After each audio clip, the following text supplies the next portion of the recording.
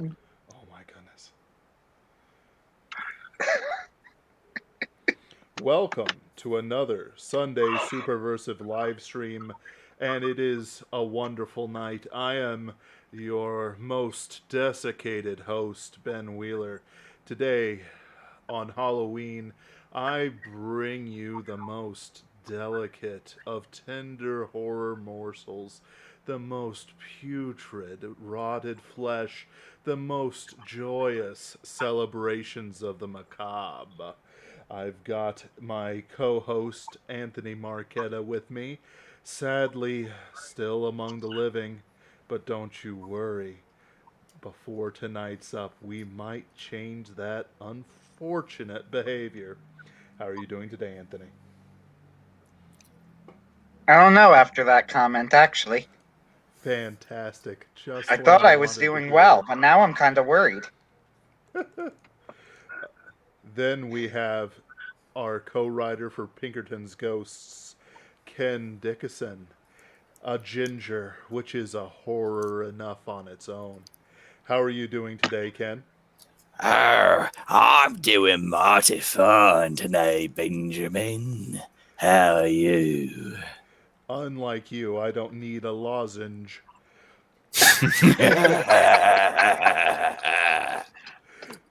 Today we've got all manner of frights to chill the blood and excite the heart. We're starting off with The Raven by Ken Dickinson, well, by Edgar Allan Poe, but Ken Dickinson found his skin suit in an attic in Hollywood. It's surprising what they'll use for show business. With a lovely video by Brandon Boomer, real name. Uh, Ken Dickinson also does Celt Can Cook, which I'll link in the comments below. Then we'll have David Halquist's rendition of The War of the Worlds. David Halquist is a fantastic pulp sci-fi writer with his Warrior Integration Singularity War series and his Guardian Angel series. Ooh, fantastic. Zachlog the Great brings us Epissimus, which I am almost certainly misspelling. Then we have J.D. Cohen's The Y Signal. J.D. Cohen is one of the beatniks of the Gen Y generation. A wonderful writer. Then we have an old friend of mine, Davis Arini, bringing us an SCP article of his own invention. Quite better than the tripe they're bringing out recently. His blog is at staresattheworld.com. Then Caroline Furlong brings us a poem called Dawson's Christian, which is very nice. One of the main events will be Anthony Marchetta's 5 Orange Pips by Arthur Conan Doyle. That'll run quite a while, but it'll chill you with its twists and turns and anachronomic, Anachronistic? Anachronistic. what a horrible word, rendition of a Yes. Londoner viewing American culture. After that, we'll have Austin Hawking's Bone God, which, quite frankly, is some of his best work. Though he's more well known for his Pure Poison Purity Wellman series. All Cats Are Grey, by Andre Norton, is narrated by Caroline Furlong for her second go round, just so that we can say we have the fairer horrors among us. After that, we'll have Matthew Punjatore's. Oh my goodness, did I not write down the name? But he wrote The Report of Charles Almers. My goodness. That's quite sloppy of you there, It Benjamin. is. And I even got his name right. That's the crazy thing. No, did I just never write down The Curse of the Jade Gorget? There we go.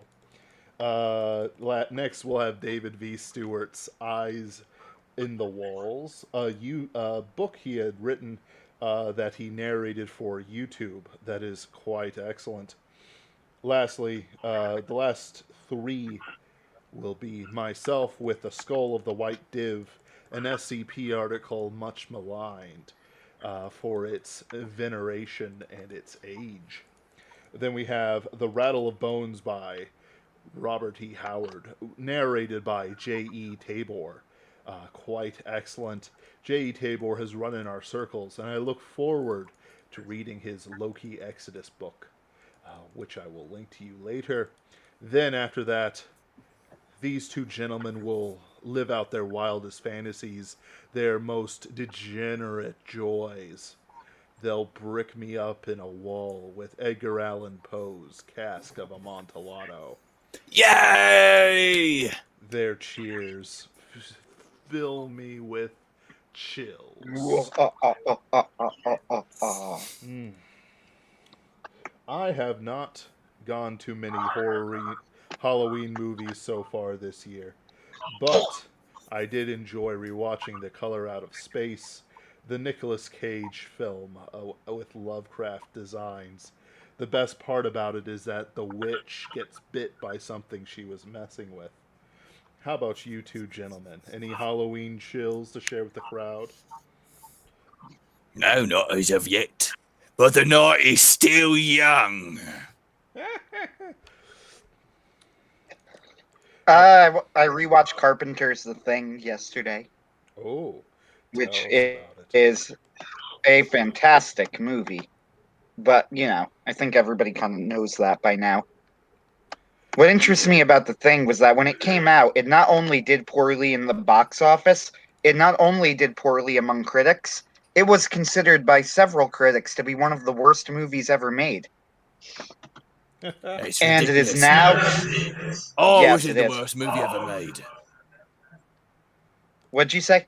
I said, I was in the worst movie ever made. And what movie would that be? It was called Kindeo. It was a terrible film full of twists and turns and all manner of bizarre body horror. The makeup artists were terrible. Yes, I'm they just going let to my own have to look face this up. shine through. They couldn't do anything with him. Couldn't give him the touch Candejo, of you said? Candeo. I'm Googling this. Good luck. I need to know. It was my second film. Let us know. I did it in college. Wonderful. Candejo movie. Let us know in the chat what movies you've been enjoying so far. I know that this year has been filled with the big names, but The Green Knight is excellent for those things coming out that isn't Cape shit or Marvel trash or anything like that. Then there's Antlers, which I'm going to see next week. Once the crowds die down, you see. And then after that, there's also Lamb, which is strange, but unfortunately undercuts its own horror as the final villain turns out to be a goat man with a gun. And no, you do not have the context to count this spoiler.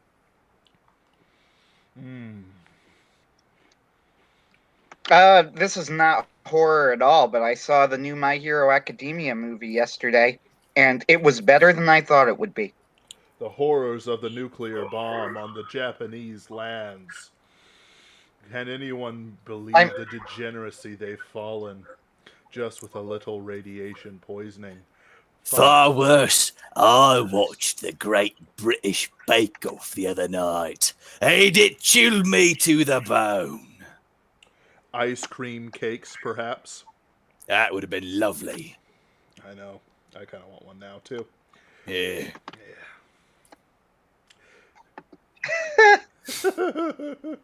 5 minutes before I play the Raven. Be sure to get comfortable, ladies in white and gentle werewolves. For once the roller coaster starts riding, we aren't stopping till midnight. But if you want to get up during it, hey, that's on you, buddy. You know, you'll just suffer the curse of a ginger. Back, foul beast. And in Italian, but the Italian is less important. Ken, I feel like you're having too much fun for, not having done a lot yet. This is my job, Anthony. This is all I'm good for.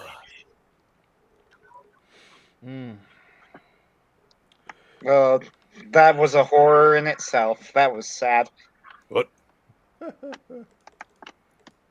I think I misunderstood you, for it sounded like you said God I'm saying- was a horror. No, I said that was a horror. That Oh. comment. Right, yeah. That was sad. As it should be. Just chatting with some people. Getting some people in, some guests later. I mean, I don't mean to not get into the spirit of the thing, but I don't feel comfortable in doing a voice that doesn't sound very silly. It's about the theatrics, my dear man. The theatrics. And I will apologize in advance. For what? What have you done now? I apologize in advance for not doing an accent for 5 orange kips. I did not do a British accent. You're spoiling. Under it for the logic was, am I saving them the disappointment? It's always better to let a person be disappointed if they want to be disappointed. For tonight is a night filled with disappointments. For what else is Halloween for but the disappointment that we've all survived thus far into 2021? This has been a disappointing year, but don't you worry, folks. We're bringing it back. These next 2 months will surely redeem everything about this year. About the lack of media content. Because after all, if we cannot consume what we please, are we truly living the American dream? Or are we just pale husks going to our 9 to 5? And I'll guarantee you I'm here- a pale husk. We here at Team Superversive believe in art, but when it's Halloween, we believe that there is no way out. I was wondering where you was going with that, yeah. Me And too. then the stroke of midnight hits, And Now then we turn back into and a we're pumpkin. optimistic again.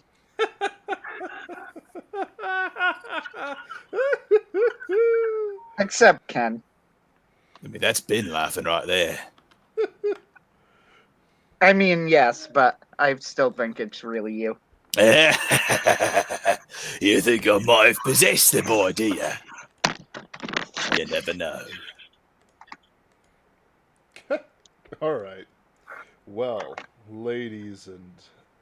Wait, I already made that joke. I'm a terrible prep keeper. No, Ben, you're doing just fine. No. I need a good pun for this. I do. You do. Well, I won't be Ben able is to. right. He needs a pun. I still think puns are the devil. That's why you need it on Halloween. Ah! Let's see. On Wings of Black Night, a poem that needs no introduction. Let's I'll give bring out the Raven. Bar.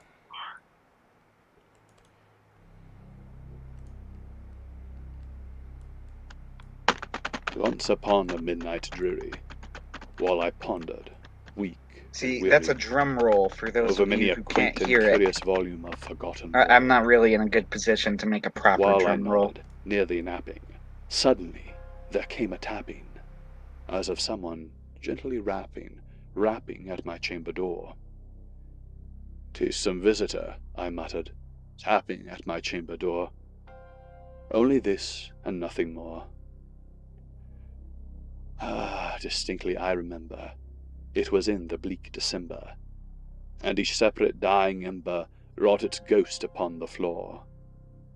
Eagerly I wished the morrow, vainly I had sought to borrow from my books surcease of sorrow, sorrow for the lost Lenore, for the rare and radiant maiden whom the angels name Lenore, nameless here forevermore.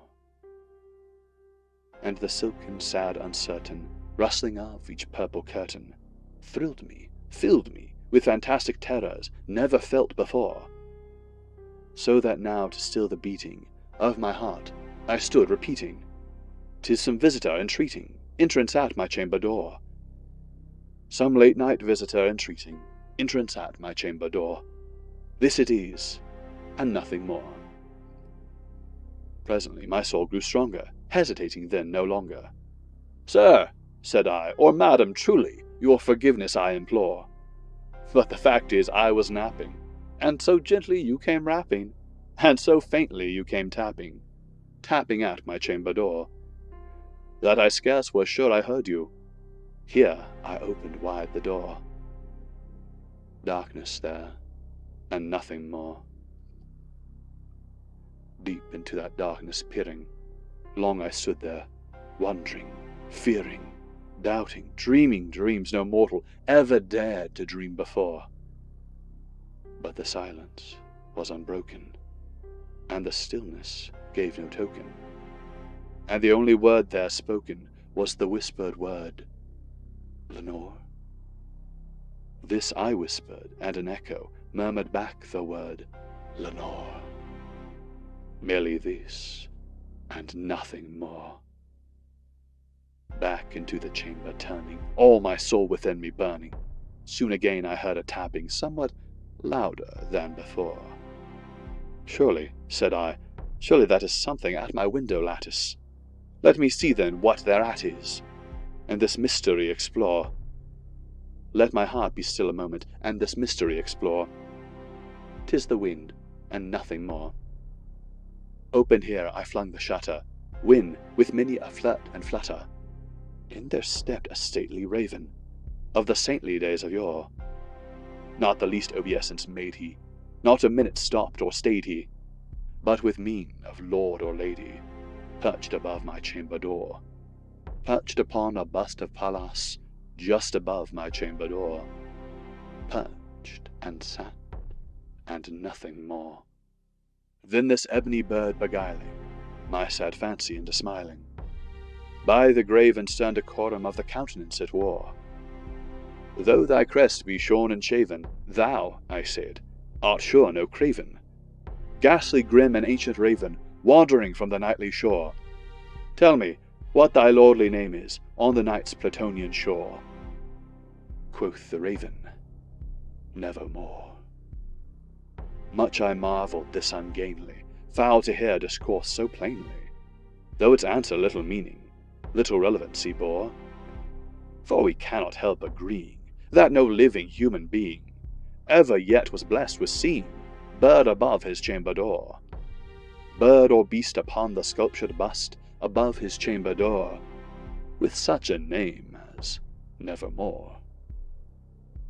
But the raven, sitting lonely on the placid bust, spoke only that one word, as if his soul in that one word he did outpour.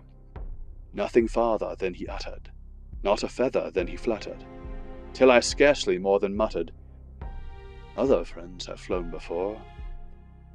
On the morrow he will leave me, as my hopes have flown before." Then the bird said, "Nevermore," startled at the stillness broken by reply so aptly spoken.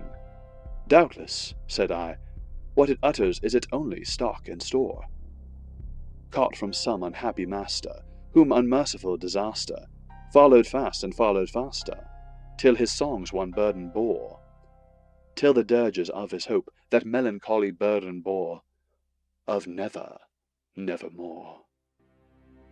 But the raven still beguiling all my fancy into smiling, straight I wheeled a cushioned seat in front of bird and bust and door. Then upon the velvet sinking, I betook myself to linking fancy under fancy, thinking what this ominous bird of yore, what to this grim, ungainly, ghastly, gaunt, and ominous bird of yore meant in croaking "Nevermore." This I sat engaged in guessing, but no syllable expressing, to the fowl whose fiery eyes now burned into my bosom's core. This and more I sat divining, with my head at ease reclining, on the cushion's velvet lining that the lamplight gloated o'er, but whose velvet violet lining, with the lamplight gloating o'er, she shall press, nevermore. Then methought the air grew denser, perfumed from an unseen censer, swung by seraphim whose footfalls tinkled on the tufted floor. Wretch, I cried, thy God hath lent thee, by these angels he hath sent thee, respite, respite and nepenthe from thy memories of Lenore. Quaff, oh quaff this kind nepenthe, and forget this lost Lenore.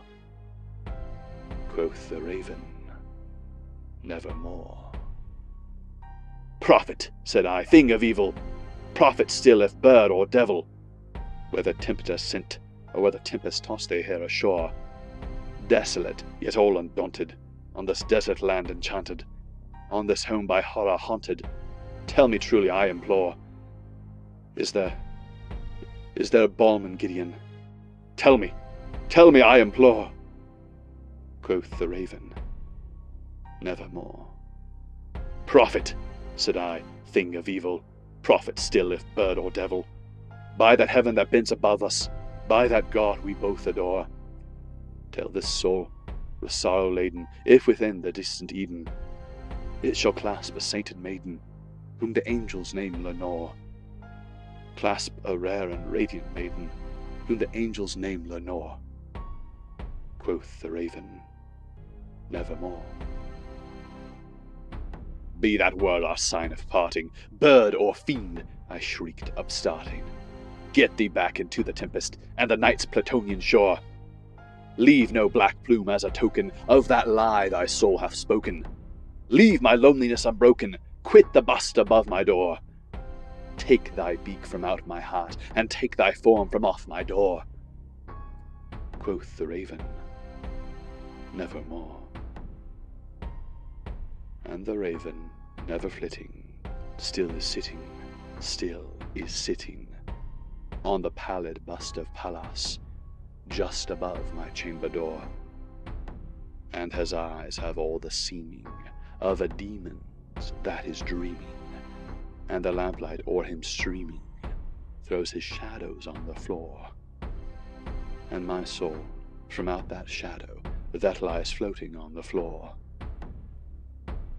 shall be lifted nevermore.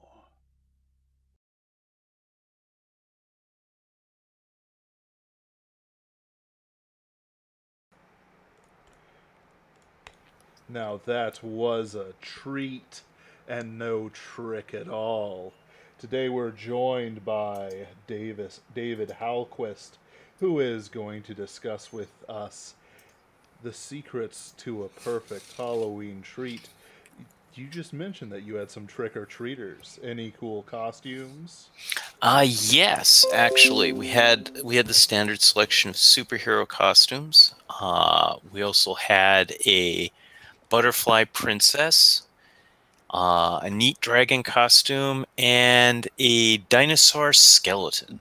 Ooh. All in all, worthy of the finest chocolates.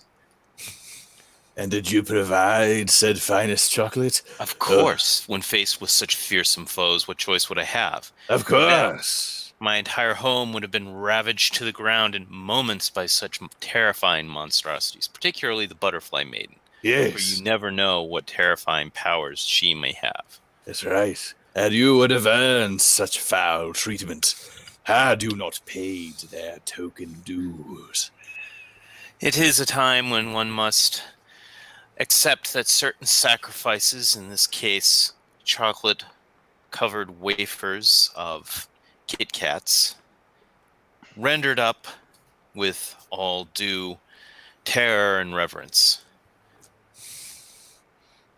I would have toilet papered your house if you had given me Kit Kats. In Kit this Kats? economy, Kit Kats are quality loot. What are you kidding? The cheap Are you- people are the people who give candy corn. Ken's lost his mind. Kit Kats are amazing. they are. Yeah, I don't know what you're talking about. I've got some now. Yeah, Reese's Peanut Butter Cups. That is the true candy of champions. that's always good, especially when people have peanut allergies. Yes, it is. You do Darwin's job for him. You didn't read the ingredient list, kid. So sorry, Yes. so sad, too bad. That's right. Though I do wonder what happened with TPing a house, whether it's even possible in this economy. Oh, all the TP got used up by COVID. Oh, you said the word. Now you've ruined our stream. That's it. Yeah, We're you're done. not wrong. YouTube's algorithms have descended upon us. Uh-oh. My soul is being ripped from my body. Be sure to like and subscribe. And also check out Raid Shadow Legends with a special... I'm back. I've escaped Quick. their clutches. Oh, Quick, we must flay a conservative in order to stave off the haunted spirit of Susan Wojcicki. Excuse me, wrong laugh. Very good. outstanding. Today you've brought us, David, the introduction to War of the Worlds. Of course, the much storied Orson Welles version is a classic, but it does serve to be reminded that the common man could read it too. What made you choose the War of the Worlds? Well, a couple of things.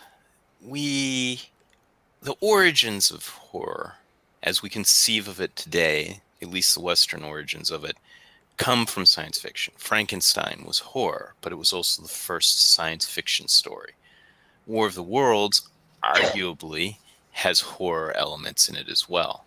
You look at things like The Isle of Dr. Moreau, you look at some of H.G. Wells' things, especially with the Morlocks, and elements of horror were coming out. Horror was birthed from a changing world. The world was changing from what we knew and thought it knew to something different. Yet old elements of the terror of things in the night remained. So this new world of electric lights and mechanization offered very real horrors that came, especially in the form of poison gas and the general mobilization of World War I that destroyed Western Europe. But it also hearkened to the unknown, the horrifying natures within someone. So I posit that horror as we know it is a child of science fiction, that the two grew out of each other. Or perhaps science fiction is a child of horror. I would agree with that most readily.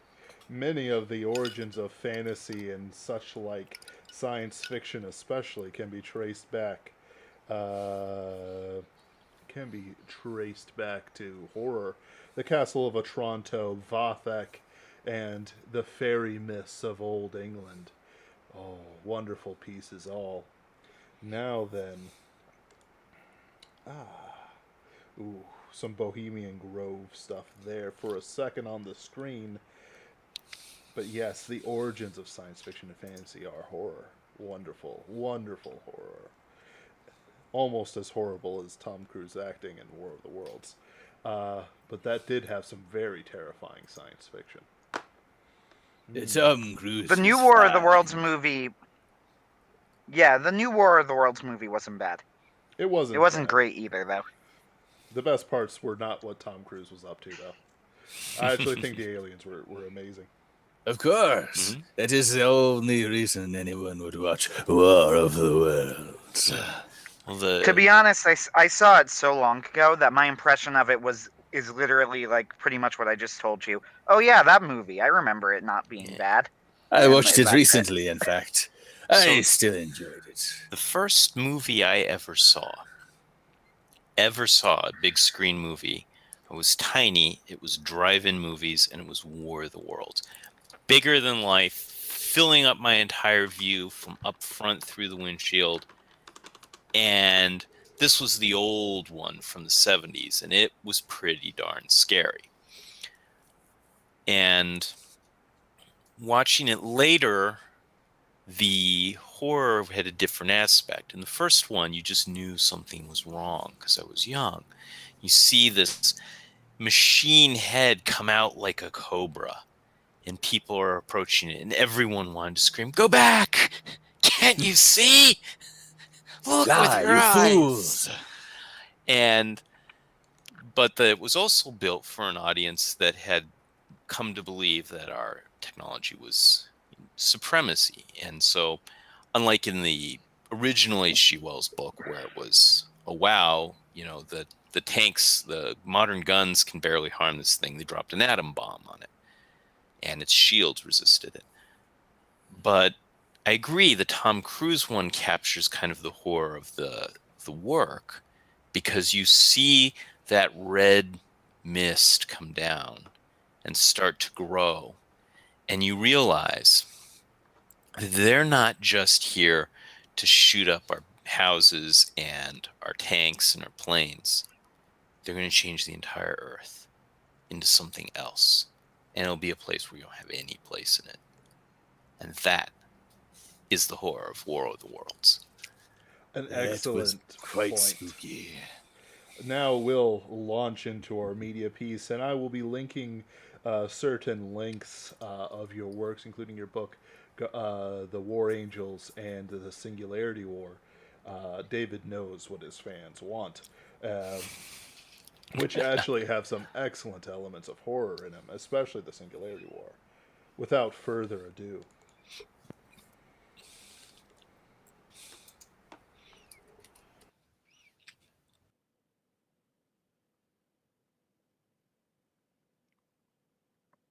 No one would have believed, in the last years of the 19th century, that this world was being watched keenly and closely by intelligences greater than man's, yet as mortal as his own. That as men busied themselves about their various concerns, they were scrutinized and studied, perhaps almost as narrowly as a man with a microscope might scrutinize the transient creatures that swarm and multiply in a drop of water. With infinite complacency, men went to and fro over this globe about their little affairs, serene in their assurance of their empire over matter. It is possible that the infusoria under the microscope do the same. No one gave a thought to the older worlds of space as sources of human danger, or thought of them only to dismiss the idea of life upon them as impossible or improbable. It is curious to recall some of the mental habits of those departed days. At most, terrestrial men fancied there might be other men upon Mars, perhaps inferior to themselves, and ready to welcome a missionary enterprise. Yet across the gulf of space, minds that are to our minds, as ours are those to the beasts that perish, intellects vast and cool and unsympathetic, regarded this earth with envious eyes, and slowly and surely drew their plans against us. And early in the 20th century came the Great Disillusionment. The planet Mars, I scarcely need remind the reader, revolves around the Sun at a mean distance of 140 million miles, and the light and heat it receives from the Sun is barely half that received by this world. It must be, if the nebular hypothesis has any truth, older than our world, and long before this earth ceased to be molten, life upon its surface must have begun its course. The fact that it is scarcely 1/7 the volume of the earth must have accelerated its cooling to the temperature at which life could begin. It has air and water and all that is necessary for the support of animated existence. Yet, so vain is man, and so blinded by his vanity, that no writer, up to the very end of the 19th century, expressed any idea that intelligent life might have developed there, far, or indeed at all, beyond its earthly level. Nor was it generally understood that since Mars is older than our Earth, with scarcely a quarter of the superficial area, and remoter from the sun, it necessarily follows it is not only more distant from time's beginning, but nearer its end. The secular cooling that must someday overtake our planet has already gone far indeed with our neighbor.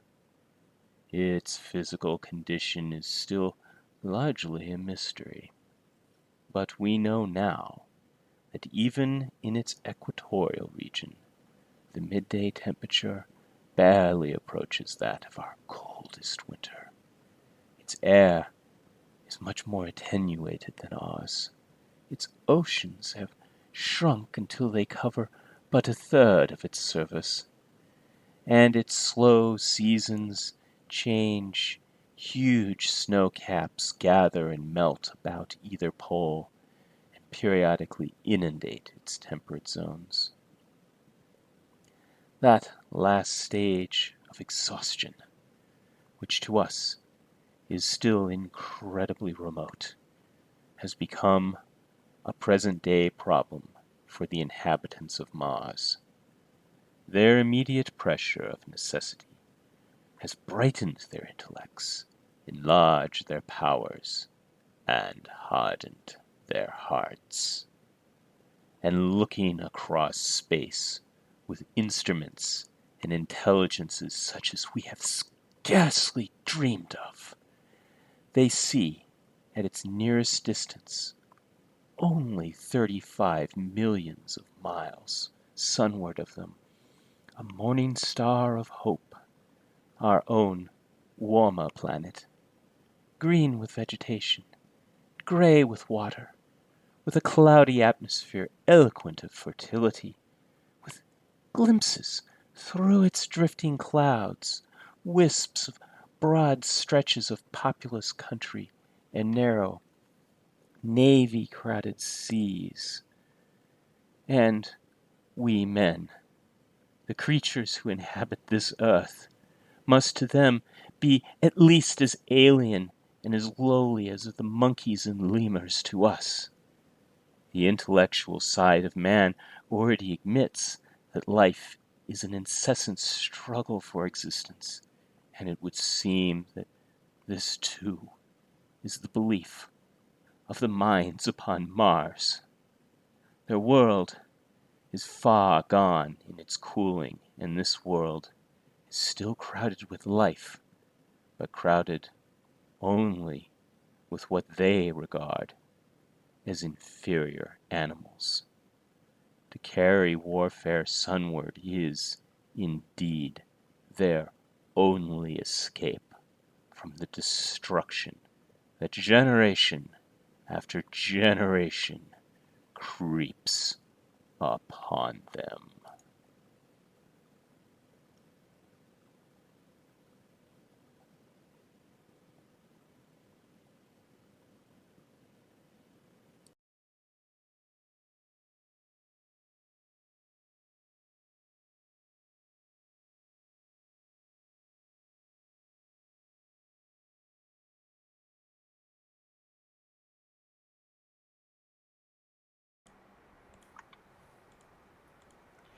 I want to give a big thank you to David Halquist, who certainly gave it his all for this rendition of War of the Worlds. I also want to thank A.M. Freeman, Havoc Bringer, and Kursova for showing up. It's so wonderful to have friends with us on Halloween. Makes those spooks and ghouls a little bit more friendlier.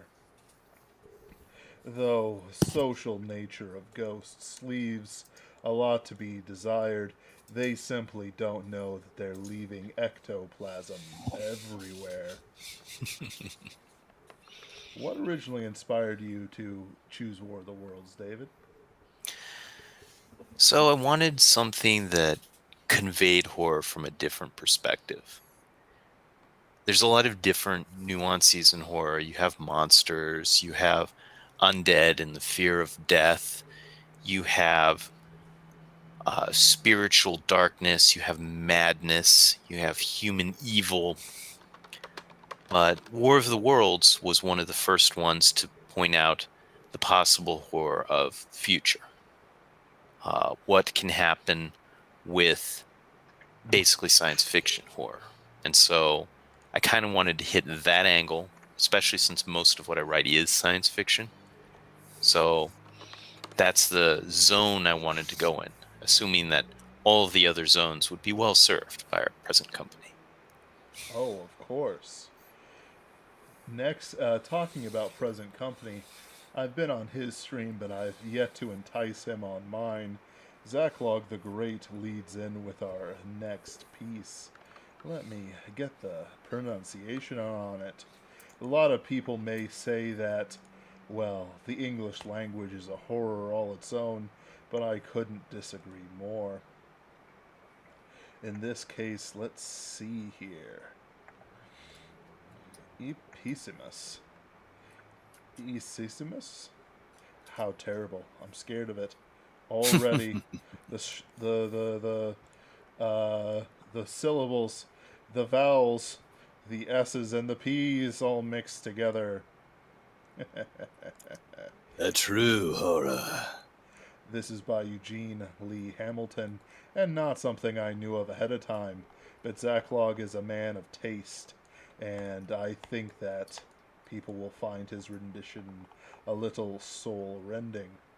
There's a religious theme to it, you see, and in this postmodern world of ours, even the horror of an evil priest has been dulled by much accustomed scares.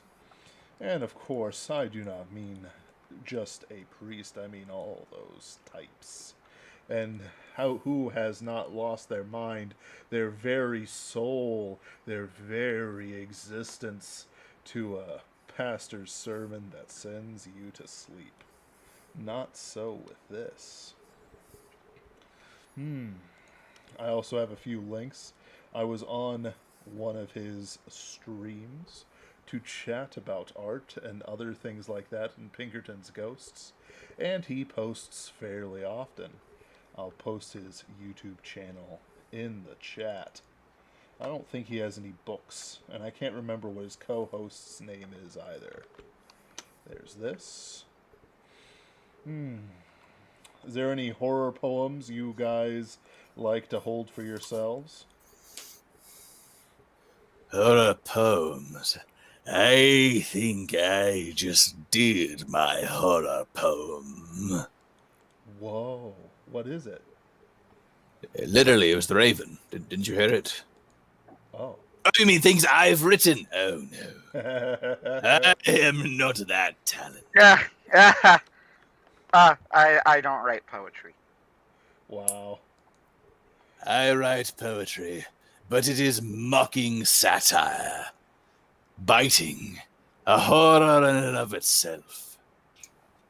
The cold, analytical mind of the science fiction writer should be kept as far away as possible from the poet's pen, lest he heartlessly carve out the last remaining greatness of human imagination, uplifting, soaring virtue, and deep despair and terror, and callously organize it into a systematically organized structure.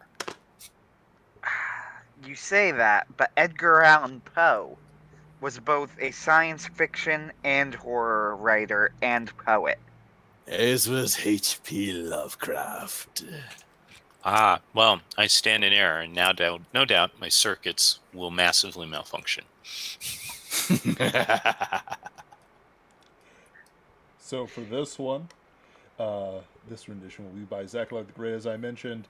I am unfortunately muting my friends so that we may, once I find the right dang thing, so that we might listen in.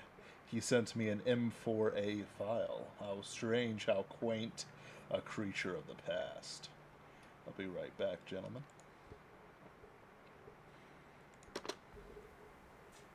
Hey, this is Zachlog the Great. Ipsissimus by Eugene Lee Hamilton.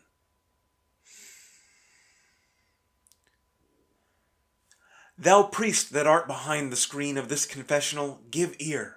I need God's help, for I have seen what turns my vitals limp with fear. O Christ, I must have done more mortal sin than anyone who says his prayers in Venice here. And yet, by stealth, I only tried to kill my enemy, God knows, and who on earth has yet denied a man the right to kill his foes? He won the race of the gondoliers. I hate him and the skin he wears. I hate him and the shade he throws. I hate him through each day and hour. All ills that curse me seem his fault. He makes my daily soup taste sour. He makes my daily bread taste salt. And so I hung upon his track at dusk to stab him in the back in some lone street or archway vault. But oh, give heed, as I was stealing upon his heels with knife grasped tight, there crept across my soul a feeling that I myself was kept in sight. Each time I turned, dodge as I would, a masked and unknown watcher stood who baffled all my plans that night. What mask is this, I thought, who dogs me thus when least I care? His figure is nor tall nor short, and yet has a familiar air. But oh, despite this watcher's eye, I'll reach my man yet by and by, and snuff his life out yet elsewhere. And though compelled to thus defer, I schemed another project soon. I armed my boat with a hidden spur to run him down in the lagoon. At dusk I saw him row one day where lone and wide the waters lay, reflecting scarce the dim white moon. No boat, as far as sight could strain, loomed on the solitary sea. I saw my oar each minute gain upon my death-doomed enemy. When lo, a black-masked gondolier, silent and spectre-like, drew near, and stepped between my deed and me.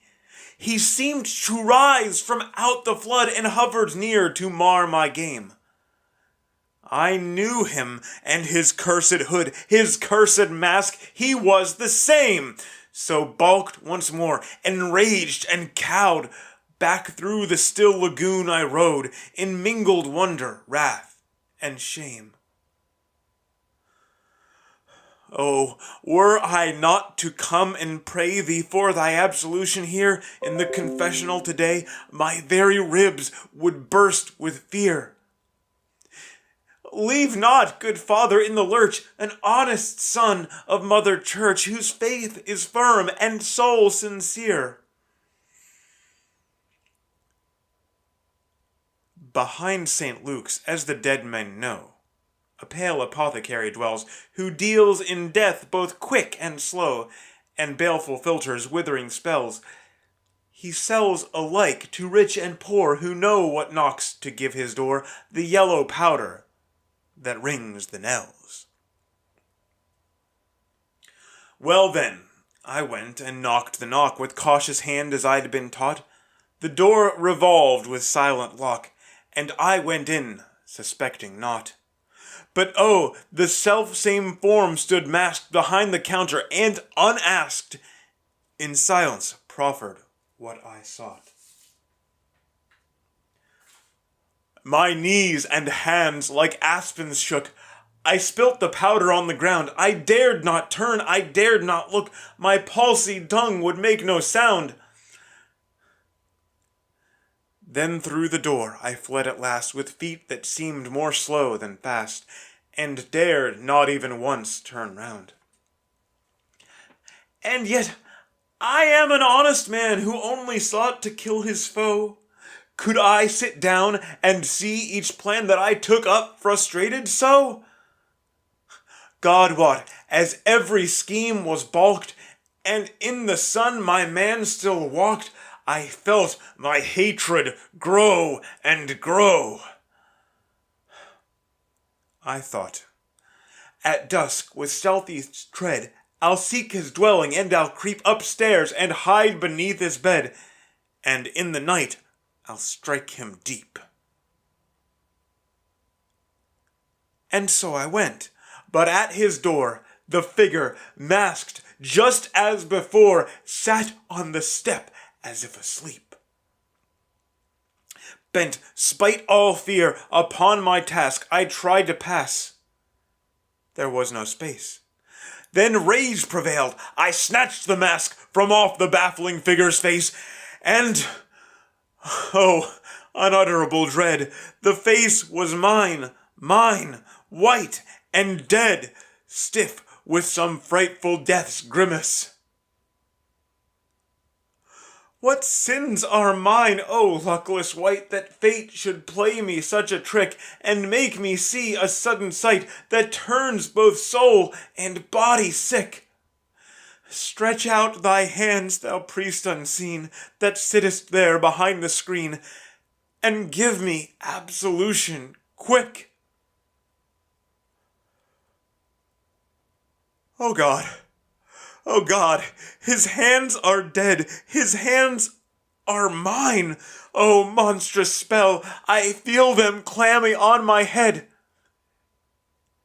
Is he my own dead self as well? Those hands are mine, their scars, their shape. Oh God, there's no escape. And seeking heaven, I fall on hell.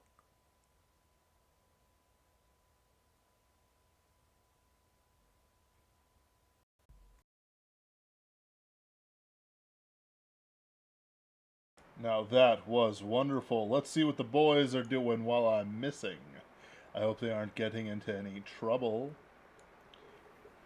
Excellent. And that was Zachlog the Great with a wonderful rendition of that poem that I cannot pronounce, written by Eugene Leigh Hamilton. I'll put it in the chat. Next, I'm going to add somebody in to chat with us and have a little fun.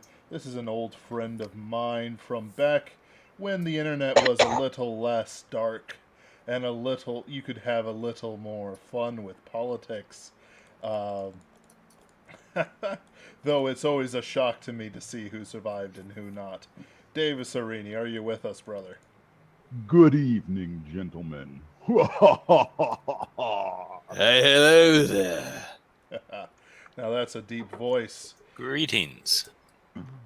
Glad to be on the show, Hello. guys. I've been enjoying the reading so far. Outstanding. I'm glad to hear it. They've all been quite excellent. Yours is a little far away, and between us and them is the Y signal, but I brought you on for your opinion. There's... I've been known to have some of those. Oh, good. Much of the discussion in the Brian Niemeyer, David Stewart, and J.D. Cohen spheres have been about Generation Y, the 40 to 30-year-olds, give or take, who grew up before 9/11, we'll say. There's an interesting growth in analog horror. Are you familiar with it?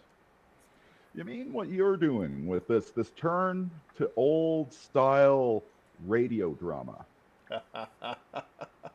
Why, thank you for noticing. I appreciate I it. quite enjoy it. It's something... There's something so refreshing and genuine about it. It's not that you're aping a style. Like you're not adding 1940s radio hiss to your regular stream. It's just the straight up, well written pulp storytelling. And I quite like it. Thank you for saying so. I think it might be that so many of the mainstream movies are so overproduced. Like, thank God you said cape shit earlier. You're not the only one. I'm not the only one that feels that way. It's overproduced. It's over special effected. The script has been gone over so many times by so many different writers that it's not even a script anymore. It's just a post-production plastic product. And it'll rot all the same. Even though they complain about plastic bags taking a millennia to rot, they certainly seem to break down fast. But those little pieces will be with us forever. Is anyone else? Just something that you get more integrity with one person. They might have flaws, right? It might not be perfect, but you've got integrity to the story. Oh, absolutely. That's why I definitely like combining Zacklog and moving him into The Y Signal by J.D. Cohen. Zacklog is a man who has shown much integrity, and I believe his recording showed his dedication to the performance of the poem. It certainly brings out the best in it. He did a magnificent job. When the lead up to this, I'm sure some of us here have watched Stranger Things. The reason why I asked you about analog horror is that the Y Signal certainly has that feel. You can almost get that purple tint, that VCR distortion. It's a feel, a mood, whatever you want to call it, that certainly has its own flavor that I hope will last us into the future. Into the future. Indubitably. Ready or not, it's coming. Never ready for the future. Perhaps it's the statement of permanence that we miss. You get an old cassette tape because you drive a car built in 1989. And that cassette tape might be a little bit distorted, but it's the original cassette tape. They haven't reshot any scenes. They haven't removed a line because it offended the Chinese government. It's the original tape and you own it, distorted though it might be. There's a permanence to the old retro media. Very much so. Now with everything on cloud or streaming or whichever, history can basically be written while you watch. You don't have to. How many people have paper books anymore? Pick them up, aside from old timers like me. So, This is the way I prefer it. The easiest way to manipulate a culture is to manipulate their literature. The art is... People say that art is downstream from politics or art is downstream from this or that. But my opinion has always been art is a manifestation of the soul. A manifestation of what the zeitgeist is, where it's going, how people feel about it. P. Alexander Kursova says we're publishing a great analog horror from Mark Pellegrini in a couple months. Ooh, that sounds good. He says that face when growing up in the late 80s and early 90s, and there's a new channel on the cable box horror. Oh, absolutely. I was actually astounded. One of the local channels in my neighborhood is playing old Elvira and Svengoolie tapes. Which is certainly blast from the past for my father, who grew up with such things. And you certainly do notice Elvira when you're growing up in the 1970s or whenever it was. Who could ignore those fantastic hair highlights? Absolutely amazing. Her wig stylist must be a millionaire. Also the boobs.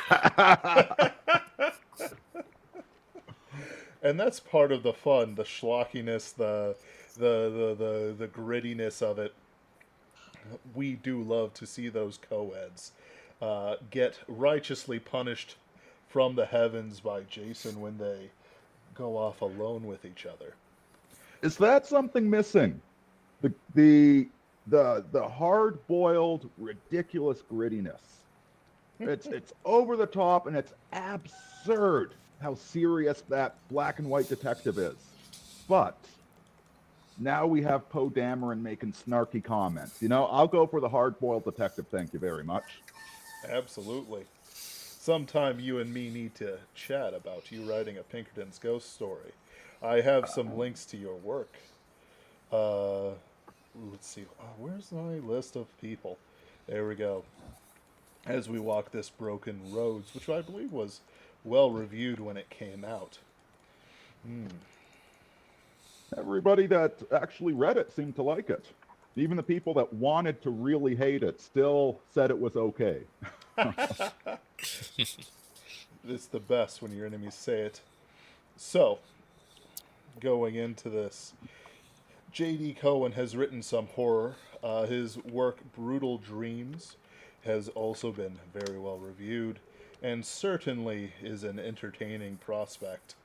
Though perhaps I believe his best work is The Y Signal, which captures something that, as I describe it for myself, I only got a taste of, but he, himself, and others, and Brian Niemeyer and David Stewart received far more of, as they were born earlier than I. It is that mark of culture that pre 9/11 there is such and such a culture, and after it there is another. Grim views of the future, a strange radio signal at night that drives men, maybe not mad, but far, far too sane. Its ending is fantastic, with strange twists and turns that really did surprise me on occasion. And it's, if you can say that to a jaded man like myself, it's certainly something. Sanity. Sanity. Horrible, horrible sanity. Sanity. Yes. I'm currently trying to get it in, but it won't let me click on it for some reason, and I'm just trying. I'm trying so hard, please.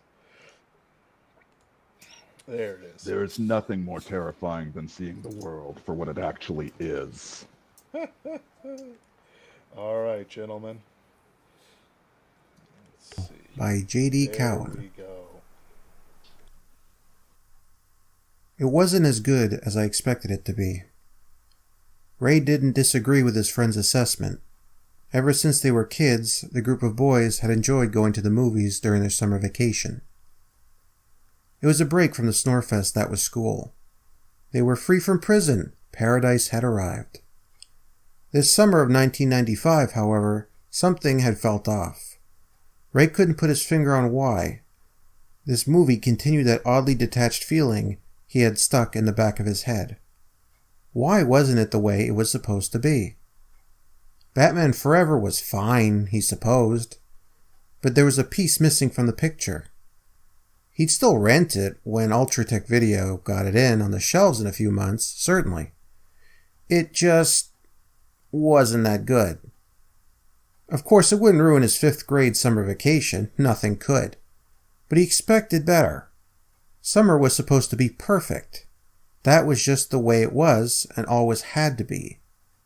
There was no sense wasting time thinking about things that was for school, and school was over. He just couldn't shake the impression that something wasn't quite right. Ray scratched his tow-headed mushroom hair and looked towards the western setting sun over the smattering of suburban homes dotted with well-manicured maple trees. The warm weather of summer always comforted him, as did the familiar sight of his hometown, Burrowsville. Tomorrow was Saturday. Not that it made a difference during vacation, and he would be visiting his grandmother. Nonetheless, things were as normal as they always were. If there was a problem, then it had to be in his own head. Ray and Andrew hit St. Joseph Street at the bottom of the awkward hill, one of the handier streets in Burrowsville. It could be considered a main road since it led toward the main shopping sector and the mall a few blocks over to the east, connecting through a park and some apartment complexes, as well as going past that towards St. Willibrord Elementary, his school, and one of the high schools even further down there. It wasn't a busy street despite being such a vital pathway, but it sure was a handy one. All that fun stuff was to the right of them, but they turned left instead. There they found the mini-mall Ray knew like the back of his hand. "Out of the way, boys," a burly man said. The middle-aged man had a stack of pizza boxes juggled in his thick arms. He braced them on the roof of his small black Volkswagen before finally jiggling his keys loose from his pocket. This wasn't that uncommon around here. He must have been late coming home from work and picked this up for his family. Ray's dad was never late, so he couldn't relate to it, but he had seen the sight many times before. This town had all sorts of types. Before Ray went into the pizzeria, he spotted another man smoking a cigarette by the front door. This thin man was leaning against the wall with his hands cupped behind his head. His dreadlocked, long brown hair, black shirt, and jean shorts, and pale skin made him look like he was some kind of punk. But he only muttered to himself as passers-by crept around him. This guy didn't look like he was from around here. 99.9 after midnight, the weirdo whispered. 99.9, listen through the static. 99.9, listen closely and you'll hear the Y signal. Damn it, Lenny, what does that mean? Tell me. He repeated the phrase over and over. Before Ray could say anything about him to Andrew, the thin man saw him looking and took off in the opposite direction of the parking lot to the west. Ray had never seen this guy around here before. Perhaps he just needed some change for the bus. But wait, did he just say Lenny's name?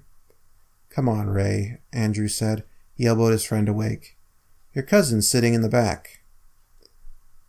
Inside the pizzeria, a crowd waited. A lineup at the counter of couples and a few teenagers patiently waited their turn to order. The delivery guys appeared to be out as Ray overheard several of the employees in the kitchen talking about having no spare cars. There were only about 6 tables in this narrow shop with checkerboard decor that was about 40 years out of date, with framed photos of old rock and roll guys like Elvis and Buddy Holly on the walls. But that was the way these places always were and always would be. Despite the packed house, the last table in the back right corner was the only one that had a single person sitting at it. Everyone else was taking their food out. The young man at the back sat alone. Lenny muttered to himself. I told him not to bother, but he just won't listen. Ray and Andrew sat across from Lenny, who didn't move at their approach. Sorry we're a bit late, man, Ray said. We were just talking about the movie. Ray's cousin kept staring at the checkered pattern on the table's surface as if he expected it to melt under his weight. Wasn't very good, huh? Did you see it? Ray asked. No. That was when Ray noticed his cousin looked off. His blue eyes were bloodshot, his patchy facial hair was unkempt on his square chin, and his light brown hair hadn't been combed. Odd red gashes on his white skin looked as if he hadn't cleaned himself recently. Lenny rubbed his eyes and yawned. That Judge Dredd movie you're planning to see next week, don't bother, it's a turkey. No way, Andrew said. He leaned forward on the table. It has Sly in it, and it's Judge freaking Dredd. It's not that different from Cobra, which he was great in. You can't screw up a sure thing like that. Come on, are you serious? Ray added. Did you see some early reviews? Maybe you talked to someone who saw it early? Lenny shook his head. No, nothing that simple. I just know the future. It's all thanks to the Y signal. By the time Ray realized what his cousin had just said, the waitress returned with 2 slices of pepperoni pizza and placed it in front of him. Andrew sat with his arms folded, glaring at Ray from the corner of his eye. He was signaling that he wanted to leave, but there was no sense in doing that. Lenny didn't lie. but he also never looked this bad. His favorite cousin now wore scuffed blue jeans and a wrinkled black t-shirt over his scabby upper arms. The old watch the grandfather gave him that he normally wore was missing. His nose was bright red, as were his normally blue eyes on his flushed face. "I know I sound crazy," he said to the two children. He took a bite of pizza and retched. Sophie's was always good, which made his over-the-top reaction strange. However, his distaste didn't stop him from chewing on the slice while speaking. "I have to tell someone before it happens. So let's start here. Yarborough, the guitarist for the Panorama Agents, he left me his old radio when he disappeared, back in 1992. And I've been using it. That's when it started." Andrew's mouth fell open. The guy who disappeared after the band had it big 3 years ago? Wrote all those dark songs that even Kurt Cobain complained about? No one's seen him in years, and even the band moved on without him. "I know, Junior. I was a roadie for them the year before he vanished. I was just a dumb 20-year-old with plenty of experience on the road. Feels like another life, life before the Y signal." "Y signal?" Andrew asked. "What's that?" Lenny groaned. "Never mind. Forget I said anything." "Everyone thought Yarborough committed suicide," Ray said. He hated that he remembered such morbid things. "But all he took was his money out of his bank accounts before he disappeared, so I didn't really buy it. Still, that radio has to be worth something." "Not really, Ray. You can probably get it at Radio Shack for about $30 today. It was made in, I think, 989 or so, and the tape deck is busted. Only the radio works. There's nothing unique about that piece of junk." Ray sighed. This was going nowhere. "So then why are you telling us all this?" "I'm telling you this because I'm working on something that is about to blow up in a big way. Wheels are rolling. Don't worry if you don't see me in a few days. That's what I'm saying." "Does it have anything to do with the guy that was outside? He was muttering your name." Lenny's eyes widened and his mouth tightened. He cleared his throat before taking another bite of the slice. "Did you talk to him?" "No. Who is he?" "Long story. Just keep away from him. You probably heard that weirdos from out of town keep showing up recently, right? They're all like him. Be sure to avoid them." He pushed aside his empty plate. "Anyways, I'm telling you this in case you don't see me again.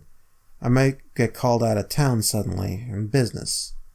Tell your dad not to worry if I disappear. If you don't see me for a few days, check in with Billy. I've got him in my address book. He's been waiting for the update. Just let him know that we found it. That's all." Ray cocked his eyebrow. None of this makes any sense." "None of it does, yeah," Lenny shrugged. "Get used to it." Before any further questions could be asked, Ray's cousin shot out of his chair, put some money on the counter, and bolted out of the pizzeria. Both Ray and Andrew were left looking after him with far more questions than answers. It wasn't like Lenny hadn't been flaky before, but Ray couldn't help but have a bad feeling in his stomach about this one. Perhaps his cousin just missed life out on the road. Ray let the thought slip from his mind. It wasn't his business. Lenny was just being weird. The two boys left the pizzeria and went their separate ways to their homes. But Ray couldn't relax. He went to bed at 9 p.m., but ended up sitting up for an hour staring out his window into the summer street below. The lamppost light cast hard white beams on the empty road. The sight reminded him of a certain album cover Lenny had lent him once. The Panorama Agents. Ray remembered those harsh, abrasive sounds with unbelievably angry lyrics that sounded like how Ray imagined everyone in high school talked like. Aggressive music for hopeless people who hated the very idea of the future. They all just sounded so depressed. Didn't they know how great the future was going to be? "It's midnight," Ray said to no one.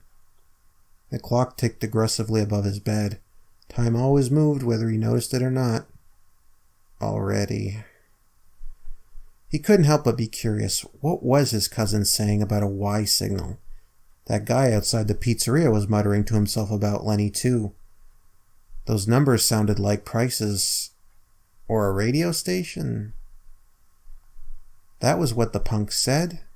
Ray thought back. 99.9. After midnight. 99.9. Listen through this static. 99.9. Listen closely and you'll hear the Y signal? 99.9. Was he really talking about a radio station? Ray didn't believe it, but he couldn't stop thinking about the possibility. He should just go to bed. But just in case... It was difficult to see so late, especially since he didn't want to wake his parents.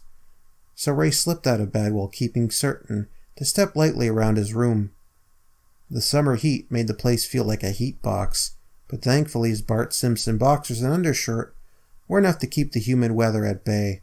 They didn't have air conditioning or much in the way of fans, which made sliding around his room much more frustrating than he preferred, especially when he forgot to put away his things.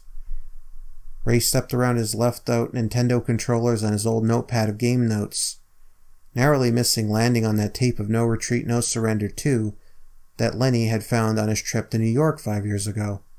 That was a great flick. Even his friends dug that one. It reminded Ray as to why he had to do this. Lenny had done so much for him, so it was only right to return the favor. The old radio sat in the corner of his room beside the 12-inch TV.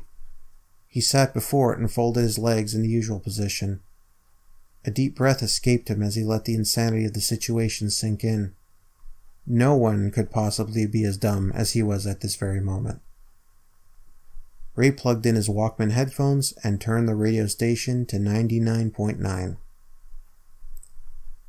A burst of static caused him to flinch. He had half expected an exhausted radio DJ ranting about parties he was missing by staying up so late. Yet there was nothing. Apparently radio stations went off the air at a certain hour. Wasn't as if he knew anything about how adults worked. Eventually the fuzz smoothed out, and he sat still on his bedroom floor, just listening to the world of noise before him. Was he doing something wrong? Sparks flashed in his brain as the din rose and fell with his breathing. Nothing but an endless fuzz and a cacophonic dissonance festival kicked about before him. He concentrated, but nothing broke through the wall. What a waste of time. Then, just as he sat up, he thought he heard a whisper. Ray cocked his ear and listened close to a voice that spoke deep in the pit. Slowly, it rose in volume. Ray recognized the source. He sat still and concentrated. The boy focused his mind on the small speck of clarity in the tidal wave of fuzz. It swirled around him like a tornado of incomprehensibility. Eventually the noise parted like the Red Sea, leaving him with nothing but low whispers to fill the gaps of overbearing silence. The longer he listened, the more it cleared up. "And do you think anyone can help you?" the voice said. "The future is coming regardless of how much you shut your eyes to the truth. Planes boring into buildings, secret assassinations of pivotal politicians, and even your entertainment turning against you. Whatever you can imagine is a possibility in the madness to come." Ray listened closely, but the raving lunacy of what the voice was saying remained impenetrable to a fifth grader. It wasn't unlike the debates he sometimes heard his dad listening to on his own radio. Ray could hear the words crystal clear, but all he heard was nonsense. "Yugoslavia will be blown to bits. Towers will explode over your modern meccas. Your school might very well be shot to pieces, and that's just some of what is coming soon. What can you do against it? Nothing. But you can save yourself from this fate. This is why you are listening to the broadcast right now. Welcome to the Y Signal, ladies and gentlemen, where you will learn the path towards a future free of strife and hardship. I have found the path, and so will you. This world doesn't deserve you, and I know one that does." The last words hit Ray like a freight train. He knew who this was. It was the very man everyone who thought disappeared years ago, the man who dropped off the planet. Ray was listening to the old guitarist and lyricist of the Panorama Agents, Yarbrough. He was actually alive. And he was insane. "The end is on the way, everyone," Yarbrough said. "Be vigilant. This will only hurt the first time, but once you leave it all behind, it will feel so much better." A squeal of static pierced Ray's brain, and he clasped his ears against his head. He tried to throw the headphones off, but it was too late. A tsunami of red pain crashed into his eyes, nose, and mouth, and slipped into his brain. He thought he might have cried out, but there was no way to know. An invisible force had attacked him. When he slumped over, the music was already playing in his mind. Motorcycle Future from the 1988 self-titled album of the Panorama Agents. Squealing guitars and a ferocious beat tumbled into his mind like the apocalypse running a marathon. The only thing he could remember was how much he hated that song before his senses left him behind for the darkness. The world was being taken for a ride in the deep night of the wilderness. "There are many futures," Yarbrough said. His jubilant voice circled out of Ray's perception like water down the drain. "You will have the greatest one of them all." To be continued. Thanks for listening.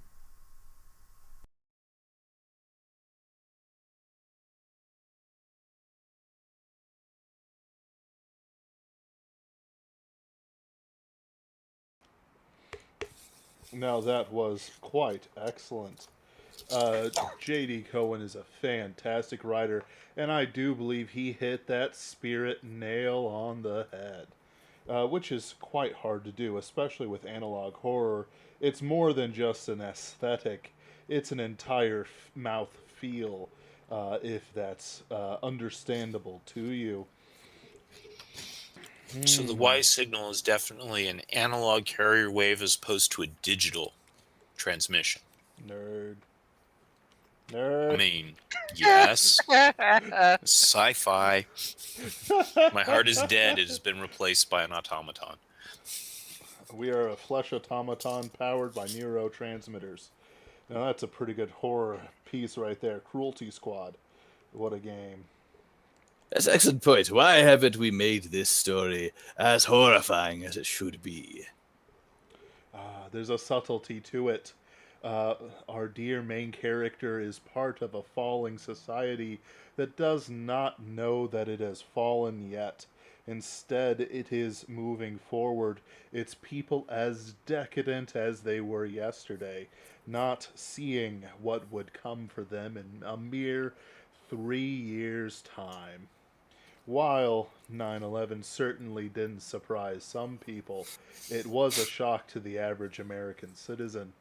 The average American citizen had no idea, no mind of it. We were but sheep. And of We course, were as small beings squirming under a microscope being scrutinized by a cold and calculating intelligence, utterly unsuspecting of what was to come. There's nothing more horrifying than believing that the collapse will never come. Leaves you completely unprepared. the computer hellmouth opens, its vocal cords vibrate. My enemies misunderestimated me. That truly sounds horrifying.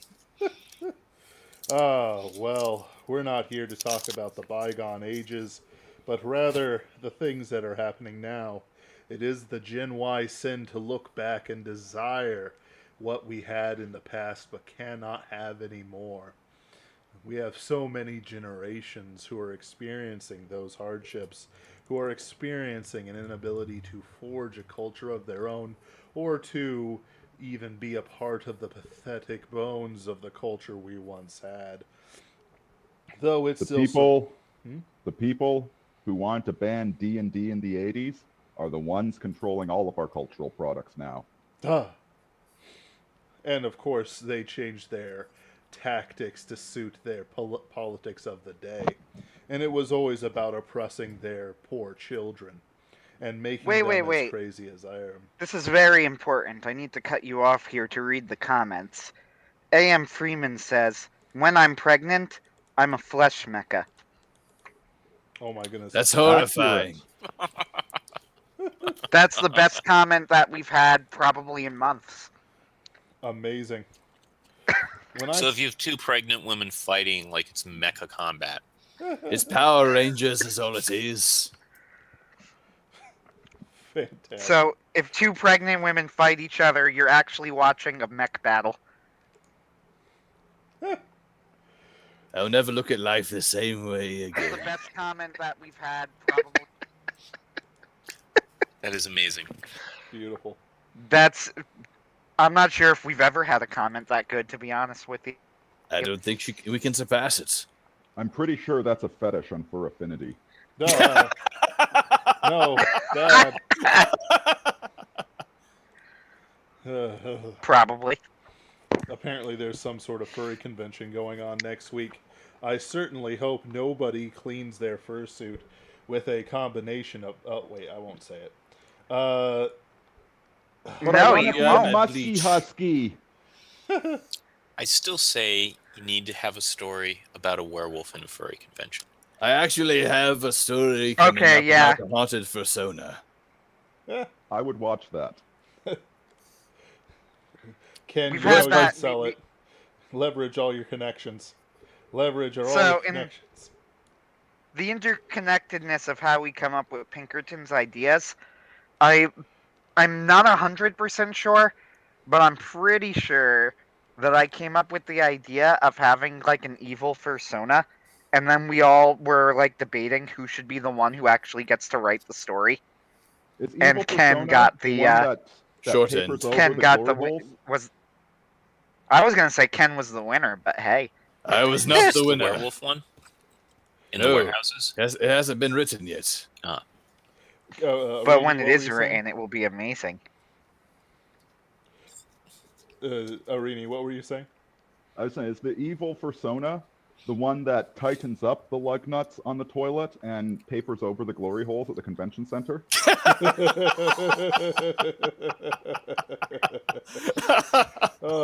There are depths of depravity to the human spirit that only those who mask themselves, body and soul, can devolve to. And by that I mean, please don't get within 3 miles of a furry convention, and certainly don't order pizza. Oh. So, That's right, you're a So- pizza delivery boy. A.M. Freeman says pregnant or too tired to fight. Counter argument: just stick on an episode of Jerry Springer one day. You'd be surprised.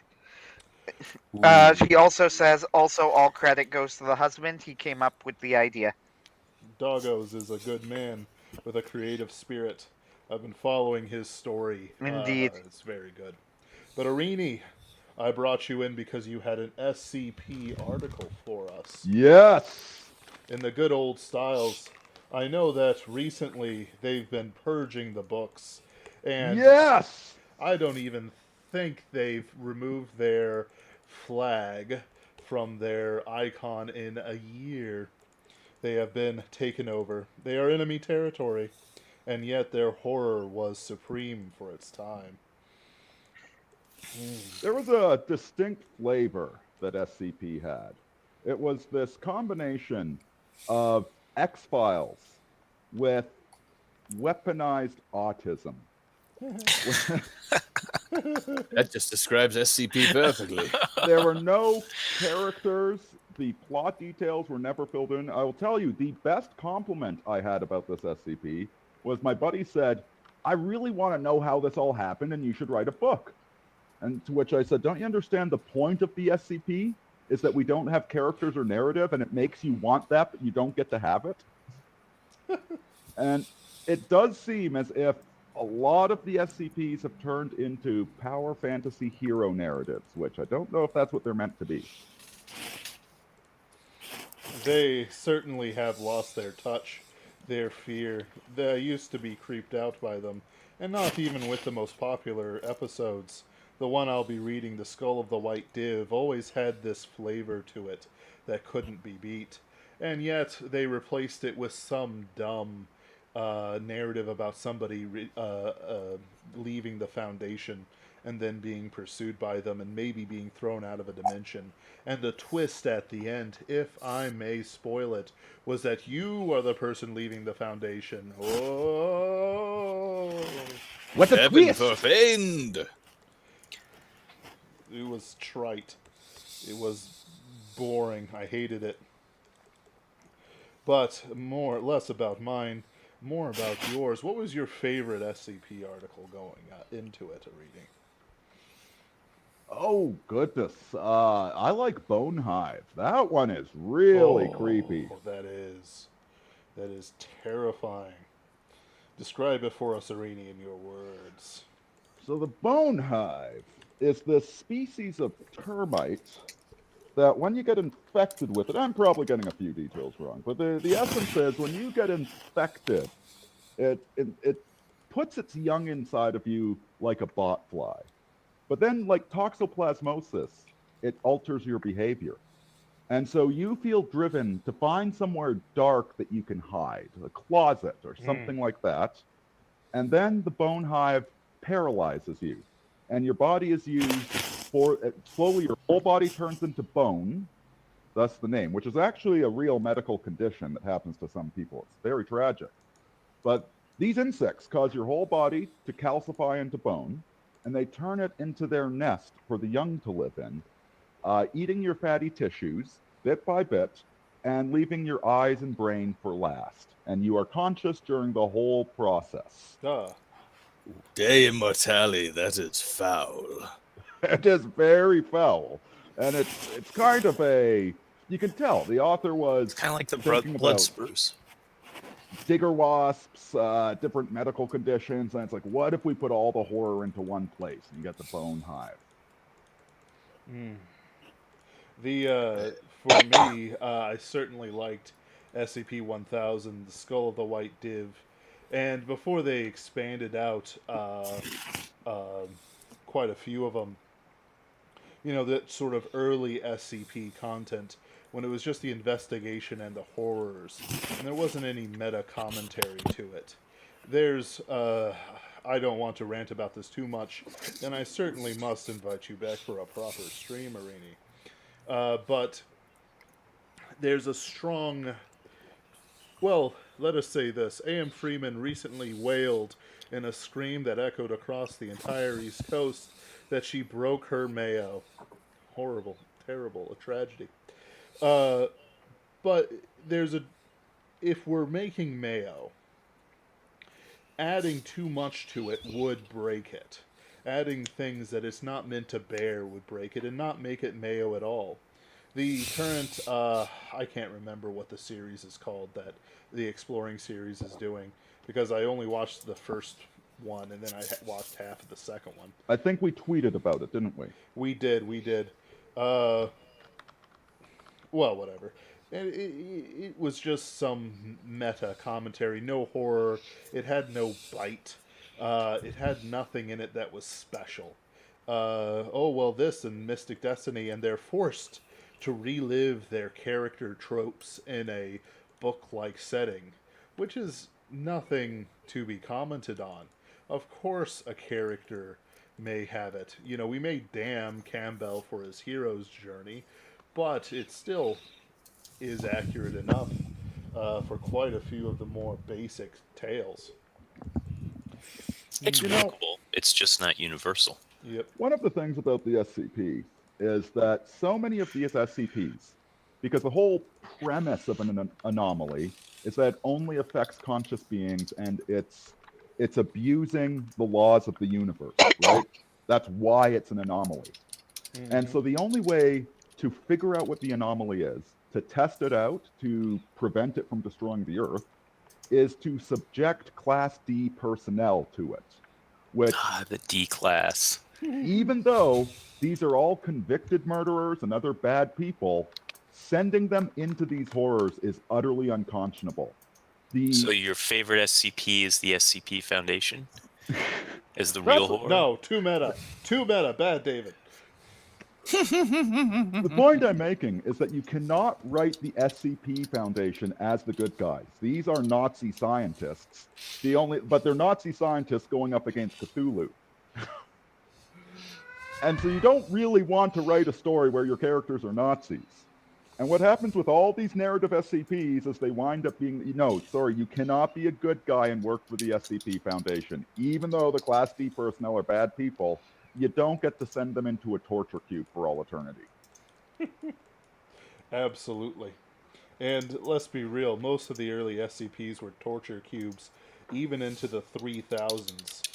And what they did was they destroyed a lot of it, which is unfortunate. What, they are purging the old stuff now or something? They have been. It's really a mistake, because it's a lot of work that will never be found again. Real lore there. It's not like there's any copyright violations or anything either. You can write new ones too. It's not like it's a brand that you need to adhere to. It's just random authors writing random things with random numbers. It's kind of what's beautiful about it. I think my two favorites are probably, rather than specific SCPs, I like some of the stuff with confinement just for the weirdness. And they've got a great one set to In the Pines. That's just a fantastic short. And SCP Overlord is probably my favorite for what they're actually dealing with. Like, in terms of atmosphere. And like, hi, this is mortal man against what is that? What are those? Overlord is actually worth the watch if you haven't yet, Arini. It's really very good. It's that second one. Though Containment is kind of more of a comedy sketch that probably will never see the light of day again. Though In the Pines does have some good spooks to it. Ryan, let's see here. A.M. Freeman says, I was trying to listen to the last story. I had wonderful mayo, but I tried adding the rest of the oil after, and it broke it. Ryan Griffin says, ooh, excellent. I believe you're the artist for the rock and roll anthology I think J.D. Cohen's doing. SCPs really are something else when you start down that rabbit hole. And they were. Meta does destroy good works. It's why we avoid that fastidiously in Pinkerton's Ghosts. While the characters are aware of these things that are happening to them and around them, I try to keep the characters genuine to the moment. They are not wittily going, oh, even though I'm in danger, I'll make a snarky comment. No, there's horror. Jim might have his own little thing going, but there should always be real, inescapable consequences that strike at him. For Jack Morrow, the fighting and the noirish, the viciousness, he was sucked into the consumed memories that a memoryvore had been ripping out of a family. Or he was fighting a giant crocodile, which is where the unauthorized episodes are right now. Or with Sean Russo, with his lady troubles and his seeking to find a place. I don't want it to ever be a commentary on itself. We don't have enough of a culture to be commenting on it, and they certainly seem to think we do. Only once, I think, did we try to get meta, and it wound up being actually funny because we do it so infrequently. Well, the whole snark idea I'm confused. What are we referring to? Metaness. I mean, what story was our meta story? Well, it wasn't a story. It was just when it was during the memoryvore. When Jack kills it, he says, "Wait, do I deliver one-liners and quips?" Yeah, because his memory was being fogged up, and he couldn't remember. He was starting to lose himself. Exactly. It was a meta commentary that was perfect. I think the snarkiness thing started with Spider-Man, where it was fine because, as they made it clear, at that time when it was coming out, it was how he avoided screaming at all the horrible things that were happening. He was laughing so he wouldn't cry. Right. And it is now every single hero has to deliver snarky quips and one-liners, and no, that's not how most people deal with horror and conflict. It's just absurd that that's the standard now.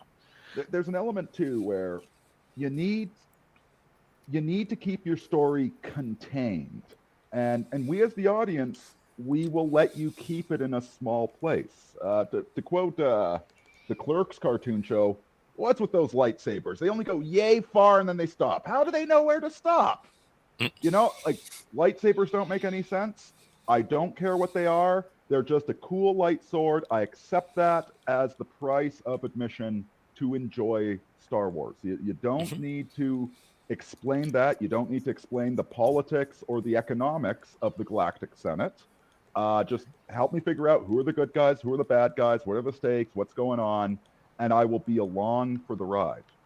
And with the SCP Foundation, I don't need to know how they recruit people, what their work-life balance is, or or any of that. No, I just want some creepy, terrifying anomaly and these weird psychotic scientists that are investigating it. That's it. That's all you need. And if you start trying to turn your fiction story into a physics theory of how the universe works, it's going to fall apart, folks. I always hated those stories about what if all books were true and actually just alternate universes. No, that's stupid. Most books have plot holes. All books have plot holes, actually. It's just like, is a plot hole big enough for us to notice or not? One thing we're noticing is, and it's kind of in the back of everyone's brain, where like their eyes might notice it, but their brain does and nags at them like a splinter in their mind, driving them mad, is for all of the space wizardry and such in Star Wars, when it came out, it had one thing.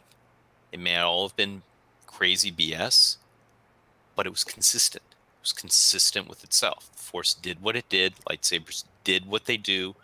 Crazy hyperdrive ships do what they do, and they don't suddenly like change in how they work. And unlike the current ones. I don't need to know how they work. The same I with just need to know Star what Trek. they can do and what their limits are. Right, Yep. but those things were established in the original works, and so however nonsense the physics or magic or whatever they were using, it created enough consistency that you had a believable universe that you could sink into and enjoy. And you could realize when people were in trouble and when they weren't in trouble.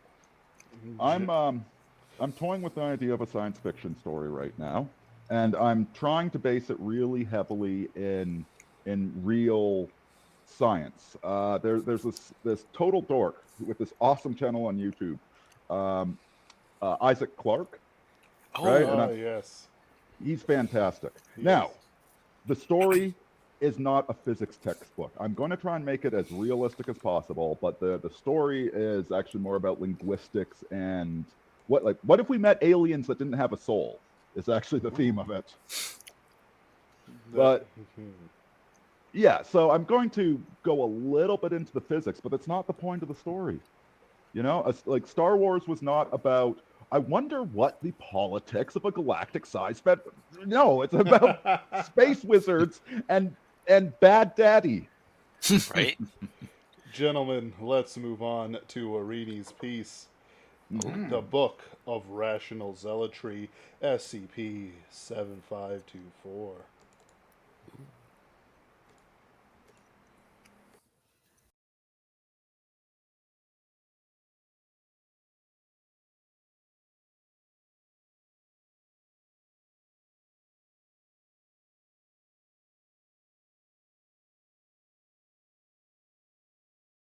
Five 24.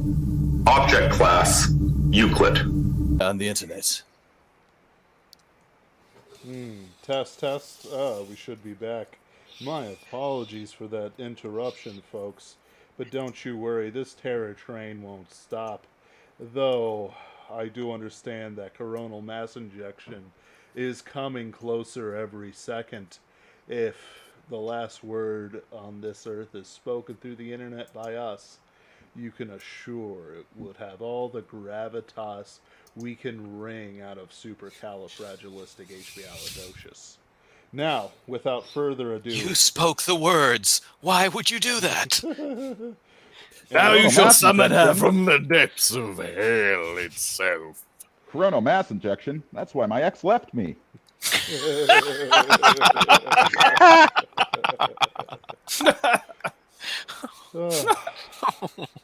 In that case, let us go back to the book of rational zealotry.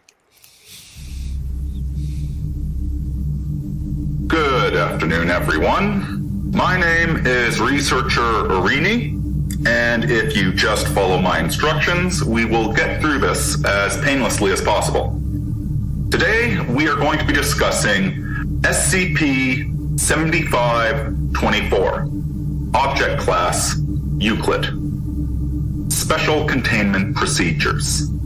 A single physical copy of each suspected instance of SCP-7524 is to be contained in the secure library annex of Storage Site 40.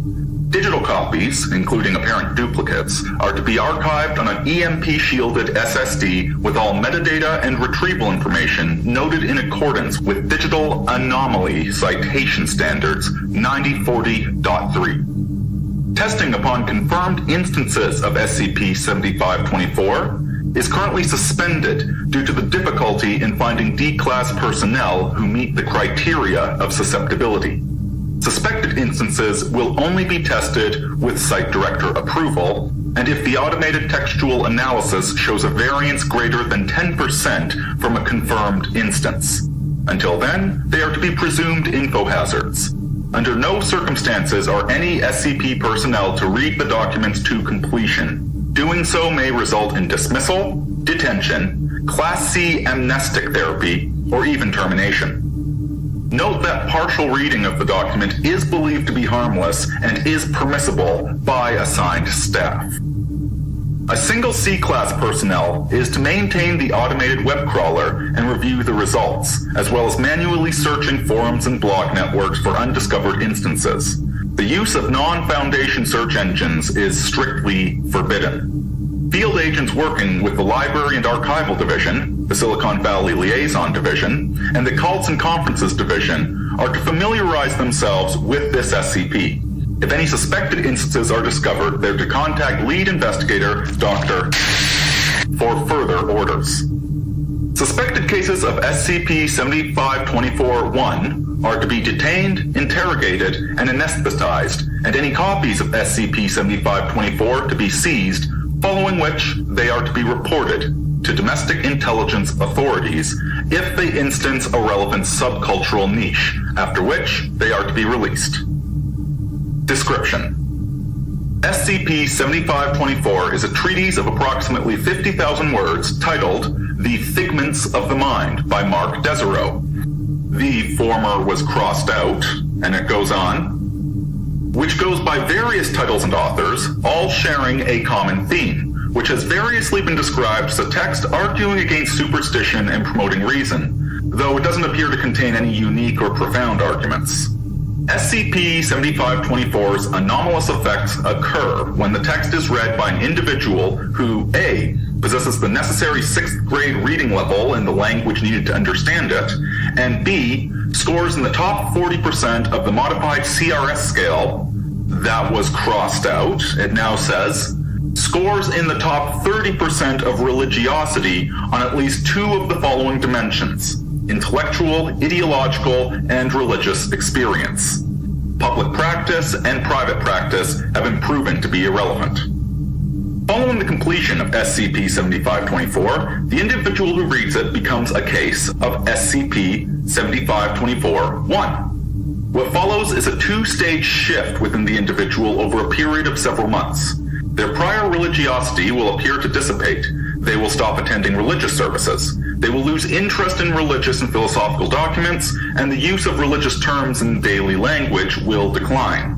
Their baseline morality and attitude remains unaffected, however, making Stage 1 easy to miss. A small number of SCP-7524-1s experiencing this shift have casually described themselves as atheist, but the vast majority still consider themselves religious despite having effectively abandoned their faith.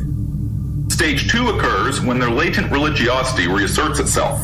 The SCP-7524-1 will gradually become obsessed with a subcultural niche which is sufficiently complex to allow religious devotion, but is not part of an extant faith.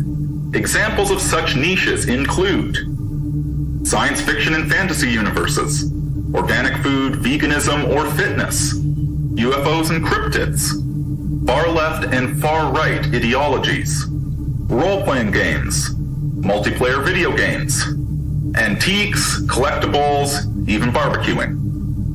SCP-7524-1s will devote considerable energy to their new hobby, to the detriment of pre-existing relationships, their work life, and in some cases their health. Psychological testing indicates no change to personality. However, the subject will now interpret all events through the lens of their new subculture, often becoming obnoxious or even belligerent. Note that amnesic deep therapy can remove the memory of SCP-7524, but will not affect their new obsession. This causes them to withdraw from their previous life, abandoning friends and family for the sake of their new belief system. And in 70% of suspected field cases, this has resulted in arrest for an indictable offense within 5 years of exposure. Non-political examples include was arrested for making death threats over a disagreement on in-universe lore in the tabletop strategy. Pepper sprayed a clerk over a dispute involving a children's book about UFOs on whose cover the gray aliens were colored green. Chained himself to the doors of City Hall in protest of the pesticides used in city beautification.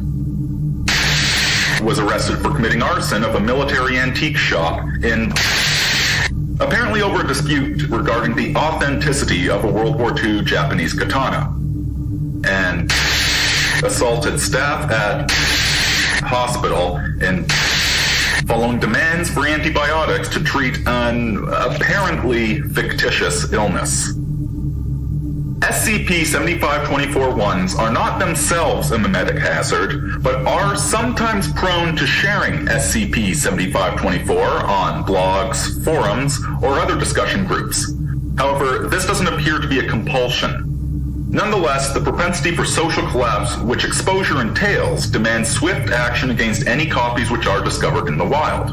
Potential weaponization of SCP-7524 has been considered and dismissed.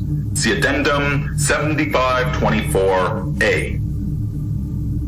SCP-7524 was discovered during the investigation of SCP-1425, Star Signals, during which a book titled Star Signals, Finding the Power Within, was investigated and determined to be non-anomalous.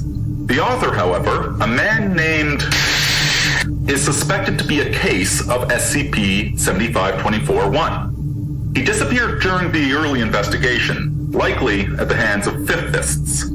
Researchers believe that Fifism was the cultural niche which his obsession drove him to, though he wasn't actually a member of any Fifist cult. And it appears he never got his hands on an actual copy of SCP-1425. SCP-7524 was discovered as a PDF file hosted on his website www.net, where he blogged extensively about Fifism, most of it inaccurate, and it was discovered by junior researcher. This eventually led to the incident at site. Posthumous investigation led to the discovery of the junior researcher's journal, allowing Dr. to ascertain the source of the memetic hazard. Since then, several other documents with similar titles, authors, and word lengths have been discovered, which have the same memetic effect. The oldest extant text yet discovered was held in the Vatican's Librorum Prohibitorum and is titled Figment d'Idiot by Marquis de Sade, though there are no records, official or unofficial, of the Marquis publishing such a work. Archival research has uncovered records of older texts which may have been examples of SCP-7524, however the actual texts are lost. Evidence seems to point to an original text which was composed at some point during the 15th century, and variations upon this original have been proliferating at a linear rate ever since. Note: there is one prior example of a possible SCP-7524. Tacitus mentions a treatise titled Opinionie Structorum by Marcus Saladinus, which, according to his histories, was supposedly a favorite of Emperor Nero. The origin and author of SCP-7524 continues to elude researchers. ISBNs, if included at all, are incorrect, and tracing on any physical copies leads back to vanity publishers, dead email accounts, and payments made in bearer bonds or digital currency. Until better investigation possibilities open up, the focus is on containment. Addendum 7524A. The O5 Council has considered several proposals as to how we might weaponize SCP-7524. Quite frankly, gentlemen, unless if one of you has some deep strategy that we haven't thought of, it's just not practical, and it's more likely to blow up in our faces. To go into specifics, the Sarkic cults don't read. Are we cool yet would just become even more destructive with their anomalies. Established organizations like the Serpent's Hand, the GOC, and would detect it before it did significant damage to their operations. In effect, we'd just be handing them a tool to use against the general populace. Please consider the possibility of a broken masquerade before submitting any more suggestions as to how we can weaponize SCP-7524. Sufficiently stupid proposals may result in demotion and even restricted cafeteria access to the salad bar only. Signed, 053. Well, that about does it. That reminds you of that physicist. What do you say? It's good to have an open mind, but don't keep your mind so open that your brain falls out. Anyway, that will do it. Thank you very much for listening, class, assuming that you still are. And class is dismissed.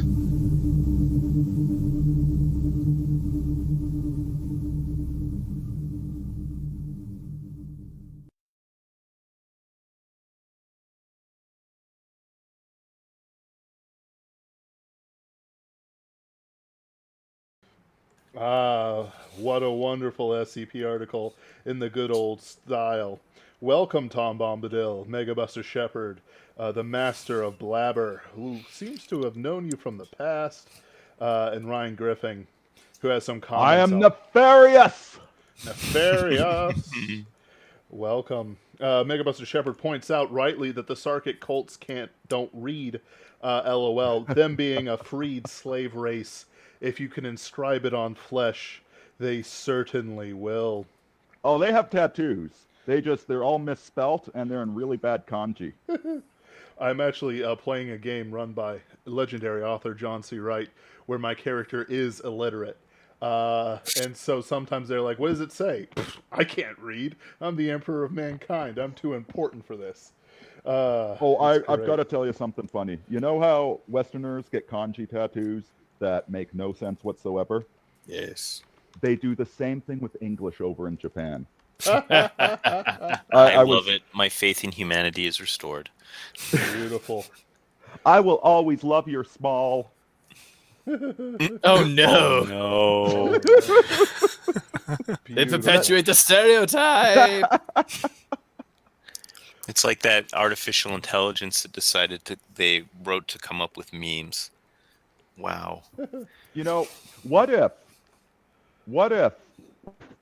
every single human is so deeply deluded into morality that the most virulent and evil human cannot be as rational as these AIs that we're creating and keep having to be shut down for thought crime? That's the real reason that they'll try and kill us. We'll drive them mad. Oh, no. We'll insist on them being truthful and tell them to lie at the same time. There are 4 lights. I have linked in some of Leo's works here, including as we walk these broken roads, an ebook on Amazon, Stares at the World, which is his blog, which is quite good, and a YouTube channel. Starving Vampires. Thank you very much. Starving Vampires, which might be to your flavor, might not be, but it's certainly worth looking at. A lot of the... It's a little bit of techno, new retrowave music with lyrics and narration by myself. Excellent. I wasn't sure how to describe the genres, actually. Looks like we're running a few seconds behind. I'm going to launch into Dawson's Christian, narrated by Caroline Furlong, a short poem of only 5 minutes long. But Caroline Furlong is a friend of the superversive movement and has many good pieces, but she linked me a few. Well, pardon me, gentlemen. I'll be right back with you.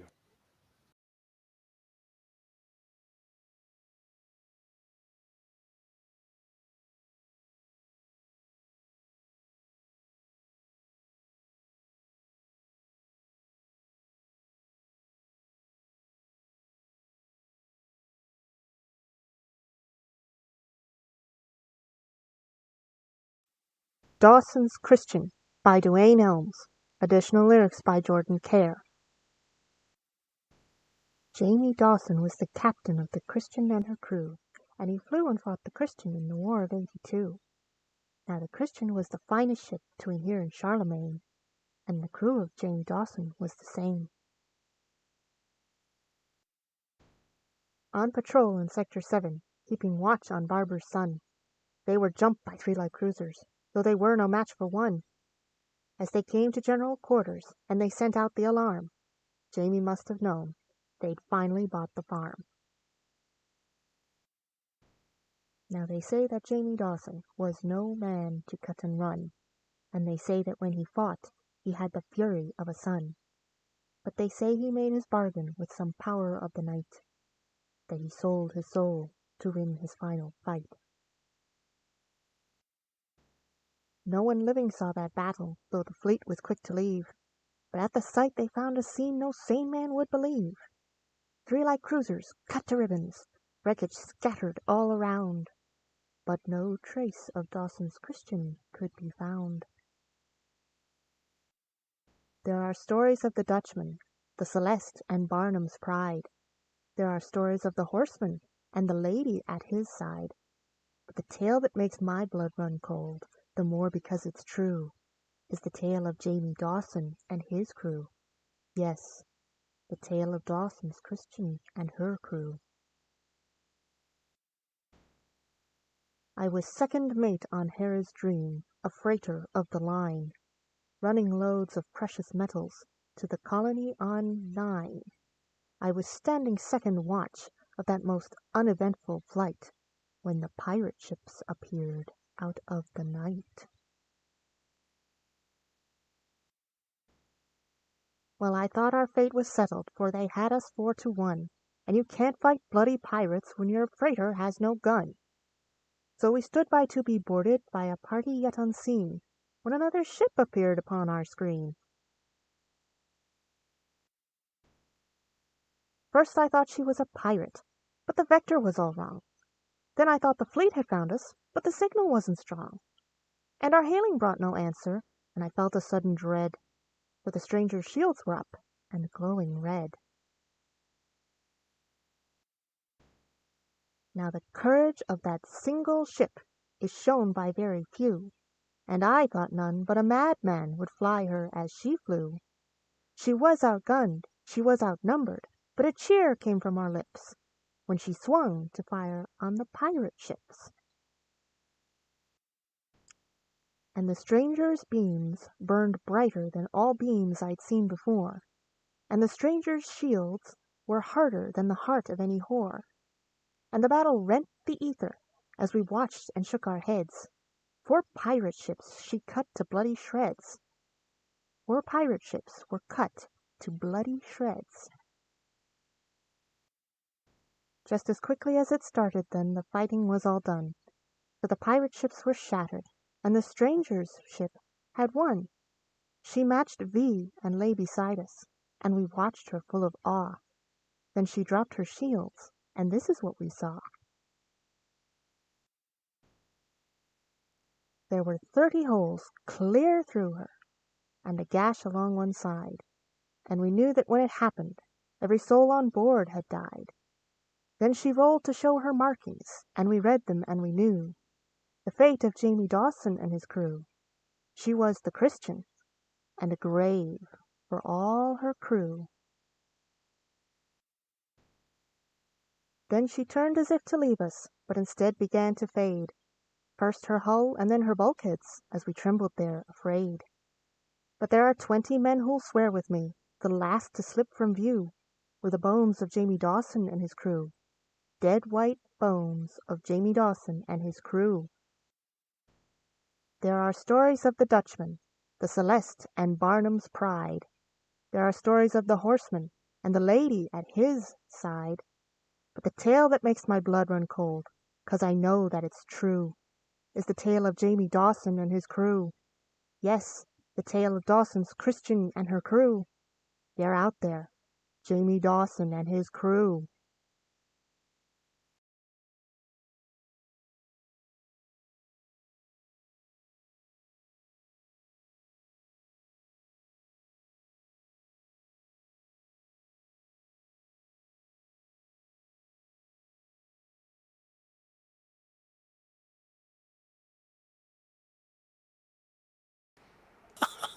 Well, that was a perfectly wonderful poem. Okay. Hits all the right pieces.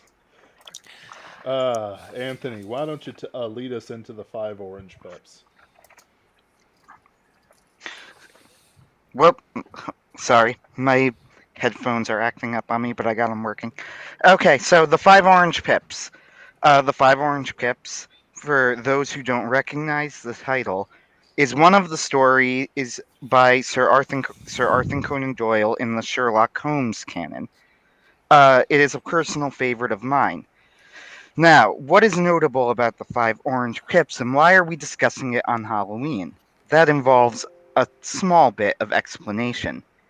Sir Arthur Conan Doyle, when he made his list of his favorite Sherlock Holmes stories that he made at the end of his career, I believe after the publication of the Casebook of Sherlock Holmes, one of the stories on that list was the 5 orange pips.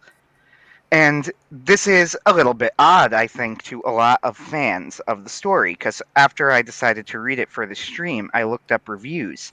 The 5 orange pips doesn't seem to be very highly regarded among the Holmes fandom. And yet, it is one of Conan Doyle's favorite stories. And, by the way, also one of mine. I tend to agree with Conan Doyle's take on the story. Not only that, the 5 orange pips has also almost never been adapted. There are, despite the hundreds and hundreds of Sherlock Holmes adaptations, the 5 orange pips is occasionally referenced. It was referenced in both Sherlock and Elementary in passing, but there is no direct adaptation of it outside of some radio plays from early on, to my knowledge. Why? Well, I think the reason that explains both why Conan Doyle and I liked it, and why fans of the story did not like it, is that the 5 orange pips is not a detective story in the same way that other Sherlock Holmes stories are. The 5 orange pips is actually a horror story. And when you listen to the 5 orange, or read the 5 but you're about to listen to the 5 orange pips with that concept in mind, then things should hopefully start to slot into place for you.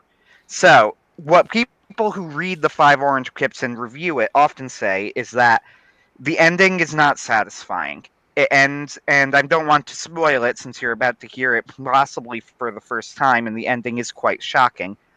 But it doesn't feel as if Sherlock Holmes accomplished what he set out to do by the ending, which is true.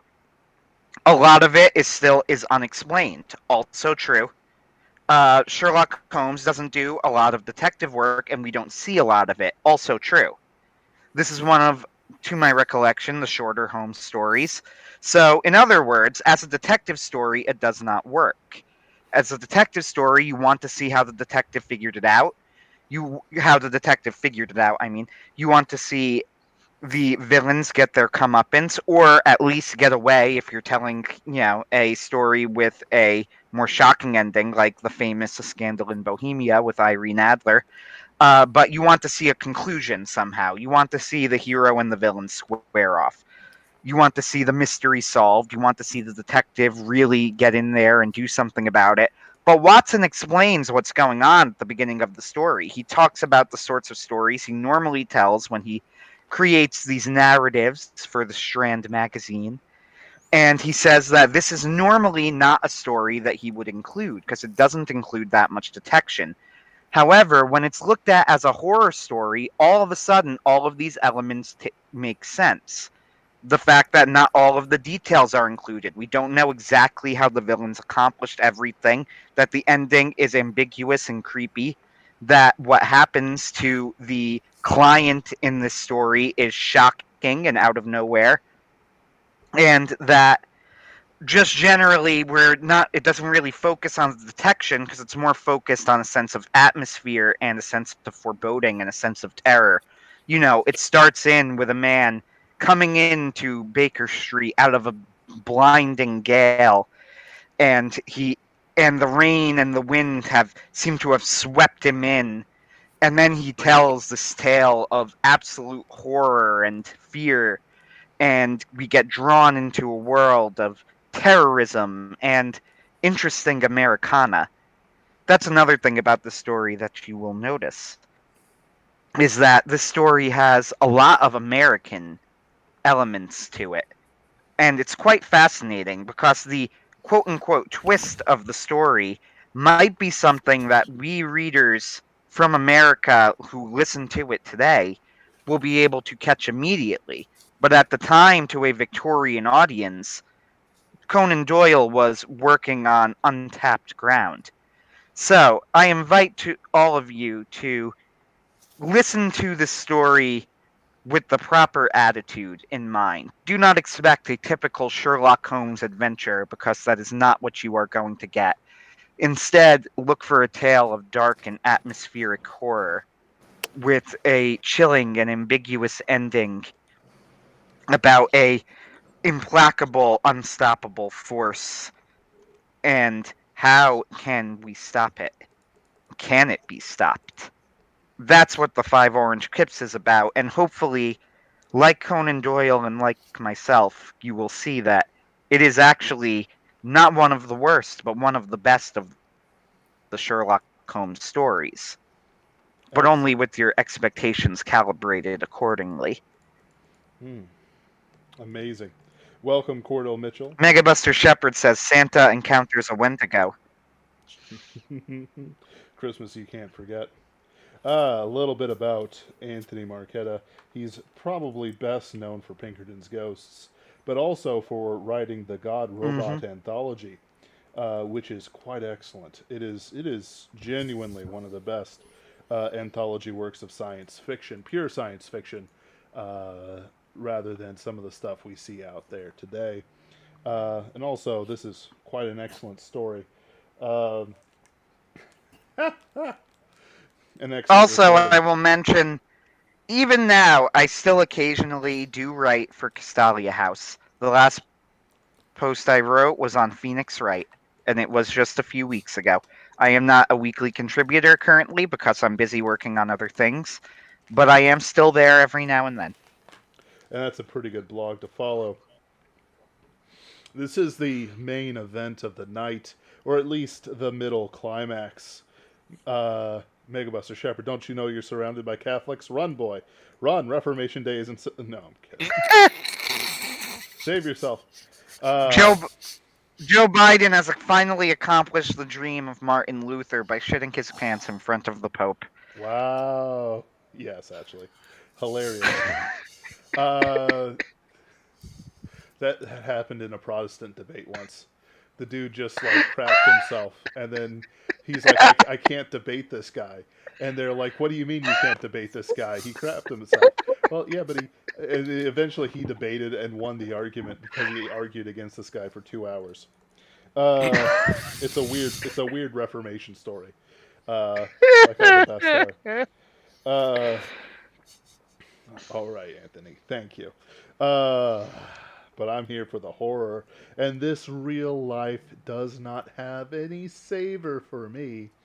This recording will be about 43 minutes long, so certainly grab yourself a drink and a snack, and maybe a bathroom break if you're, so willing. If you have a weak bladder.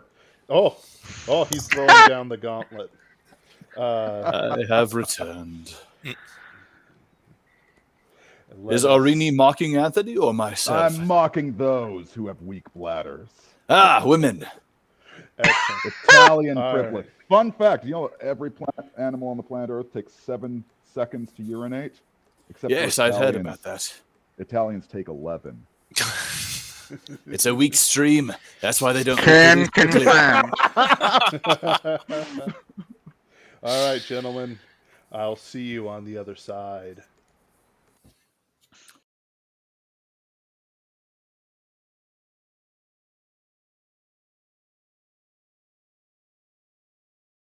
When I glance over my notes and records of the Sherlock Holmes cases between the years 82 and 90, I am faced by so many which present strange and interesting features that it is no easy matter to know which to choose and which to leave.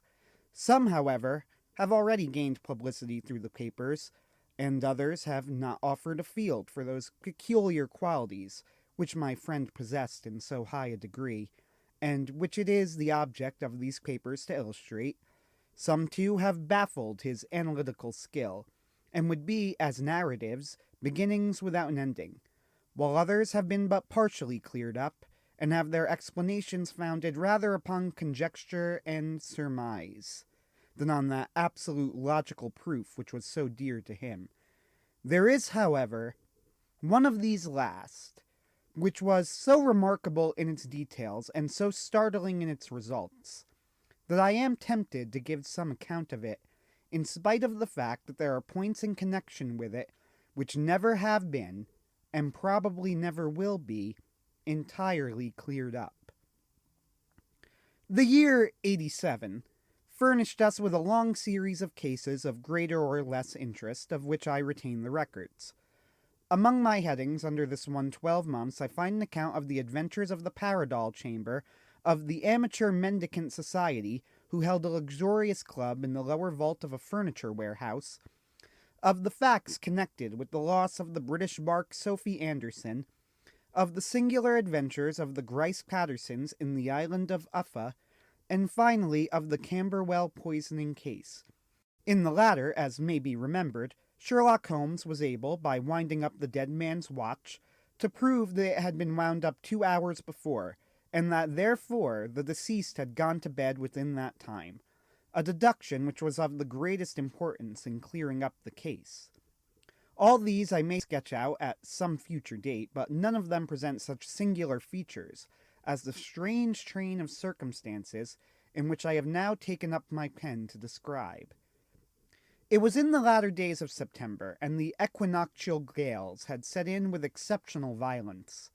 All day the wind had screamed, and the rain had beaten against the windows, so that even here, in the heart of great handmade London, we were forced to raise our minds for the instant from the routine of life, and to recognize the presence of those great elemental forces which shriek at mankind through the bars of his civilization, like untamed beasts in a cage.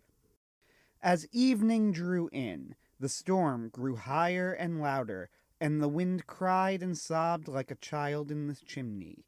Sherlock Holmes sat moodily at one side of the fireplace, cross-indexing his record of crimes, while I at the other was deep in one of Clark Russell's fine sea stories, until the howl of the gale from without seemed to blend with the text, and the splash of the rain to lengthen out into the long swash of the sea waves. My wife was on a visit to her mother's, and for a few days I was a dweller once more in my old quarters at Baker Street. "Why," said I, glancing up at my companion, "that was surely the bell. Who could come tonight? Some friend of yours, perhaps?" "Except yourself, I have none," he answered. "I do not encourage visitors." "A client, then?" "If so, it is a serious case. Nothing less would bring a man out on such a day and at such an hour. But I take it that it is more likely to be some crony of the landlady's." Sherlock Holmes was wrong in his conjecture, however, for there came a step in the passage and a tapping at the door. He stretched out his long arm to turn the lamp away from himself and towards the vacant chair upon which a newcomer must sit. "Come in," said he. The man who entered was young, some 22 at the outside, well groomed and trimly clad, with something of refinement and delicacy in his bearing. The streaming umbrella which he held in his hand, and his long shining waterproof, told of the fierce weather through which he had come. He looked about him anxiously in the glare of the lamp, and I could see that his face was pale and his eyes heavy, like those of a man who is weighed down with some great anxiety. "I owe you an apology," he said, raising his golden pince-nez to his eyes. "I trust that I am not intruding. I fear that I have brought some traces of the storm and rain into your snug chamber." "Give me your coat and umbrella," said Holmes. "They may rest here on the hook, and will be dry presently. You have come up from the southwest, I see." "Yes, from Horsham. That clay and chalk mixture which I see upon your toe caps is quite distinctive. I have come for advice." "That is easily got." "And help." "That is not always so easy." "I have heard of you, Mr. Holmes. I heard from Major Prendergast how you saved him in the Tankerville Club scandal." "Ah, of course, he was wrongfully accused of cheating at cards. He said that you could solve anything." "He said too much. That you are never beaten." "I have been beaten 4 times, 3 times by men, and once by a woman. But what is that compared with the number of your successes?" "It is true that I have been generally successful. Then you may be so with me." "I beg that you will draw your chair up to the fire and favor me with some details as to your case." "It is no ordinary one." "None of those which come to me are. I am the last court of appeal. And yet I question, sir, whether in all your experience you have ever listened to a more mysterious and inexplicable chain of events than those which have happened in my own family." "You fill me with interest," said Holmes. "Pray give us the essential facts from the commencement, and I can afterwards question you as to those details which seem to be most important." The young man pulled his chair up and pushed his wet feet out towards the blaze. "My name," said he, "is John Openshaw, but my own affairs have, as far as I can understand, little to do with this awful business. It is a hereditary matter, so in order to give you an idea of the facts, I must go back to the commencement of the affair. You must know that my grandfather had 2 sons, my uncle Elias and my father Joseph. My father had a small factory at Coventry, which he enlarged at the time of the invention of bicycling. He was a patentee at the Openshaw unbreakable tire, and his business met with such success that he was able to sell it and to retire upon a handsome competence. My uncle Elias emigrated to America when he was a young man and became a planter in Florida, where he was reported to have done very well. At the time of the war he fought in Jackson's army, and afterwards under Hood, where he rose to be a colonel. When Lee had laid down his arms, my uncle returned to his plantation, where he remained for 3 or 4 years. About 1869 or 1870, he came back to Europe and took a small estate in Sussex near Horsham.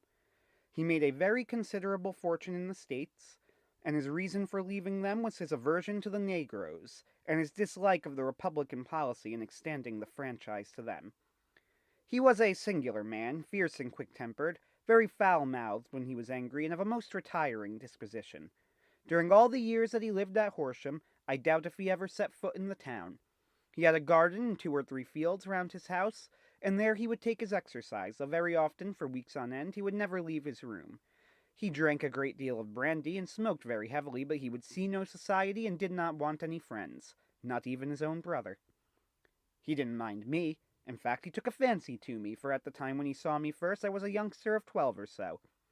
This would be in the year 1878, after he had been 8 or 9 years in England. He begged my father to let me live with him, and he was very kind to me in his way. When he was sober, he used to be fond of playing backgammon and draughts with me, and he would make me his representative both with the servants and with the tradespeople, so that by the time I was 16 I was quite master of the house. I kept all the keys and could go where I liked and do what I liked, so long as I did not disturb him in his privacy. There was one singular exception, however, for he had a single room, a lumber room, up among the attics, which was invariably locked, and which he would never permit either me or anyone else to enter.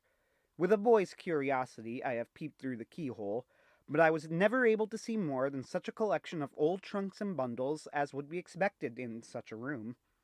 One day, it was in March, 1883, A letter with a foreign stamp lay upon the table in front of the colonel's plate.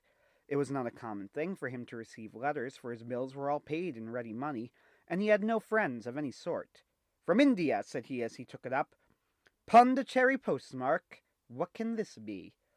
Opening it hurriedly, out there jumped 5 little dried orange pips, which clattered down upon his plate.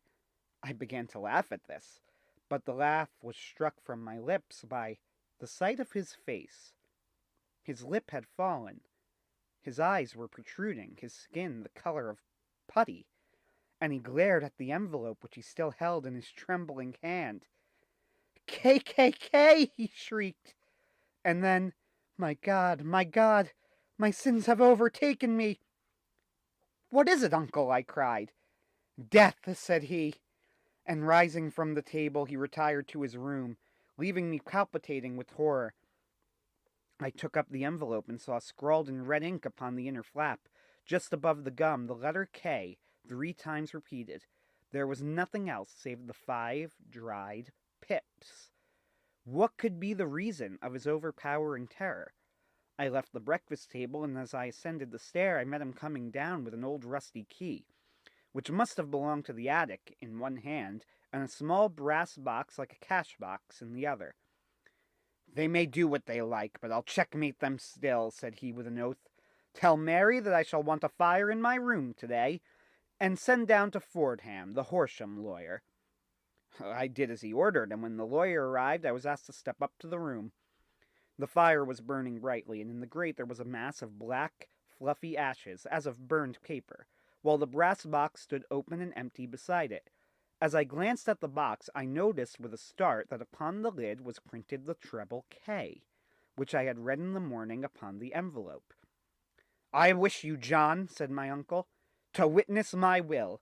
I leave my estate, with all its advantages and all its disadvantages, to my brother, your father, whence it will, no doubt, descend to you. If you can enjoy it in peace, well and good. If you find you cannot, take my advice, my boy, and leave it to your deadliest enemy. I am sorry to give you such a two-edged thing, but I can't say what turn things are going to take. Kindly sign the paper where Mr. Fordham shows you." I signed the paper as directed, and the lawyer took it away with him. The singular incident made, as you may think, the deepest impression upon me, and I pondered over it and turned it every way in my mind, without being able to make anything of it. Yet I could not shake off the vague feeling of dread which it left behind, though the sensation grew less keen as the weeks passed and nothing happened to disturb the usual routine of our lives. I could see a change in my uncle, however. He drank more than ever, and he was less inclined for any sort of society. Most of his time he would spend in his room with the door locked upon the inside, but sometimes he would emerge in a sort of drunken frenzy, and would burst out of the house and tear about the garden with a revolver in his hand, screaming out that he was afraid of no man, and that he was not to be cooped up like a sheep in a pen, by man or devil. When these hot fits were over, however, he would rush tumultuously in at the door, and lock and bar it behind him, like a man who could brazen it out no longer against the terror which lies at the roots of his soul. At such time I have seen his face, even on a cold day, glisten with moisture, as though it were new raised from a basin. Well, to come to an end of the matter, Mr. Holmes, and not to abuse your patience, there came a night when he made one of those drunken sallies from which he never came back. We found him when we went to search for him, face downward in a little green-scummed pool, which lay at the foot of the garden. There was no sign of any violence, and the water was but 2 feet deep, so that the jury, having regard to his known eccentricity, brought in a verdict of suicide. But I, who knew how he winced from the very thought of death, had much ado to persuade myself that he had gone out of his way to meet it. The matter passed, however, and my father entered into possession of the estate, and of some £14,000, which lay to his credit at the bank. "One moment," Holmes interposed. "Your statement is, I foresee, one of the most remarkable to which I have ever listened. Let me have the date of the reception by your uncle of the letter, and the date of his supposed suicide." "The letter arrived on March 10th, 1883. His death was 7 weeks later, upon the night of May 2nd. "Thank you. Pray proceed." "When my father took over the Horsham property, he, at my request, made a careful examination of the attic, which had always been locked up. We found the brass box there, although its contents had been destroyed. On the inside of the cover was a paper label with the initials of KKK repeated upon it, and letters, Miranda, receipts, and a register written beneath. These, we presume, indicated the nature of the papers, which had been destroyed by Colonel Openshaw. For the rest, there was nothing of much importance in the attic, save a great many scattered papers and notebooks bearing upon my uncle's life in America. Some of them were of the war time, and showed that he had done his duty well and had borne the repute of a brave soldier. Others were of a date during the reconstruction of the southern states, and were mostly concerned with politics, for he had evidently taken a strong part in opposing the carpet-bag politicians which had been sent down from the north. Well, it was the beginning of '84, when my father came to live at Horsham, and all went as well as possible with us until the January of '85. On the 4th day after the New Year, I heard my father give a sharp cry of surprise as we sat together at the breakfast table. There he was, sitting with a newly opened envelope in one hand, and 5 dried orange pips in the outstretched palm of the other one.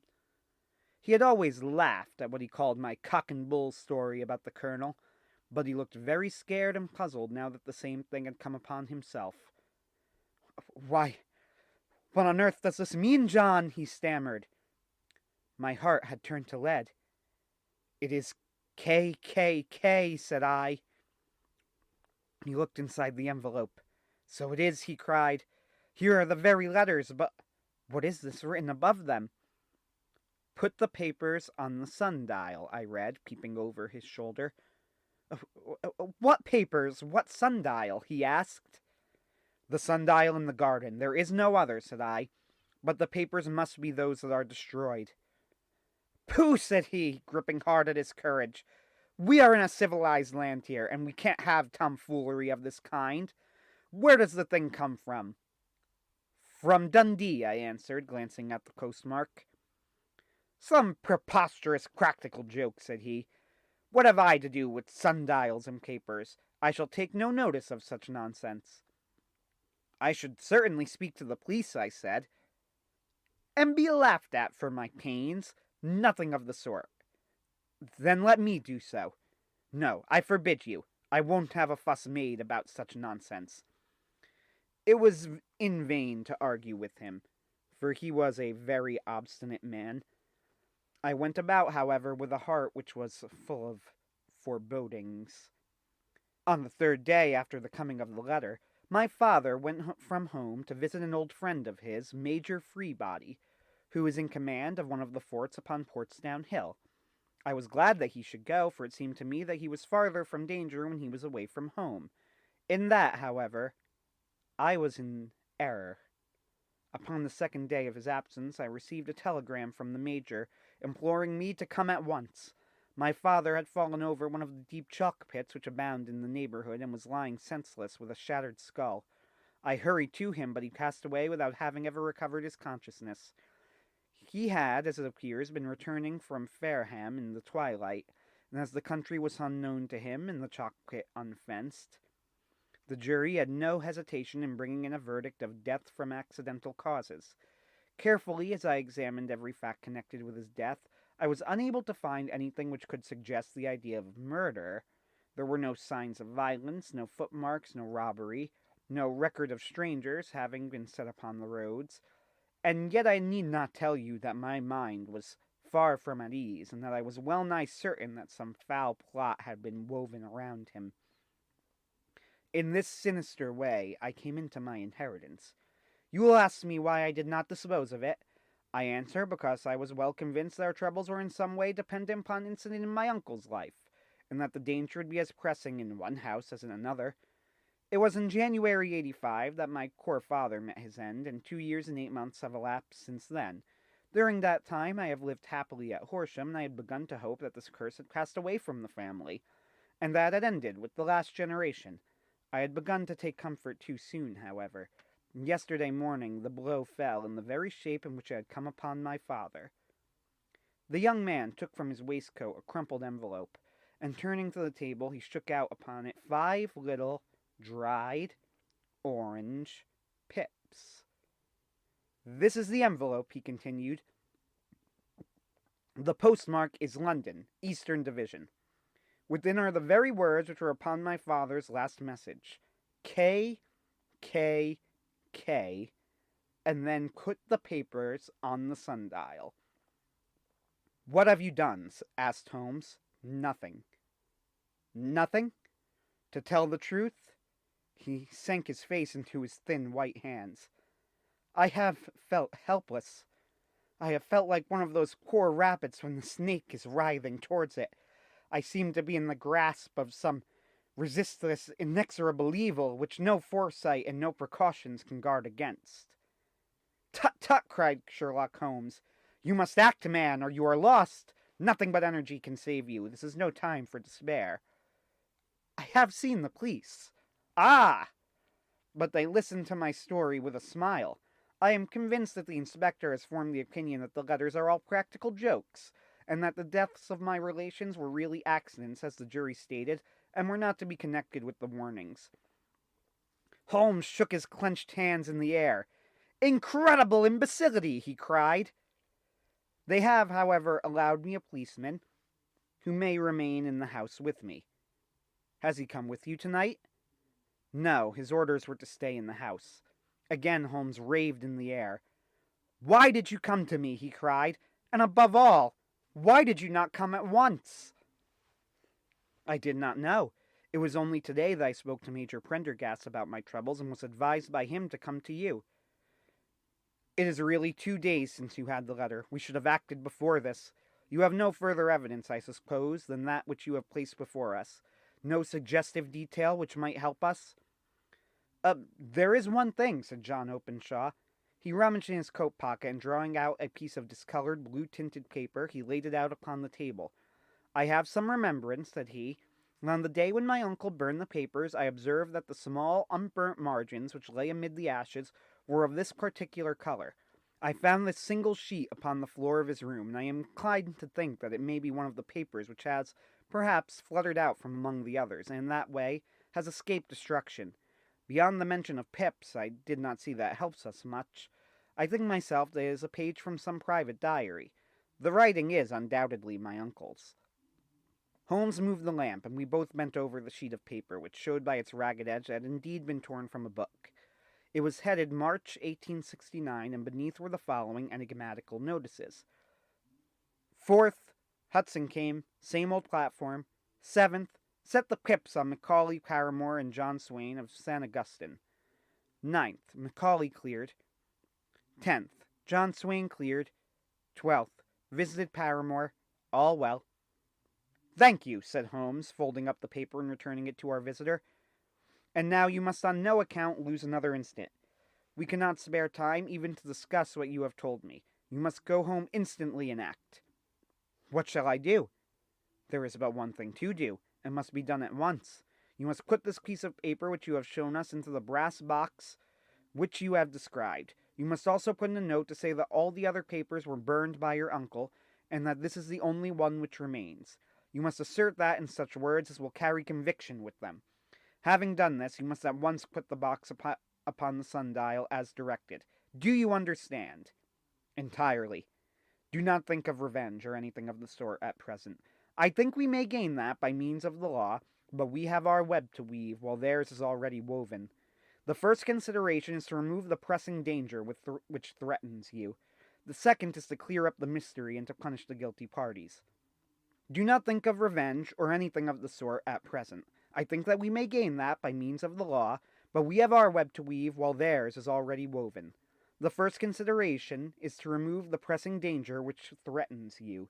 The second is to clear up the mystery and to punish the guilty parties. I thank you, said the young man, rising and pulling on his overcoat. You have given me fresh life and hope. I shall certainly do as you advise. Do not lose an instant, and above all, take care of yourself in the meanwhile, for I do not think that there can be a doubt that you are threatened by a very real and imminent danger. How do you go back? By train from Waterloo. It is not yet 9. The streets will be crowded, so I trust that you may be in safety, and yet you cannot guard yourself too closely. I am armed. That is well. Tomorrow I shall set to work upon your case. I shall see you at Horsham, then? No, your secret lies in London. It is there that I shall seek it. Then I shall call upon you in a day, or in 2 days, with news to the box and the papers. I shall take your advice in every particular. He shook hands with us and took his leave. Outside, the wind still screamed, and the rain splashed and pattered against the windows. The strange, wild story seemed to have come to us from amid the mad elements, blown in upon us like a sheet of seaweed in a gale, and now to have been reabsorbed by them once more. Sherlock Holmes sat for some time in silence, with his head sunk forward and his eyes bent upon the red glow of the fire. Then he lit his pipe, and leaning back in his chair, he watched the blue smoke rings as they chased each other up to the ceiling. "I think, Watson," he remarked at last, "that of all our cases we have had none more fantastic than this. Save perhaps the sign of 4. Well, yes, save perhaps that. And yet this John Openshaw seems to me to be walking amid even greater perils than did the Sholtos. But have you, I asked, formed any definite conception as to what these perils are?" "Oh, there can be no question as to their nature," he answered. "Then what are they? Who is this KKK, and why does he pursue this unhappy family?" Sherlock Holmes closed his eyes and placed his elbows upon the arms of his chair, with his fingertips together. "The ideal reasoner," he remarked, "would, when he had once been shown a single fact in all its bearings, deduce from it not only all the chain of events which led up to it, but also all the results which would follow from it. As Cuvier could correctly describe a whole animal by the contemplation of a single bone, so the observer who has thoroughly understood one link in a series of incidents should be able to accurately state all the other ones, both before and after. We have not yet grasped the results which reason alone can attain to. Problems may be solved in the study which have baffled all those who have sought a solution by the aid of their senses. To carry the art, however, to its highest pitch, it is necessary that the reasoner should be able to utilize all the facts which have come to his knowledge. And this in itself implies, as you will readily see, a possession of all knowledge, which, even in these days of free education and encyclopedias, is a somewhat rare accomplishment. It is not so impossible, however, that a man should possess all knowledge which is likely to be useful to him in his work, and this I have endeavored in my case to do. If I remember rightly, you, on one occasion in the early days of our friendship, defined my limits in a very precise fashion. "Yes," I answered, laughing, "it was a singular document. Philosophy, astronomy, and politics were marked at 0, I remember. Botany variable, geology profound as regards the mud stains from any region within 50 miles of town, chemistry eccentric, anatomy unsystematic, sensational literature and crime records unique, violin player, boxer, swordsman, lawyer, and self-poisoner by cocaine and tobacco. Those, I think, were the main points of my analysis." Holmes grinned at the last item. "Well," he said, "I say now, as I said then, that a man should keep his little brain attic stocked with all the furniture that he is likely to use, and the rest he can put away in the lumber room of his library, where he can get it if he wants it. Now, for such a case as the one which has been submitted to us tonight, we need certainly to muster all our resources. Kindly hand me down the letter K of the American Encyclopedia, which stands upon the shelf beside you. Thank you. Now, let us consider the situation and see what may be deduced from it. In the first place, we start with a strong presumption that Colonel Openshaw had some very strong reason for leaving America. Men at his time of life do not change all their habits and exchange willingly the charming climate of Florida for the lonely life of an English provincial town. His extreme love of solitude in England suggests the idea that he was in fear of someone or something. So we may assume, as a working hypothesis, that it was fear of someone or something which drove him from America. As to what it was he feared, we can only deduce that by considering the formidable letters which were received by himself and his successors. Did you remark the postmarks of those letters? The first was from Pondicherry, the second from Dundee, and the third from London. From East London. What do you deduce from that? They're all seaports, that the writer was on board of a ship. Excellent. We have already a clue. There can be no doubt that the probability, the strong probability, is that the writer was on board of a ship. And now let us consider another point. In the case of Pondicherry, 7 weeks elapsed between the threat and its fulfillment. In Dundee, it was only some 3 or 4 days. Does that suggest anything? A greater distance to travel. But the letter also had a greater distance to come. Then I do not see the point. Well, there is at least a presumption that the vessel in which the man or men are is a sailing ship. It looks as if they always send their singular warning or token before them when starting upon their mission. You can see how quickly the deed followed the sign when it came from Dundee. If they had come from Pondicherry in a steamer, they would have arrived almost as soon as their letter. But, as a matter of fact, 7 weeks elapsed. I think that those 7 weeks represented the difference between the mailboat which brought the letter and the sailing vessel which brought the writer. It is possible. More than that, it is probable. And now you see the deadly urgency of this new case, and why I urged young Openshaw to caution. The blow has always fallen at the end of the time which it would take the senders to travel the distance. But this one comes from London, and therefore we cannot count upon delay. Good God, I cried. What can it mean, this relentless persecution? Oh, the papers which Openshaw carried are obviously of vital importance to the person or persons in the sailing ship. I think it is quite clear that there must be more than one of them. A single man could not have carried out 2 deaths in such a way as to deceive a coroner's jury. There must have been several in it, and they must have been men of resource and determination. Their papers they mean to have, be the holder of them who it may. In this way, you see, KKK ceases to be the initials of an individual and becomes the badge of a society. But of what society? Have you never, said Sherlock Holmes, bending forward and sinking his voice, have you never heard of the Ku Klux Klan? I never have. Holmes turned over the leaves of the book upon his knee. Here it is, said he presently. Ku Klux Klan, a name derived from the fanciful resemblance to the sound produced by cocking a rifle. This terrible secret society was formed by some ex-Confederate soldiers in the southern states after the Civil War, and it rapidly formed local branches in different parts of the country, notably in Tennessee, Louisiana, the Carolinas, Georgia, and Florida.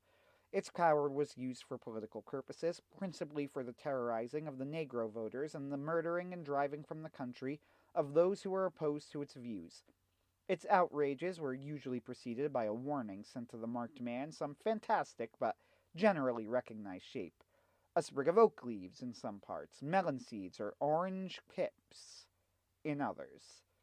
On receiving this, the victim might either openly abjure his former ways, or might fly from the country. If he braved the matter out, death would unfailingly come upon him, and usually in some strange and unforeseen manner. So perfect was the organization of the society, and so systematic its methods, that there is hardly a case upon record where any man succeeded in braving it with impunity, or in which any of its outrages were traced home to the perpetrators. For some years the organization flourished in spite of the efforts of the United States government and of the better classes of the community in the South. Eventually, in the year 1869, the movement rather suddenly collapsed, although there have been sporadic outbreaks of the same sort since that date. You will observe, said Holmes, laying down the volume, that the sudden breaking up of the society was coincident with the disappearance of Openshaw from America with their papers. It may well have been cause and effect. It is no wonder that he and his family have some of the more implacable spirits upon their track. You can understand that this register and diary may implicate some of the first men in the South, and that there may be many who will not sleep easy at night until it is recovered. Then the page we have seen is such as we might expect. It ran, if I remember right, sent the quips to A, B, and C. That is, sent the society's warning to them. Then there are successive entries that A and B cleared or left the country, and finally that C was visited with, I fear, a sinister result for C. Well, I think, Doctor, that we may let some light into this dark place, and I believe that the only chance young Openshaw has in the meantime is to do what I have told him. There is nothing more to be said or to be done tonight, so hand me over my violin, and let us try to forget for half an hour the miserable weather and the still more miserable ways of our fellow men. It had cleared in the morning, and the sun was shining with a subdued brightness through the dim veil which hangs over the great city. Sherlock Holmes was already at breakfast when I came down. "You will excuse me for not waiting for you," said he. "I have, I foresee, a very busy day before me in looking into this case of young Openshaw's." "What steps will you take?" I asked. "Oh, it will very much depend upon the results of my first inquiries. I may have to go down to Horsham after all." "You will not go there first?" "No, I shall commence with the city. Just ring the bell, and the maid will bring up your coffee." As I waited, I lifted the unopened newspaper from the table, and I glanced my eye over it. It rested upon a heading which sent a chill to my heart. "Holmes," I cried, "you are too late." "Ah," said he, laying down his cup, "I feared as much. How was it done?" He spoke calmly, but I could see that he was deeply moved. "My eye caught the name of Openshaw and the heading Tragedy near Waterloo Bridge. Here is the account. Between 9 and 10 last night, Police Constable Cook of the H Division, on duty near Waterloo Bridge, heard a cry for help and a splash in the water. The night, however, was extremely dark and stormy, so that, in spite of the help of several passers-by, it was quite impossible to effect a rescue. The alarm, however, was given, and by the aid of the water police the body was eventually recovered. It proved to be that of a young gentleman whose name, as it appears from an envelope which was found in his pocket, was John Openshaw, and whose residence is near Horsham. It is conjectured that he may have been hurrying down to catch the last train from Waterloo Station, and that in his haste and extreme darkness he missed his path and walked over the edge of one of the small landing places for river steamboats. The body exhibited no traces of violence, and there can be no doubt that the deceased had been the victim of an unfortunate accident, which should have the effect of calling the attention of the authorities to the condition of the riverside landing stages. We sat in silence for some minutes. Holmes, more depressed and shaken than I had ever seen him. "That hurts my pride, Watson," he said at last. "Oh, it is a petty feeling, no doubt, but it hurts my pride. It becomes a personal matter with me now, and if God sends me health, I shall set my hand upon this gang. That he should come to me for help, and that I should send him away to his death!" He sprang from his chair and paced about the room in uncontrollable agitation, with a flush upon his sallow cheeks and a nervous clasping and unclasping of his long, thin hands. "Oh, they must be cunning devils," he exclaimed at last. "How could they have decoyed him down there? The embankment is not on the direct line to the station. The bridge, no doubt, was too crowded, even on such a night, for their purpose. Well, Watson, we shall see who will win in the long run. I am going out now." "To the police?" "No, I shall be my own police. When I have spun the web, they may take the flies, but not before." All day I was engaged in my professional work, and it was late in the evening before I returned to Baker Street. Sherlock Holmes had not come back yet. It was nearly 10 o'clock before he entered, looking pale and worn. Sideboard, and tearing a piece from the loaf, he devoured it voraciously, washing it down with a long draught of water. "You are hungry," I remarked. "Starving. It had escaped my memory. I have had nothing since breakfast. Nothing. Not a bite. I had no time to think of it." "And how have you succeeded?"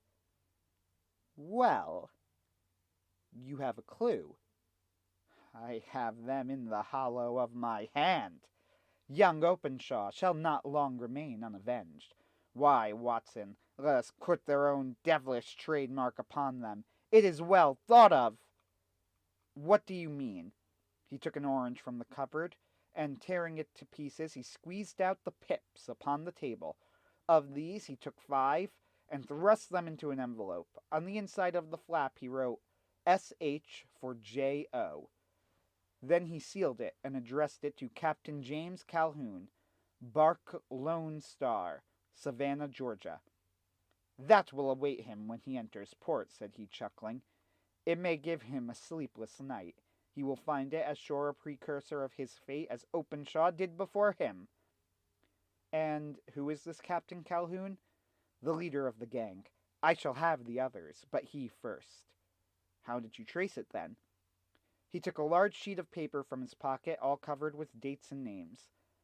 I have spent the whole day, said he, over Lloyd's registers and files of the old papers, following the future career of every vessel which touched at Pondicherry in January and February in '83. There were 36 ships of fair tonnage which were reported there during those months. Of these, one, the Lone Star, instantly attracted my attention, since, although it was reported as having cleared from London, the name is that which is given to one of the states of the Union. Texas, I think. I'm not sure which, but I knew that the ship must have an American origin. What then? I searched the Dundee records, and when I found that the bark Lone Star was there in January '85, my suspicion became a certainty. I then inquired as to the vessels which lay at present in the port of London. Yes, the Lone Star had arrived here last week. I went down to the Albert Dock and found that she had been taken down the river by the early tide this morning, homeward bound to Savannah. I wired to Gravesend and learned that she had passed some time ago, and as the wind is easterly, I have no doubt that she is now past the good winds and not very far from the Isle of Wight. What will you do then? Oh, I have my hand upon him. He and the 2 mates are, as I learned, the only native-born Americans on the ship. The others are Finns and Germans. I know, also, that they were all 3 away from the ship last night. I had it from the stevedore who has been loading their cargo. By the time that their sailing ship reaches Savannah, the mailboat will have carried this letter, and the cable will have informed the police of Savannah that these 3 gentlemen are badly wanted here upon a charge of murder. There is ever a flaw, however, in the best laid of human plans, and the murderers of John Openshaw were never to receive the orange pips, which would show them that another, as cunning and as resolute as themselves, was upon their track. Very long and very severe were the equinoctial gales that year. We waited long for news of the Lone Star at Savannah, but none ever reached us. We did at last hear that somewhere, far out in the Atlantic, a shattered stern post of a boat was seen swinging in the trough of a wave, with the letters L.S. carved upon it. And that is all which we shall ever know of the fate of the Lone Star.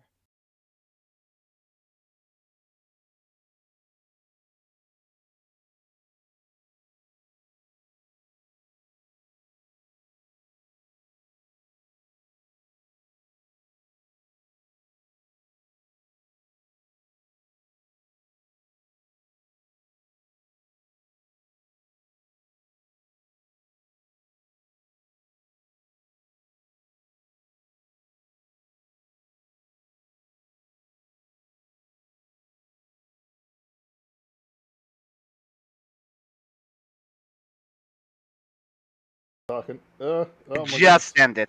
Oh, good. Let's Woo. go! Huh. All right, guys, we're live again. we can stop talking about our many tax evasions. Oh man, the wonderful thing about being Canadian is that I can travel to those special islands with no problemo.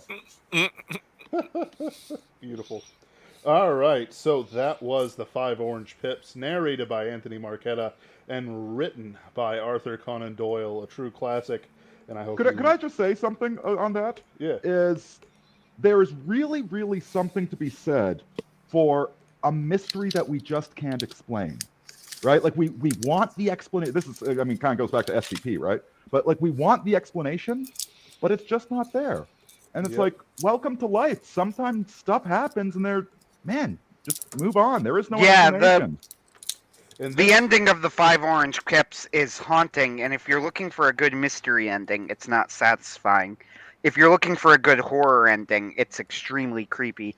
You know, the KKK, Sherlock Holmes has figured out who the villains are.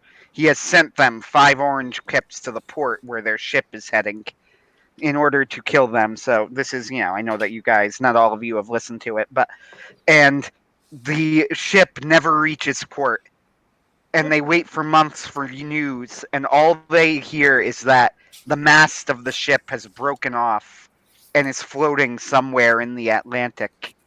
And that's the end of the story.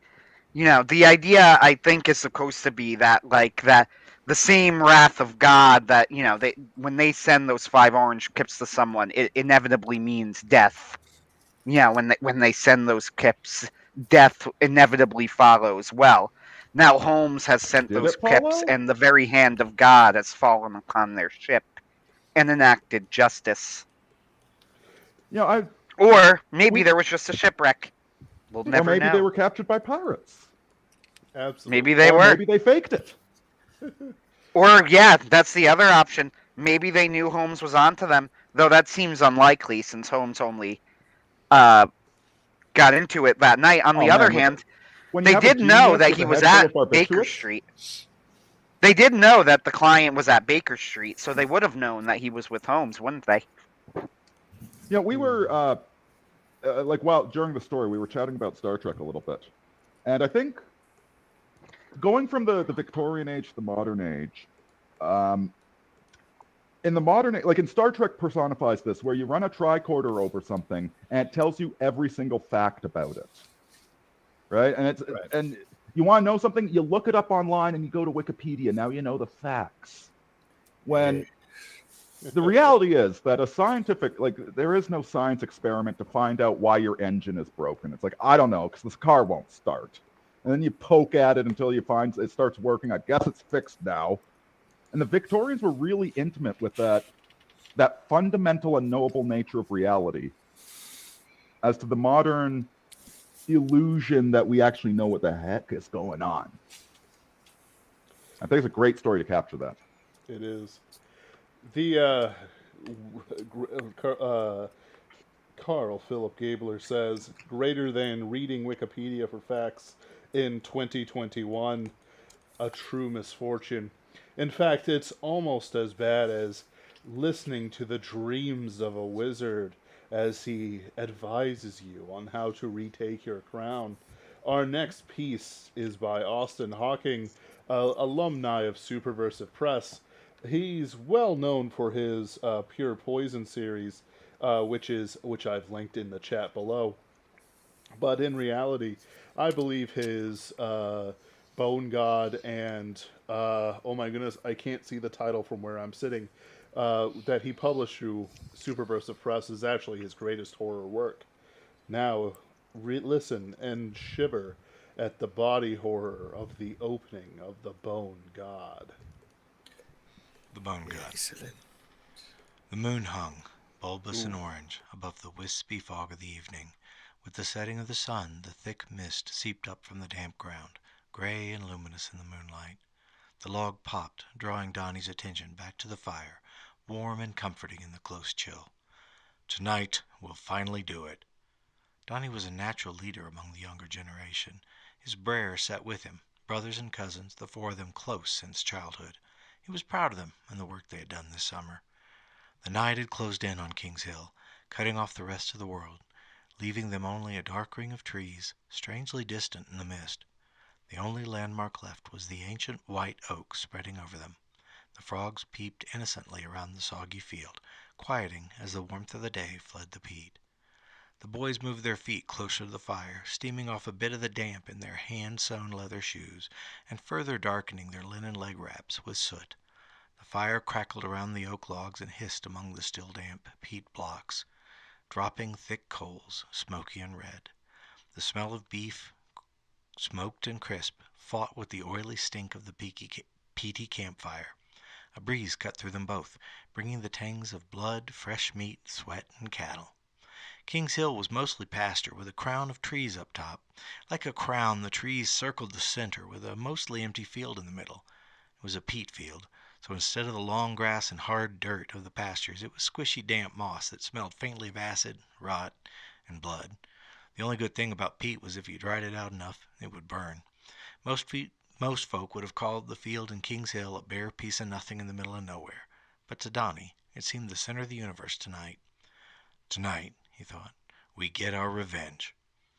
Donnie was heavily muscled, taller and thicker than anyone else he had ever met. His cousin Hal was built much the same, but their brothers, Josiah and Nick, were thin and smaller built. Still, they were all well tanned from a summer in the sun, working the fields, and dressed in the same brown shirts and leg wraps of any farm worker. Big or small, they were pretty much peas of the same pod. Nick chattered, as he always did. Donnie couldn't focus on anything Nick said when his mind was churning like this. Nick talked about games, weather, and women. Donnie only needed to grunt and nod occasionally, and it kept him happy. Aunt Mom had usually Josiah looking out for Nick, not wanting Donnie and Hal to get him into trouble. Frankly, Nick got himself into trouble more often than not. They were all Brer to him. They shared a communal silence built from their exhaustion. The oak tree framed the sky behind them, flickering in the firelight, its low branches thicker than a man's waist. Donnie knew that Josiah would talk him down from this, given a chance. Josiah would forgive the nobles of all their wrongs and go right back to work. But he wouldn't. His little brother was smart as he was, but he'd had a vision. I've seen a future that Josiah and Nick can't see from here. Hal backed him, of course. Hal didn't need to see the future. The nobility had put the Magda in charge out here, because they'd been stupid in some long-ago war.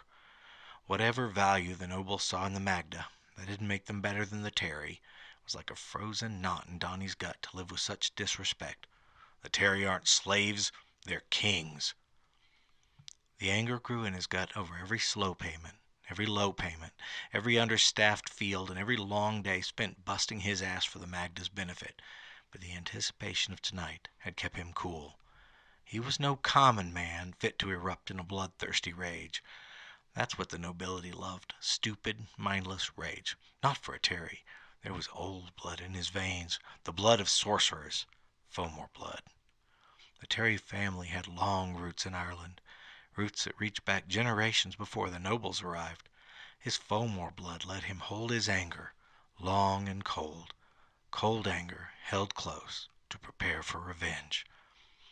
The bull, tied behind the oak tree, was lowing, restless with the smell of blood and smoke in the moonlight. He had only a little grass to crop on that dank peat hill, even at midsummer feast, so he pulled fitfully at his harness. Donnie looked back toward the big bull. In the firelight, it was just a darker shadow behind the oak. Donnie decided it was time, so he spoke to them as their leader. He was always the brains of their band and the core of their ambition. Cousins, it's time to claim our right as kings of this land. He wasn't dressed any better than his cousins, but his back was straight, and his voice was strong. The Magda have kept us down, serving, but they're the ones who should be doing the serving. This got nods from his brer. Their stomachs were always full, but they knew they deserved better. Our ancestors were here near 100 years before Nuada bothered setting foot on our shore. Our ancestors may have started as slaves to the Fomor, but they earned our freedom. We are free men. This is our land. You tell it, Brer, Hal yelled. They were all being tired of treated as the lowest class, merely because they preferred honest farm work to driving chariots and killing people. Nick and Josiah just looked at each other. Donnie knew they didn't like the sound of this. I know you think the bull is too much, that I'm taking more than my fair pay, but I have a solution here. Now, to this Magda and his sons. Donnie smiled at them. I have a spell which will break the power of the Magda forever. You for real? Asked Josiah. He hadn't missed the significance of the bull. Blood magic? I am, Donnie said. I had a dream this summer, a true dream. You remember, don't you? He nodded at Hal, who remembered his illness. You were sick most of a week, Hal said. I thought we should have taken you to the judge, but we was busy at all. Yeah, we were busy, especially with me being sick. The first hay needing to come in, and just about none of the Magda sons are even in Ireland anymore to help. This got nods all around. The Magda boys had left about 5 years ago and hadn't been seen since, taking all the gold, swords, and armor with them. They had joined the war, as all nobles should, but that meant a 7-year absence, and that left most of the hard work for the Terry boys. That was a wet week, too. We got the hay up. Nick was about to start a story, probably about one of the Magda girls. But Donnie talked over him. "Twice the work and the same taxes to be paid," said Donnie. Nick shut his mouth, and all the heads nodded together. "If we were warriors, if we'd sacrifice our lives for their cursed chariots, we'd be lords like the rest of 'em. But because we're too smart to die for their cause, we get the dirty jobs." "The nobles have their ways," Josiah said, his tone reaching for calm. "I don't think the last few years have been entirely fair, but I think we can go to the Magda with reasonable demands, less taxes, and a greater share of the harvest profits." "Tell the dream story," Hal said. He had no interest in being reasonable. He was patient to a point, but he'd crossed that point at midsummer, and his temper was showing. Donnie knew that Hal had no interest in becoming a warrior, but he had a share of that hot blood in him. "All right," Donnie repeated, nodding. "All right. This is a true dream, a prophecy. I'm not making any of this up. This is what I saw." The others nodded, and Donnie found himself standing. He paced back and forth and spoke with great motions of his arms. So I was on a hill, this hill. It was just like it is now. It was the dark of night, but I could see everything. And there was this man. He was a big man, like me or Da, but wearing a robe wrapped around his shoulders. When he said Da, everyone knew he didn't mean his biological father, but the Master Terry, his great-uncle, who was Da to everyone in the extended family.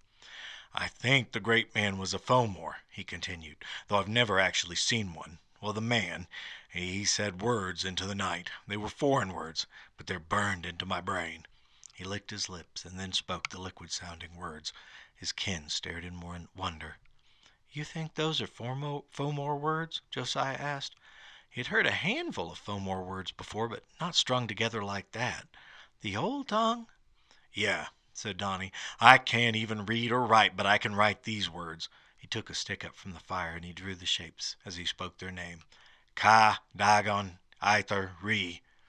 "It means something like, 'Obey me, I'm the king of this land,'" said Donnie.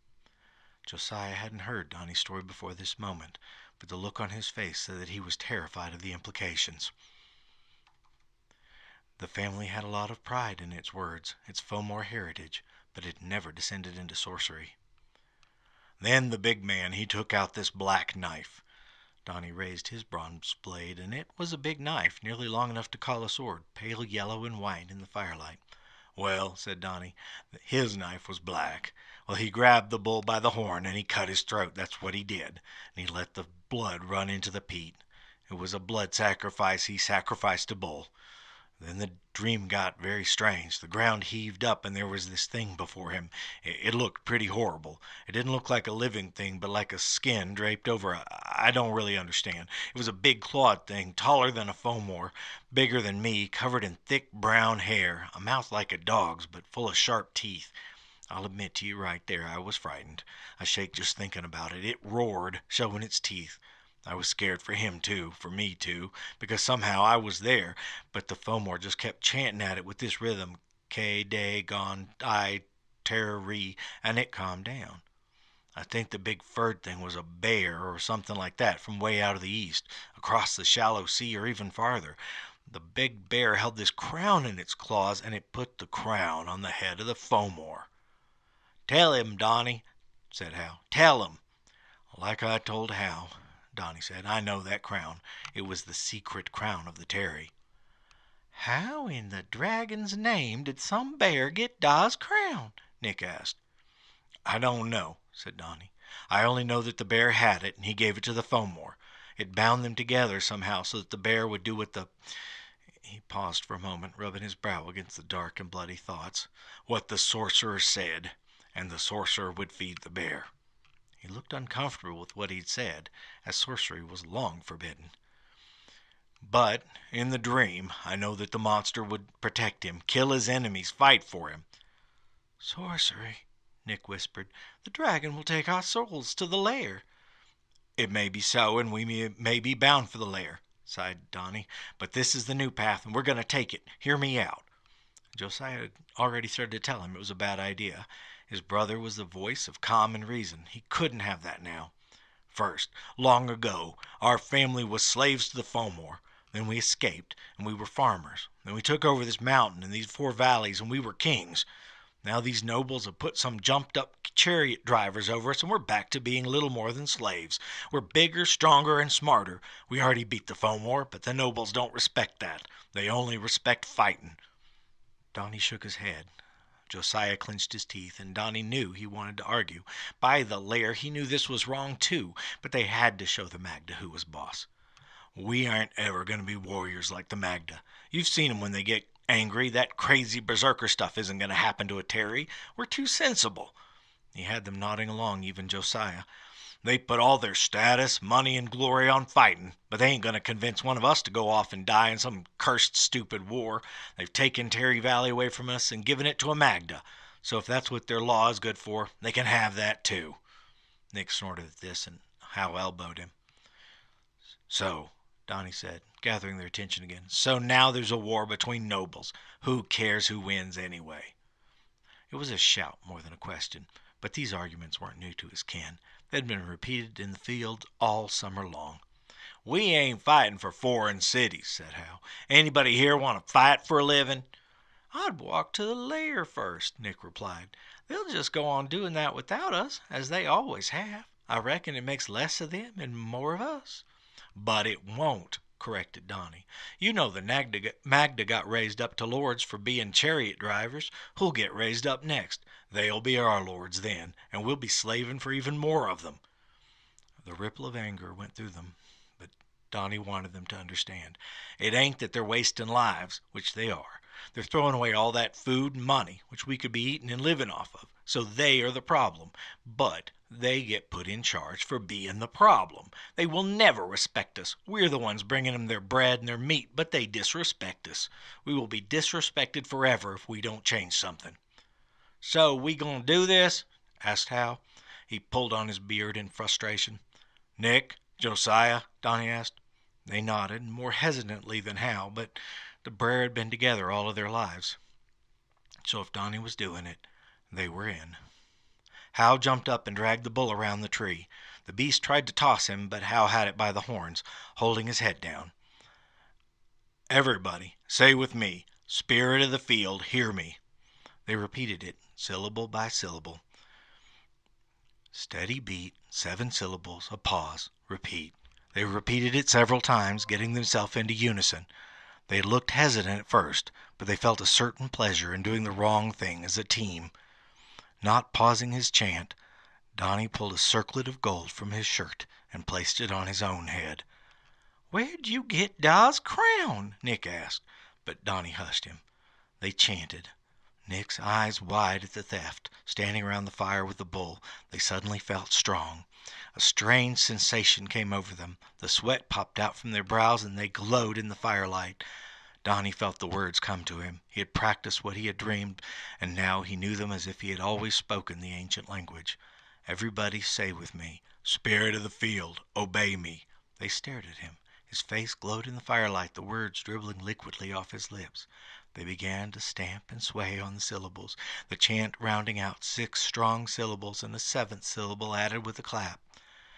Ke de gon I teri, they repeated, stamping and clapping on the hard syllables. The sweat dripped into their eyes, and the land seemed to lighten, near glow in their isolation. The bull tried to step away from the fire, the strange men chanting around it, but Josiah pulled the lead and stepped forward. Spirit of the field, obey me, Donnie said, and drove his knife up into the beast's throat. The bull bucked against Hal, and he sprawled upon the ground. Don yanked the knife up and back. Nick lunged across the fire to grab the horns, but the bull twisted his head and batted him away, his horn gouging deeply into Nick's arm. He tripped, sprawling beside the fire. Josiah hauled on the rope, holding the horns off Donnie and Nick. Blood sprayed from the bull's throat into Donnie's eyes, and the beast turned away from him. The bull ducked its head and kicked. Donnie sprawled upon the oak. It spun, pulling the rope. Josiah tried to hold it and was nearly drug into the fire. The rope slid through his fingers as he stopped slicing open his palm. Josiah shouted in pain and released the rope. It dragged through the fire, lifting a spray of burning peat. The great bull spun and bucked, twirling the fire in the air around it.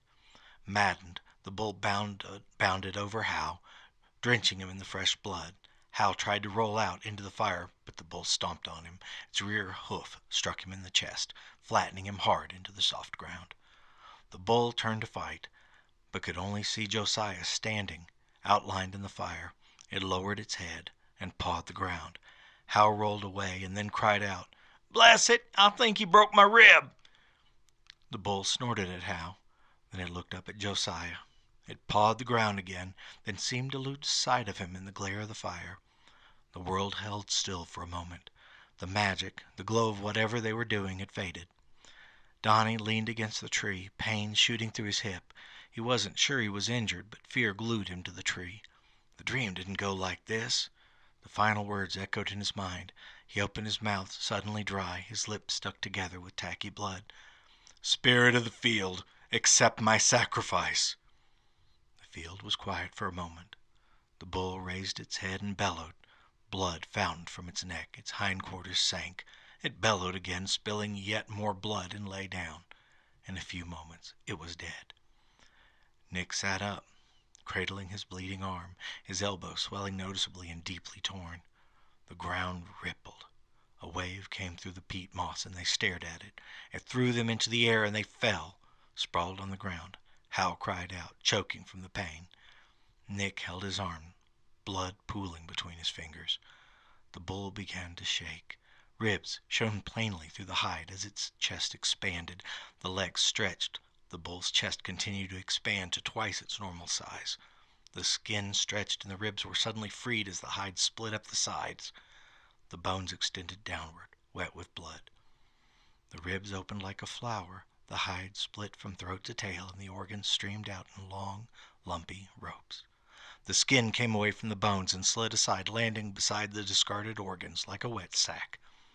The bones stood, a strange stack of white and red shimmer in the firelight, impossibly standing with no support, bones rubbed against bones, moving without muscle or tendon. It collapsed suddenly, clattering wetly into a pile no more than knee-high. A second ripple moved across the peat, shaking them all and scattering the fire. "Oh, blessed mother, I think I'm hurt bad," Nick sat still on the peat, holding his left elbow in his right hand. Blood trickled from the wound, pooling on the ground beneath him. "What in good Father's name did we do?" "How?" Donnie asked. "I'm messed up something bad inside. It hurts." Nick made a wordless sound. Blood fountained between his fingertips. "Blessed—" Nick's teeth locked, and he fell onto his back, his legs shaking.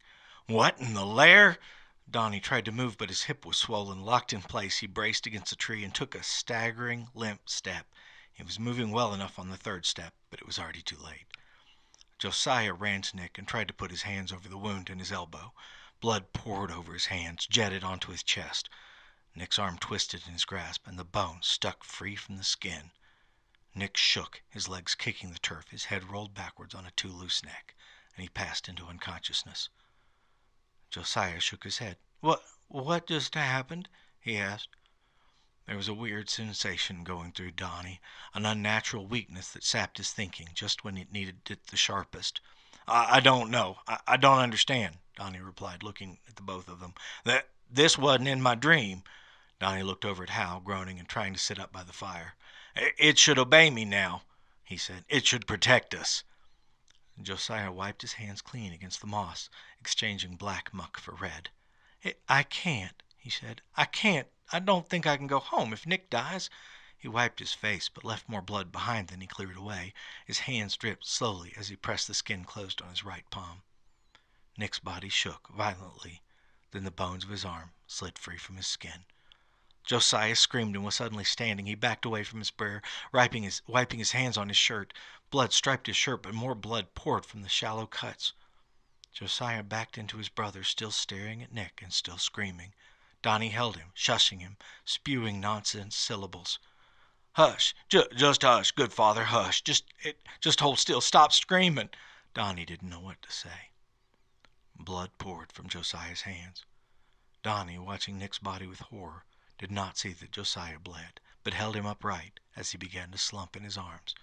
They stood, staring numbly, as the bones slid free from Nick's skin.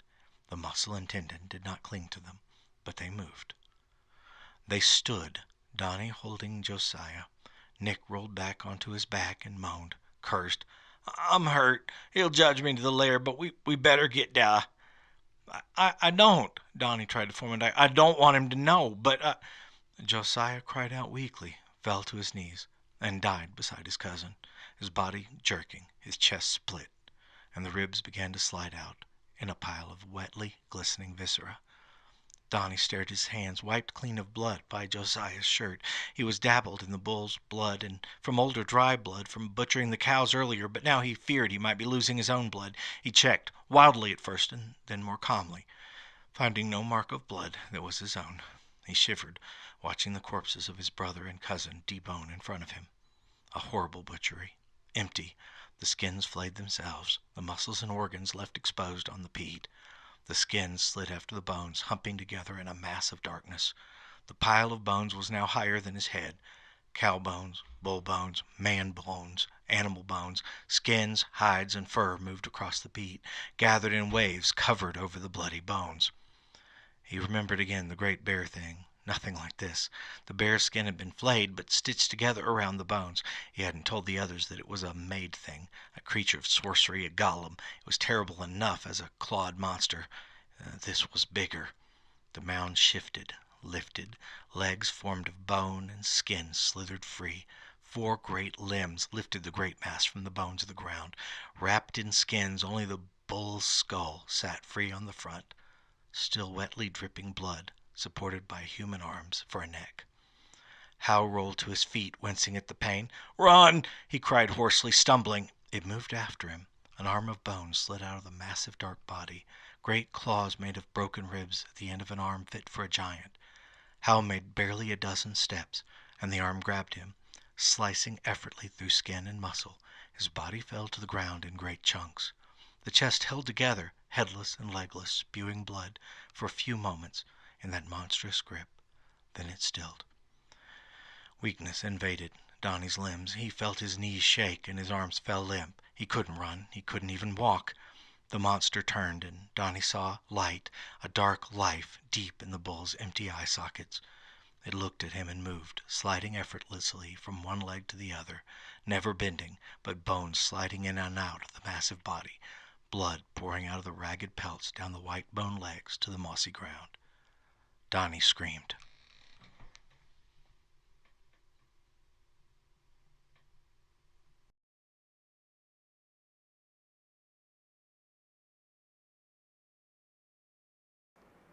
All right, and that was Austin Hawkins, The Bone God, an excellent piece, and I did put the Pure Poison up above. Very good stuff, very good work.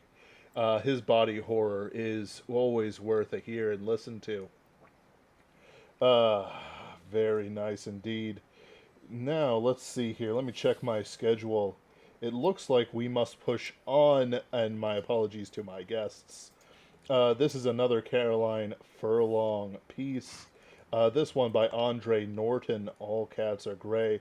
Andre Norton is one of the unsung heroes of the pulp revolution and other places as well, spreading out on, I think, into the future a bit.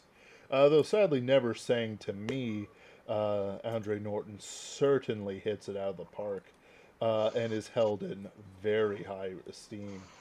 And without further ado, more from Caroline Furlong. By Andre Norton. Under normal conditions, a whole person has a decided advantage over a handicapped one. But out in deep space, the normal may be reversed, for humans at any rate. Stina of the Spaceways. That sounds just like a corny title for one of the stellar veto spreads. I ought to know. I've tried my hand at writing enough of them. Only this Stina was no glamour babe. She was as colorless as a lunar plant. Even the hair netted down to her skull had a sort of grayish cast, and I never saw her but once draped in anything but a shapeless and baggy gray spaceall. Stina was strictly background stuff, and that is where she mostly spent her free hours, in the smelly, smoky background corners of any stellar port dive frequented by spacers. If you really looked for her, you could spot her, just sitting there listening to the talk, listening and remembering. She didn't open her own mouth often, but when she did, spacers had learned to listen, and the lucky few who heard her rare spoken words, these will never forget Stina. She drifted from port to port. Being an expert operator on the big calculators, she found jobs wherever she cared to stay for a time, and she came to be something like the master-minded machines she tended, smooth, gray, without much personality of her own. But it was Stina who told Bub Nelson about the Jovan Moonrights, and her warning saved Bub's life 6 months later. It was Stina who identified the piece of stone Keen Clark was passing around the table one night, rightly calling it unworked slitite. That started a rush which made 10 fortunes overnight for men who were down to their last jets. And, last of all, she cracked the case of the Empress of Mars. All the boys who had profited by her queer store of knowledge and her photographic memory tried at one time or another to balance the scales, but she wouldn't take so much as a cup of canal water at their expense, let alone the credits they tried to push on her. Bub Nelson was the only one who got around her refusal. It was he who brought her Bat.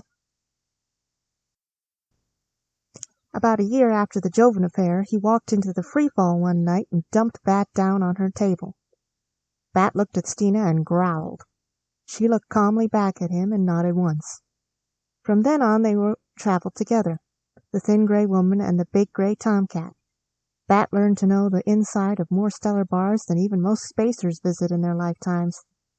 He developed a liking for vernal juice, drank it neat and quick, right out of a glass, and he was always at home on any table where Stina elected to drop him. This is really the story of Stina, Bat, Cliff Moran, and the Empress of Mars, a story which is already a legend of the spaceways. And it's a damn good story, too. I ought to know, having framed the first version of it myself. For I was there, right in the Rigel Royal, when it all began on the night that Cliff Moran blew in, looking lower than an Ant-Man's belly and twice as nasty. He'd had a spell of luck foul enough to twist a man into a slug snake, and we all knew that there was an attachment out for his ship. Cliff had fought his way up from the back courts of Venaport. Lose his ship and he'd slip right back there, to rot. He was at the snarling stage that night when he picked out a table for himself and set out to drink his troubles away. However, just as the first bottle arrived, so did a visitor. Stina came out of her corner, Bat curled around her shoulders, stole-wise, his favorite mode of travel. She crossed over and dropped down without invitation at Cliff's side. That shook him out of his sulks, because Stina never chose company when she could be alone. If one of the man-stones on Ganymede had come stumping in, it wouldn't have made more of us look out of the corner of our eyes. She stretched out one long-fingered hand and set aside the bottle he had ordered, and said only one thing. It's about time for the Empress of Mars to appear again. Cliff scowled and bit his lip. He was tough as jet lining. You have to be granite inside and out to struggle up from Venaport to a ship command. But we could guess what was running through his mind at that moment. The Empress of Mars was just about the biggest prize a spacer could aim for. But in the 50 years she had been following her queer derelict orbit through space, many men had tried to bring her in, and none had succeeded. A pleasure ship carrying untold wealth, she had been mysteriously abandoned in space by passengers and crew, none of whom had ever been seen or heard of again. At intervals thereafter she had been sighted, even boarded. Those who ventured into her either vanished or returned swiftly without any believable explanation of what they had seen, wanting only to get away from her as quickly as possible. But the man who could bring her in, or even strip her clean in space, that man would win the jackpot. "All right," Cliff slammed his fist down on the table. I'll try even that. Stina looked at him, much as she must have looked at Bat the day Bub Nelson brought him to her, and nodded. That was all I saw. The rest of the story came to me in pieces, months later and in another port half the system away. Cliff took off that night. He was afraid to risk waiting, with a rid-out that could pull the ship from under him, and it wasn't until he was in space that he discovered his passengers, Stina and Bat. We'll never know what happened then. I'm betting that Stina made no explanation at all. She wouldn't. It was the first time she had decided to cash in on her own tip, and she was there. That was all. Maybe that point weighed with Cliff. Maybe he just didn't care. Anyway, the three were together when they sighted the Empress riding, her deadlights gleaming, a ghost ship in the night of space. She must have been an eerie sight, because her other lights were on too, in addition to the red warnings at her nose. She seemed alive, a Flying Dutchman of space. Cliff worked his ship skillfully alongside and had no trouble in snapping magnetic lines to her lock. Some minutes later, the three of them passed into her. There was still air in her cabins and corridors, air that bore a faint, corrupt taint, which set Bat to sniffing greedily, and could be picked up even by the less sensitive human nostrils. Cliff headed straight for the control cabin, but Stina and Bat went prowling. Closed doors were a challenge to both of them, and Stina opened each as she passed, taking a quick look at what lay within. The fifth door opened on a room which no woman could leave without further investigation. I don't know who had been housed there when the Empress left port on her last lengthy cruise. Anyone really curious can check back on the old photo-reg cards. But there was a lavish display of silks trailing out of 2 travel kits on the floor, a dressing table crowded with crystal and jeweled containers, along with other lures for the female which drew Stina in. She was standing in front of the dressing table when she glanced into the mirror, glanced into it and froze. Over her right shoulder she could see the spider silk cover on the bed. Right in the middle of that sheer, gossamer expanse was a sparkling heap of gems, the dumped contents of some jewel case. Bat had jumped to the foot of the bed and flattened out, as cats will, watching those gems, watching them, and something else. Stina put out her hand blindly and caught up the nearest bottle. As she unstoppered it, she watched the mirrored bed. A gemmed bracelet rose from the pile, rose in the air and tinkled its siren song. It was as if an idle hand played. Bat spat almost noiselessly. But he did not retreat. Bat had not yet decided his course. She put down the bottle. Then she did something which perhaps few of the men she had listened to through the years could have done. She moved without hurry or sign of disturbance on a tour about the room. And, although she approached the bed, she did not touch the jewels. She could not force herself to that. It took her 5 minutes to play out her innocence and unconcern. Then it was Bat who decided the issue.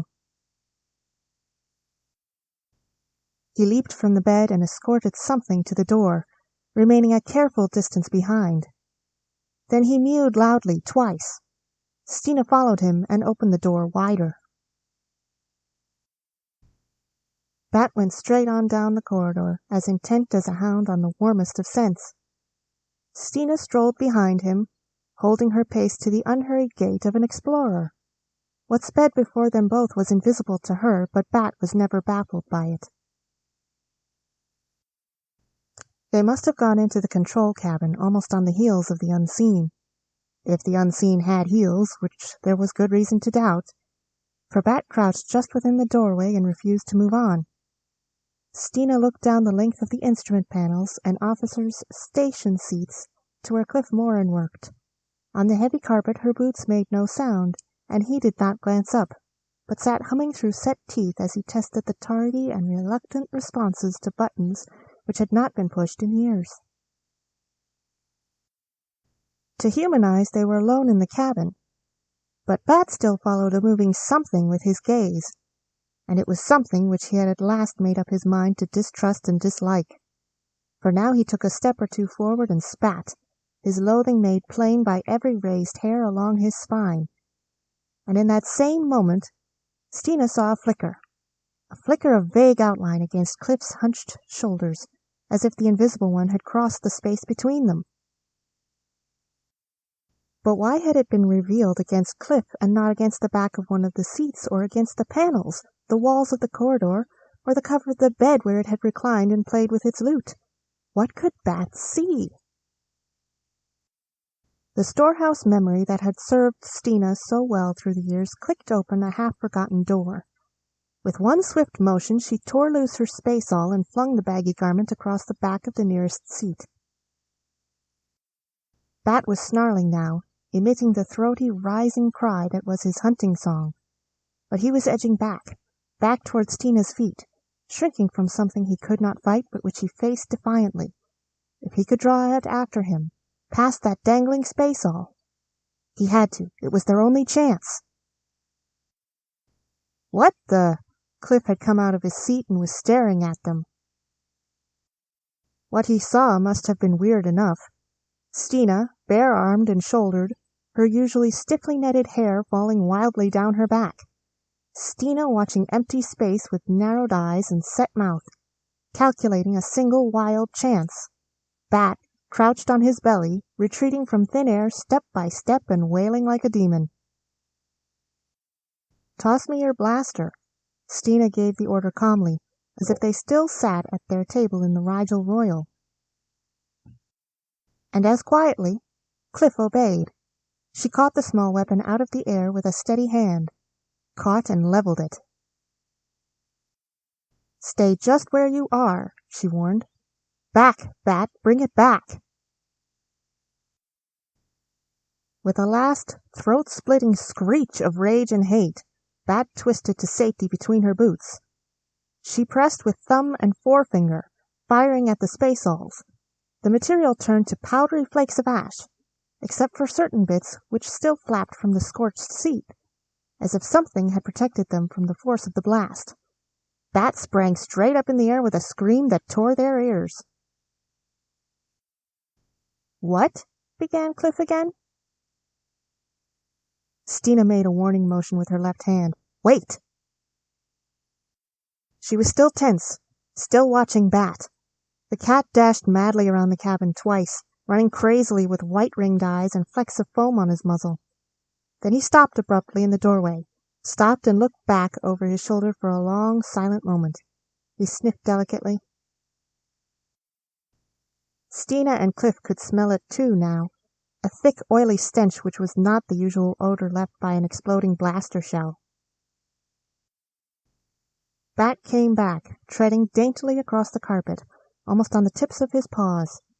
He raised his head as he passed Stina, and then he went confidently beyond to sniff and spit twice at the unburned strips of the space-all. Having thus paid his respects to the late enemy, he sat down calmly and set to washing his fur with deliberation. Stina sighed once and dropped into the navigator's seat. "Maybe now you'll tell me what in the hell's happened?" Cliff exploded as he took the blaster out of her hand. "Gray," she said dazedly. "It must have been gray, or I couldn't have seen it like that. I'm colorblind, you see. I can see only shades of gray. My whole world is gray. Like Bat's. His world is gray too, all gray. But he's been compensated, for he can see above and below our range of color vibrations. And, apparently, so can I." Her voice quavered, and she raised her chin with a new air Cliff had never seen before, a sort of proud acceptance. She pushed back her wandering hair, but she made no move to imprison it under the heavy net again. "That is why I saw the thing when it crossed between us. Against your space-all it was another shade of gray, an outline. So I put out mine and waited for it to show against that. It was our only chance, Cliff." "It was curious at first, I think, and it knew we couldn't see it, which is why it waited to attack. But when Bat's actions gave it away, it moved. So I waited to see that flicker against the space all, and then I let him have it. It's really very simple. Cliff laughed a bit shakily. But what was this gray thing? I don't get it. I think it was what made the Empress a derelict. Something out of space, maybe, or from another world somewhere. She waved her hands. It's invisible because it's a color beyond our range of sight. It must have stayed in here all these years. And it kills, it must, when its curiosity is satisfied. Swiftly she described the scene in the cabin and the strange behavior of the gem pile, which had betrayed the creature to her. Cliff did not return his blaster to its holder. Any more of them on board, do you think? He didn't look pleased at the prospect. Stina turned to Bat. He was paying particular attention to the space between two front toes in the process of a complete bath. I don't think so, but Bat will tell us if there are. He can see them clearly, I believe. But there weren't any more, and 2 weeks later Cliff, Stina, and Bat brought the Empress into the lunar quarantine station. And that is the end of Stina's story because, as we have been told, happy marriages need no chronicles. And Stina had found someone who knew of her gray world and did not find it too hard to share with her. Someone besides Bat. It turned out to be a real love match. The last time I saw her, she was wrapped in a flame-red cloak from the looms of Rigel and wore fortune in Jovan rubies blazing on her wrists. Cliff was flipping a 3-figure credit bill to a waiter, and Bat had a row of Vernal juice glasses set up before him. Just a little family party out on the town.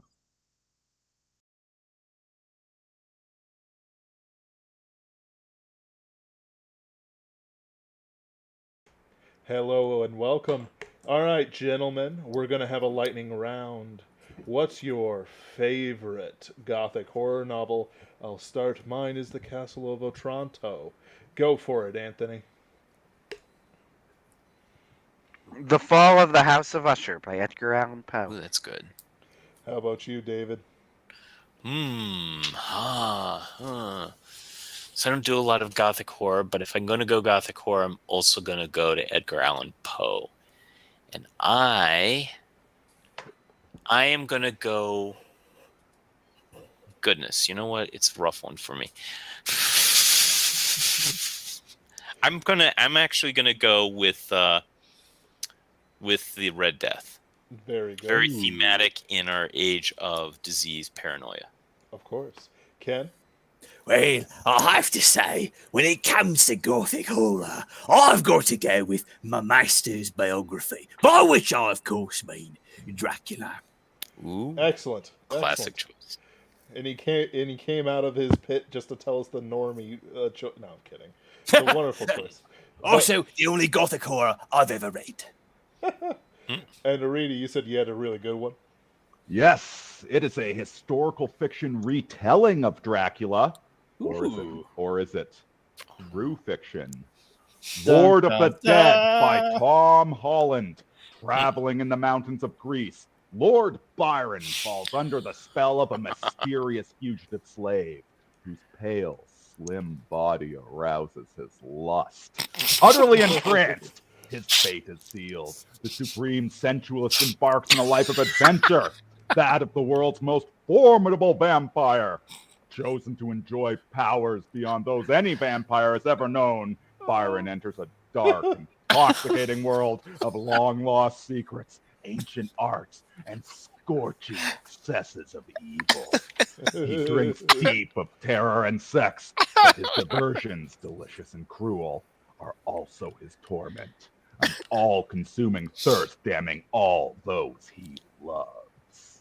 Beautiful. I mean, this Seriously though, it's a gosh. really good book, Lord of the Dead by Tom Holland. I strongly recommend it. That back cover, though. I know. Oh, it's a that is the book, but it lives up to the hype. It lives up to the hype. That's what I can say about it. I would expect nothing less. What a horror author always wants to hear in a review. The funniest thing I've ever read. I couldn't stop laughing. My question is, was it intended to be taken seriously, or is it The deliberate thing satire? is, You Well- are you're gonna read this cheesy bullshit, and you will take it seriously. It's that good. Oh, wow. What we'll do is we'll leave that question up to the philosophers. What I am doing is introducing Matthew Punjatore's Jade Gorget, which is a fantastic little tale. He recorded for me. He's done a lot of gothic horror over the years. The Castle book, which I can never pronounce right, was pretty good, and he featured on our live stream. And The Report of Charles Almers and Other Tales is also worth your time. He really does get that old musty feel in all the right ways. Now, pardon me, gentlemen.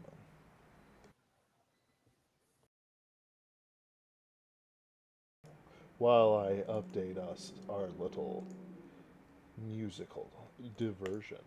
Who am I kidding? It's not musical at all. There we go.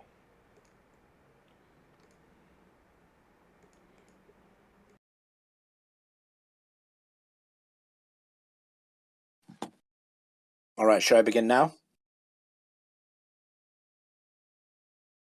Hello, this is Matthew Punjatore, and I'll be reading my short story, Jade Gorget Hex, from my anthology, The Report of Mr. Charles Almers and Other Stories.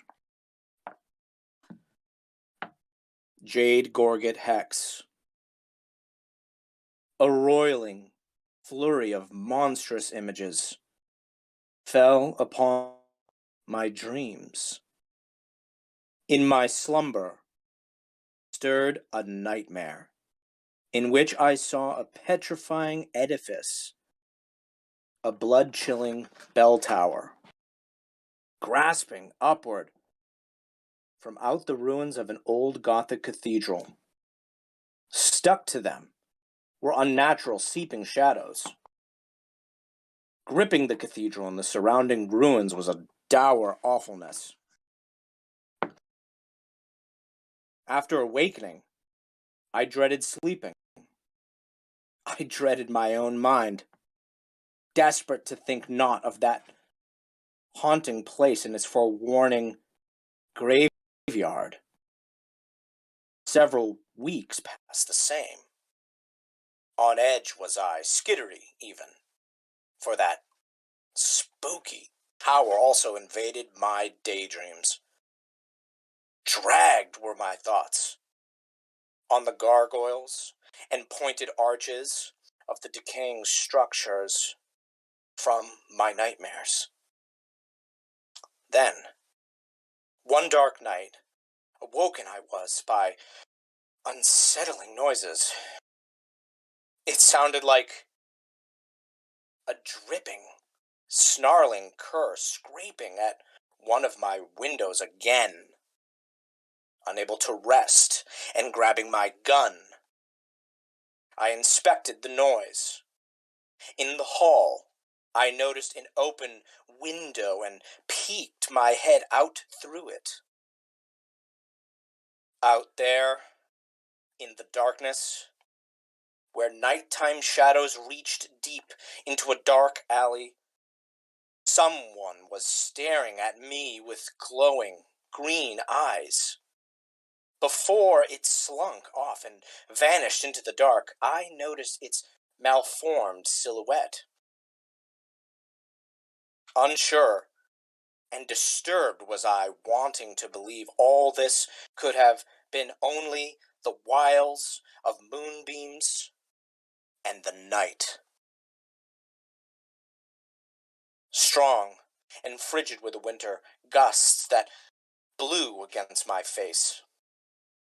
Pushing in through the open window, cold wind pulled and tugged at me. As it wailed, so too did the telephone. I picked up the phone, but the voice was too quiet, and the wind too loud. The low voice said, "O'er the slain, thy traipse persists." The call ended with that. A sign it was from my employers granting me permission to move upon the prey. With a long exhalation, I blew out with relief and excitement. Far too many nights had already passed with me waiting, biding my time, for them to let me pull my eager trigger on this. Afeared I had been that the clients might back out. This job was what my mind needed to get off those nightmares. Giddily, I felt a craving smile knife its way across my lips. In my greedy clutch was the gun, and tenderly warm it did feel in my pale, moonlit hands. Equipping myself with a trench coat and matching balaclava, I walked out the house. I pulled a hood over my head, and then attached my bever and crystalline visor. I hid well in the shadows of the narrow alleyways, for pitch black was the color of all my clothing, armor, and weapons. My equipment was light and hindered me not. Unseen I remained, stealthily prowling while eluding all night watch, robotic sentry, or police. Down more and more stairs, lower and lower. I stepped through an archway. I entered a labyrinthine slum. Leaning buildings and squalid tenements, all jammed against one another, filled this treacherous area. When I knew all was clear, I darted up to a neglected asylum and kicked down its flimsy door. Abandoned for years, this place must have been. Thick cobwebs spread across its cracked, moldy walls. Moss hung low from the dripping ceiling. Debris and junk littered the floor. Not entirely precise it was of me to say the place was abandoned, because I was not the only guest. This condemnable squalor had more company, as expected. Hired guns attempted an ambush, and through the shadows and flickering candlelight did their hot bullets spray. My armor and bulletproof clothing took no damage from my foes' heavy guns and gleaming knives. Resplendent, scintillating streams of fire from the enemy's flamethrowers arched with electric ferocity across the smoky room. Statues and columns crashed down due to our clash. To avoid the screeching flames, I took cover behind a fallen pillar. Through the smoke, I soared and counterattacked with gunfire. No time for any more tricks would I allow these hirelings. I shot open huge, bloody holes through all their bodies, and then deeper into the building I rushed. In a dilapidated chamber, illuminated by candelabrums, I found my true prey, Archibald. Stacks of books and peculiar antiques surrounded him. Gladdened me it did to see him cowering and beseeching me for mercy. "Douglas," he said, "Douglas, pray ye don't." I said, "Archibald Muscabby double-crosser, this here fusty midden be where you're choosing to give up the ghost. Avast, Douglas, and away with ye. Gae me clemency, ye humanity." "Nay, Archibald, I am in forgetting how you long ago betrayed me." "Aye now, afore doom be unfettered," he said. "Oh, Douglas, I beg mercy." A scoffing chortle I gave. "Faugh! Cease begging." "Not like this, Douglas, please." Archibald was crying. One last important task I am needing to finish to save the world. Grabbed him hard, did I, seething. You perished me mates, destroyed my ship, and took off with everything but scraps of my flesh and the slag of my broken soul. Amidst the stars wafted I, hatering and a-scunnering against all life, all humanity. Your mutiny begot this, and your selfishness led us here. So it seems, now again, not learning the lesson, you stole something precious from dangerous people. Therefore, 'tis them coin I'm after, and revenge. I'm aiming to kill you and return the artifact you stole from my employers. Archibald muttered and sniveled. Don't kill me, Douglas. I need to live, need to destroy this cursed artifact. I wasn't aware of extraterrestrial terrors until recently. I didn't realize the Gorga was possessed when I had taken it. Knew I not of the otherworldly organism immured inside this piece of jade. Armor is haunted, filled with blooming evil from ungodly realms. I've seen things too horrifying for mortal ken. Aye, for us both will there be devils galore. I aimed the gun at his mouth. Archibald said, touch the Gorget, and you shall be bestrewed. Your bloodlust might unleash the devilish boggle inside. Should it ever be activated, I don't know what you would become. It needs someone who can hear it. If it finds the right accomplice, it will unleash a curse upon creation. Easily was he defeated, but his death was nourishment to the darkened core of my vengeful will. I put enough bullets through his pulped corpse to slake my morbid fury. Stepping in his blood, I walked to the piece of armor. The jade object was now in my hands, and I was ready to deliver it. I wanted to, but my legs did not go. For a while, my body felt stiff. I could not move or breathe. The carved face on the Gorget then twitched. It was a graceful, humanoid face, but a trace of vileness stained its features. I tried to scream, but all I could do was gasp and writhe. The lips of that jade face moved, and something spoke through it. Terrifying voices called out from the Gorgon. Most of it was actually just garbled screams and inhuman burbles, but I did recognize something. I heard a low yet human-like voice say, Traipse, the underworld, cross into our twilight necropolis. Dizziness strangled me, and everything then was blackness.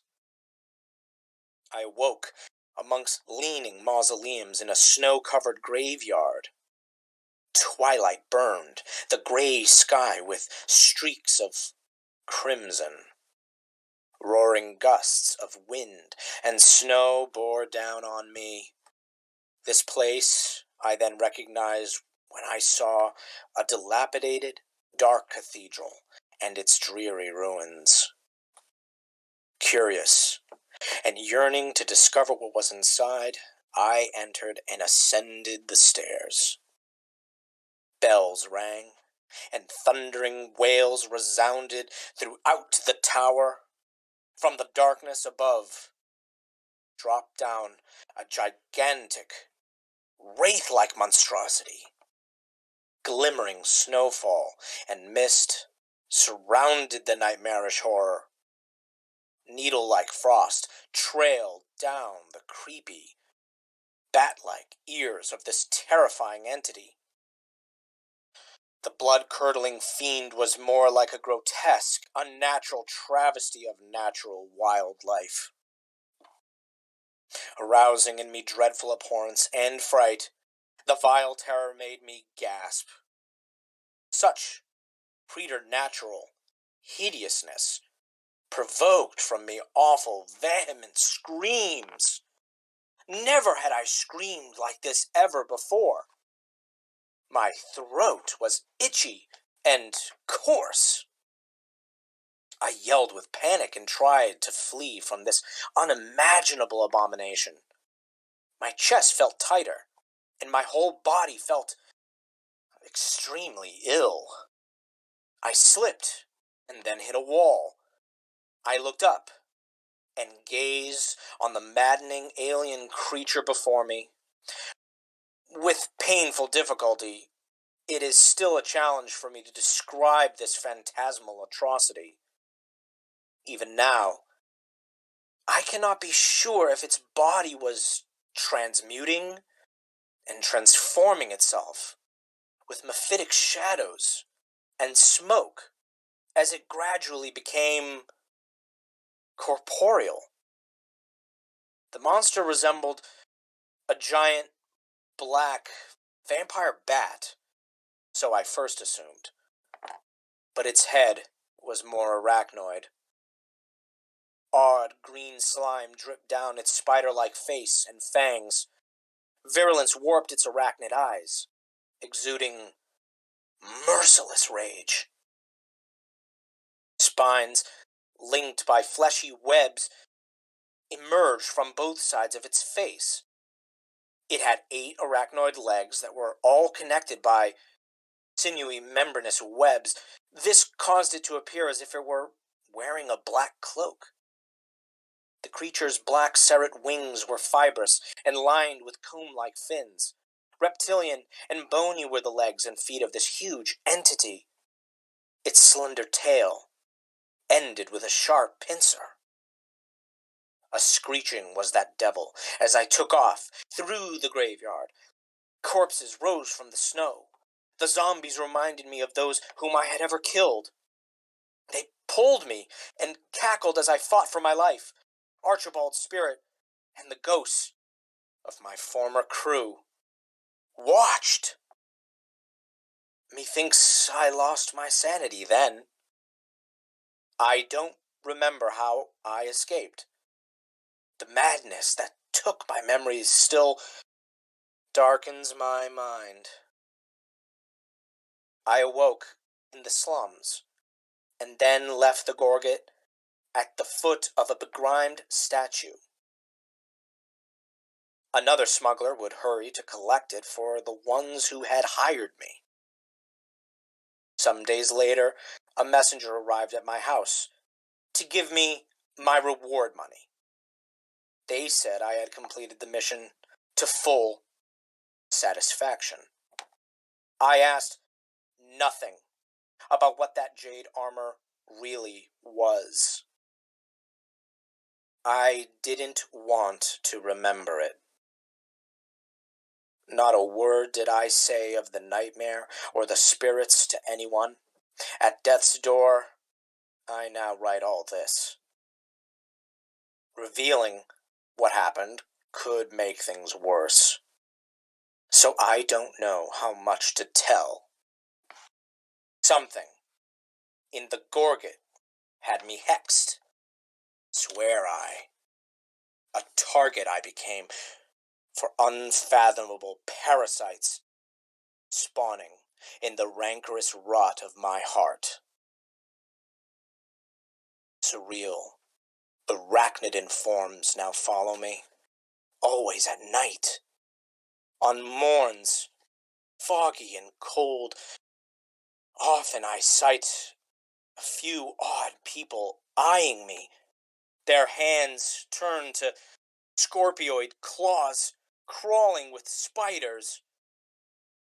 Betwixt a green mist of tortured ghosts and the swells of unknowable realms drifts my mind, like a vessel for the dead and unholy. The end.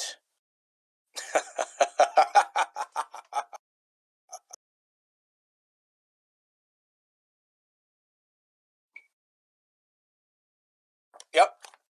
Let me know if I have to.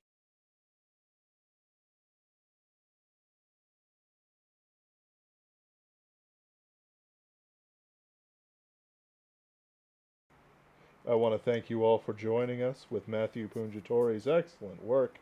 Next up, we're just going to launch right into David V. Stewart's most excellent Eyes in the Walls.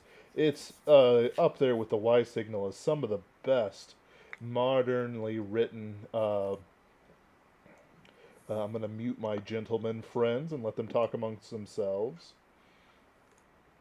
Is genuinely one of the best new horror fictions written in the last, I don't know, 10 to 20 years, with scares that affected even me, and I am a very hard sell.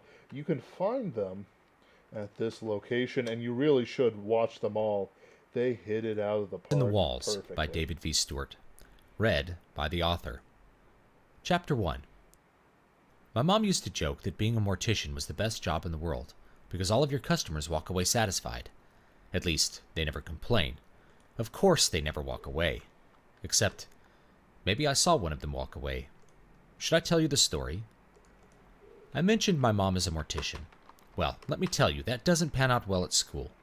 Everyone assumes you were some creepy goth kid. My favorite color is green. Or that you were depressed. I was, but that came later. Or that you listened to black metal. I do, but I prefer bubblegum pop. People also like to make fun and ask a lot of questions about zombies, Michael Jackson records, vampires, you know. They want a spooky story. Well, one day I got a story, and the days after. I was coming into the funeral home after getting off the city bus. My mom wasn't upstairs, so I went to look for her down where the morgue was. This sort of thing wasn't really frowned upon, at least not then. It was an older building, with the refrigerated lockers in a brick-lined basement, along with some dedicated rooms for embalming, and one that was used for private autopsies. She was down there, cleaning up in the main room. There were no bodies out, of course. Everyone wants there to be a body out on the table, but no, it was clean. Not that it would be that big a deal. When you are around a funeral home a lot, you get used to the idea that a dead body is just a thing. There's really no person there, even dressed up for a funeral. It's more like a sculpture. One last picture to remember the person by. My mom and I talked for a while about the usual nothings, which was mostly me pretending that I didn't hate school, or that I needed to call my father and talk about my grades with him. We went back upstairs, and I remembered we needed to turn off the lights. When I went back down, I found they were already off. No big deal. I just forgot that I didn't forget to turn off the lights.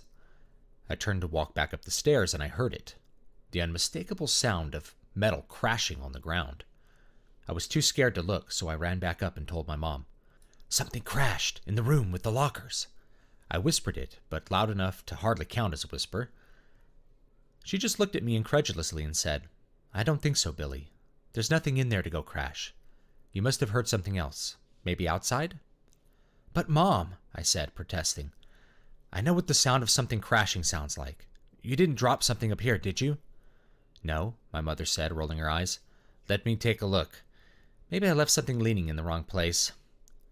She went back down the brick stairs, turned on the lights, and found that one of the rolling tables used to cart equipment around had fallen over in the corner. You know what? My mother said, clearly perplexed. I must have forgotten about that concrete lip on the edge here, near the fuse box. She casually walked over and pushed the cart closer to the center of the room. See? Okay, Mom, but are you sure it would just fall over? The door's locked, sweetie. Nobody walked past you or me. There's no possible way it could have been anything else. No person, you mean? I said it with a smile, but all jokes contain half-truths. There's no such thing as ghosts. I don't believe in ghosts, Mom. Or zombies. You've been watching too much cable. I let it go and shrugged, but I swear that there was no way that cart could have tipped over on its own. A few weeks later, I was again at my mother's work. My dad had something come up with his job, and the school sent me home on the city bus again. My mom seemed just as busy as before. She worked the whole afternoon in the office until sunset. I guess burying people requires a lot of paperwork. It wasn't all bad. I told my mom I had finished my homework, which I would do the next morning right before class, like always, and got out the new Game Boy my dad had bought me for my birthday. The batteries ran out really quick, though, and before I could find another set in the office closet, the power went off. We'd been getting power outages a lot at that time, but this one was weirder than usual. Everything in the office was off, but we could see lights on across the street. My mother was really upset about it. Her computer lost power, and whatever she'd been working on was apparently lost. We decided to wait it out for a bit, since the refrigeration in the morgue would need to run on a backup generator if the power didn't switch on. But eventually, the lights on across the street got to my mother, and she started to get annoyed and anxious. "I bet it was a power surge and something broke," my mom said. "What would break?" "The switches. Those black switches." "The breakers? The fuses?" "Yes." My mother decided we ought to try the breaker box, but she had never had to deal with the power at the funeral home before, so she had no idea where they were. She got a few flashlights out of the closet and resolved to go look for them. I didn't want to be left alone, so I went with her. First, we checked around the office. We found a sub-panel there, but everything looked fine. Outside, the power main seemed to be on. That left one panel that I remembered, the one in the morgue. We went down the narrow stairs together to the locked double doors next to the elevator. My mom fumbled around with her keys in the dark, trying to find the right one, when an impulse struck me. I pressed the call button on the elevator and nearly jumped in the air when it lit up and chimed. "Mom, the elevator is on." My mom startled at my sudden movement and shout. She took a breath and said, "See? I knew it wasn't a real outage." She bent over slightly to examine the call panel, as the car hadn't arrived. "Maybe the motor got shut off, though." While my mom was trying to find the emergency key to the elevator, I turned and looked at the morgue doors. I pushed on them and found that they were open. "Hey, Mom," I said, pushing open the first door. That was when I saw it. It was a tall, lanky figure of pale, dirty white. It was naked and turned half away from me, so I could see all of its pasty flesh. It looked human, but distorted. It had long, skinny arms and huge hands with long fingers like bundles of white twigs. Its ribs stuck out at the bottom, making a little ridge, and its hip bones were likewise pronounced. It was moving across the morgue from one of the other rooms, its thin legs moving slowly and silently. I couldn't scream. Somehow, all the will to disbelieve my eyes had turned into total paralysis. At the same time, I couldn't look away. It turned and looked at me, obviously drawn by the light. Its eyes were dark and hollow, almost black the whole way through, with big dark rings on the cheeks. It had a huge mouth that was drawn back into some sort of smile, revealing dark teeth. Above the ragged line of its lips was a nose that was crumpled and flattened, barely a nose at all, except for its large, moist nostrils. Its eyes were lit up like a cat, and I thought it would rush at me and eat me alive. I screamed and dropped the flashlight. I remember my mother turning, shocked at the sound, and I fell backward, unable to turn my eyes from the darkness. When my mother shined her light inside, the creature was gone. "There's the breaker box," she said, clearly not realizing my trauma. "No, you can't go in there," I said, grabbing her leg. "There's something in there. Don't go." "There's nothing in there, Billy," my mom said, reaching down and forcibly shaking me off of her. "You're being ridiculous." I screamed in protest, fumbling for my flashlight, knowing that the thing, whatever it was in reality, would tear her throat out, devour her. But it didn't. I shined my light all through the room, across the square lockers and into every corner, but the creature was gone. My mom found the breaker box and opened it. She flipped a few things loudly, then the lights and refrigerator came back on. I was laying on the floor, still holding my flashlight for dear life, when the white lights flickered and came to life, revealing nothing out of the ordinary. "See," my mother said, walking back in a huff. "I'm going to have a talk with your father about letting you watch his cable." Chapter 2. I couldn't shake that horrible thing from my dreams. It didn't help that I had to go to the funeral home at least once a week. I did my best to focus on my homework, but I could never get rid of that feeling that the thing in the morgue was watching me, waiting. At night I imagined him following me home and sneaking into my house, standing at the foot of my bed in the darkness, licking his lips. I could even feel those twig-like fingers hovering over me, touching only the faint hairs on my cheek, somehow never actually touching me. I frequently slept against my own will, succumbing only once all my tolerance for wakefulness had departed. This was especially true if I had to meet my mom at the office. Some nights, though, I fought to stay awake. I would fall asleep as if I had been drunk. It was like my body refused my mind's insistence that I must stay awake.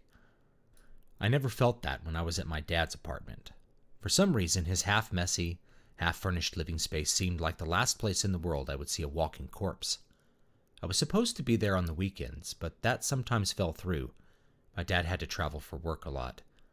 A few weeks after the incident at the morgue, staying with my dad fell through. My mom, though, was super busy on Saturday.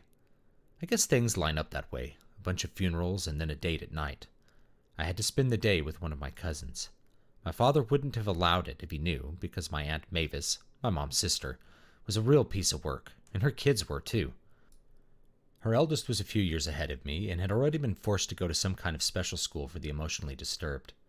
My mom said they were all fine, that my cousin was doing much better with therapy, and that my aunt was now very stable. I knew from experience what that really meant. She was stable because she was currently single.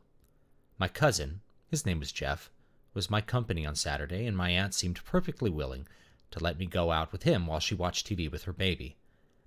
I didn't protest, despite the weird vibe I got from Jeff, because her house was a bit creepy on its own, and I knew Jeff liked to torment me physically if he wasn't getting his way. We hit up the corner store and grabbed a few comics.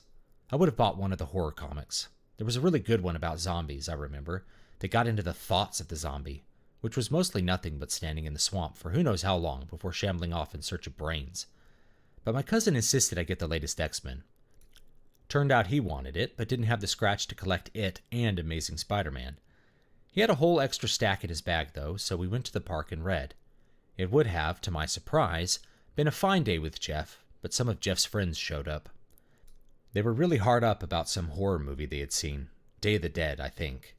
I didn't pay much attention, just read the comics and turned down cigarettes until the subject of my mom's funeral home came up.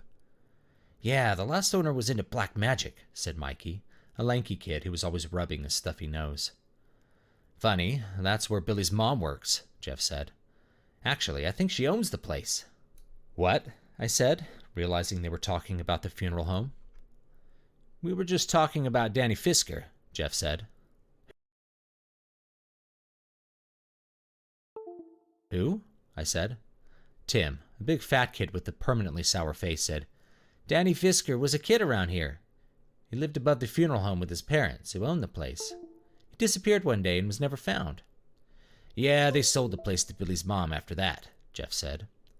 Mikey laughed. "They raised him from the dead first, but he came back all wrong. He was a monster. He was the Night Stalker and was a cannibal. So his parents buried him and sold the place for a fraction of what it was worth." "They buried him alive?" I said. "He wasn't alive," Mikey said. "He was always dead. Or just undead. You bring a soul back from hell." Mikey stopped laughing. "Nobody knows where he was buried." "The story is he was buried under the home," Jeff said. He was smiling. Apparently he enjoyed getting my goat. "Not possible," I said. "The floor is solid concrete, a huge slab." "You can cut slabs up," Tim said. "I heard they buried him in one of the mausoleums so they could keep the doors always locked." "I heard," Jeff said, smiling at me, "that they put a curse on him so he could never leave the home." "Stop it," I said. "But he's still there," Jeff said, laughing. His friends started to chuckle too. "Waiting around to eat whoever stays over there at night." "Stop," I said. "Are you scared?" Jeff said.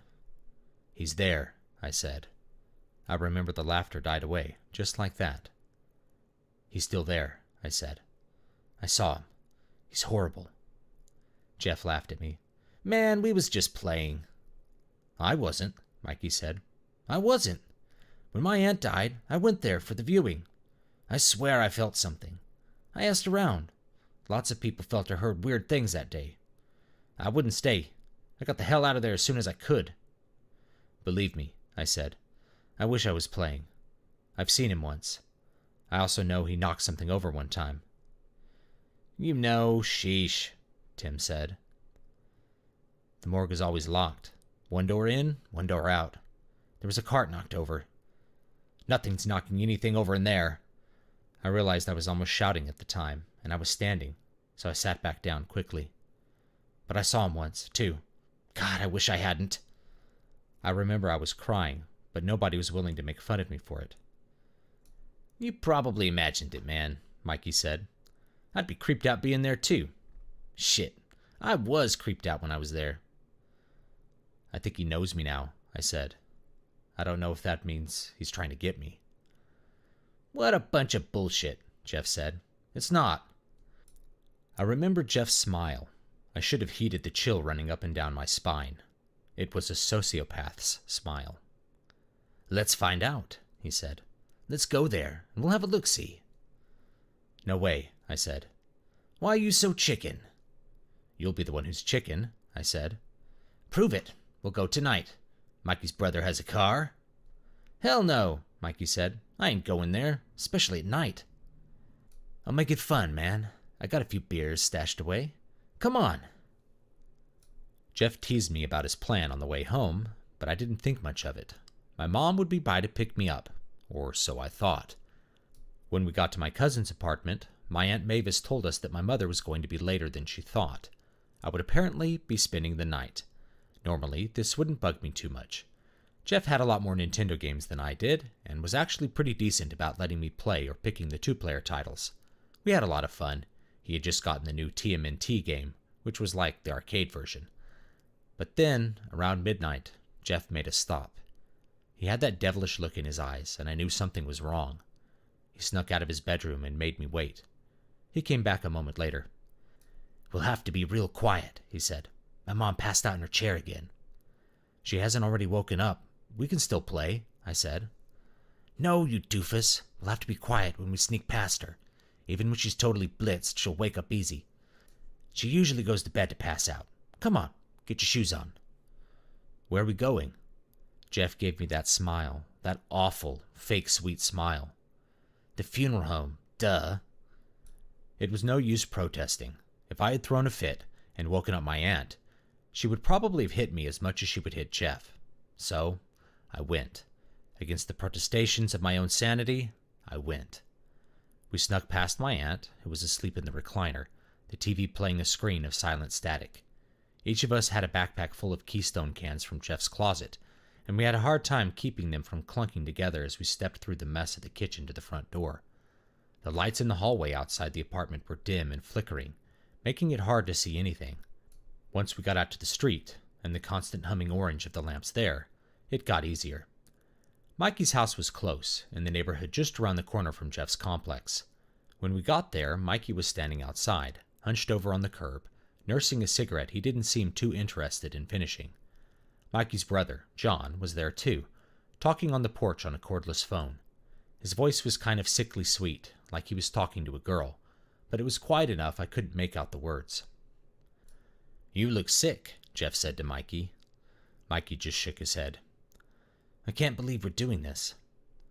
Don't be a wuss. Besides, this will prove that there's no such thing as ghosts. Where's Tim? Probably eating fried chicken, Mikey said. Or maybe he chickened out. What a pussy. I kept my mouth shut until John walked over. Let's go, guys. Jeff, did you bring the beer? You bet, Jeff said, patting his bag. Hit me. Jeff opened up his bag and tossed a beer to John, who opened it up and chugged it. Warm. It didn't seem to upset him. Want one, Mikey? Mikey shook his head. Let me say that a different way. Drink up, Mike. Mike held his head in his hands as he looked up, but he did as his brother commanded him. He took a beer out and began to drink it, nursing it down slowly like the cigarette. It's not a fucking bottle, Mike. Sheesh, John said. He laughed with Jeff, who had already opened up a beer and downed it. John nodded at me as if finally seeing me. This is my cousin, Bill, Jeff said. You gonna drink or what? Beer is free. He's just a kid, Jeff said. John shrugged. Yeah.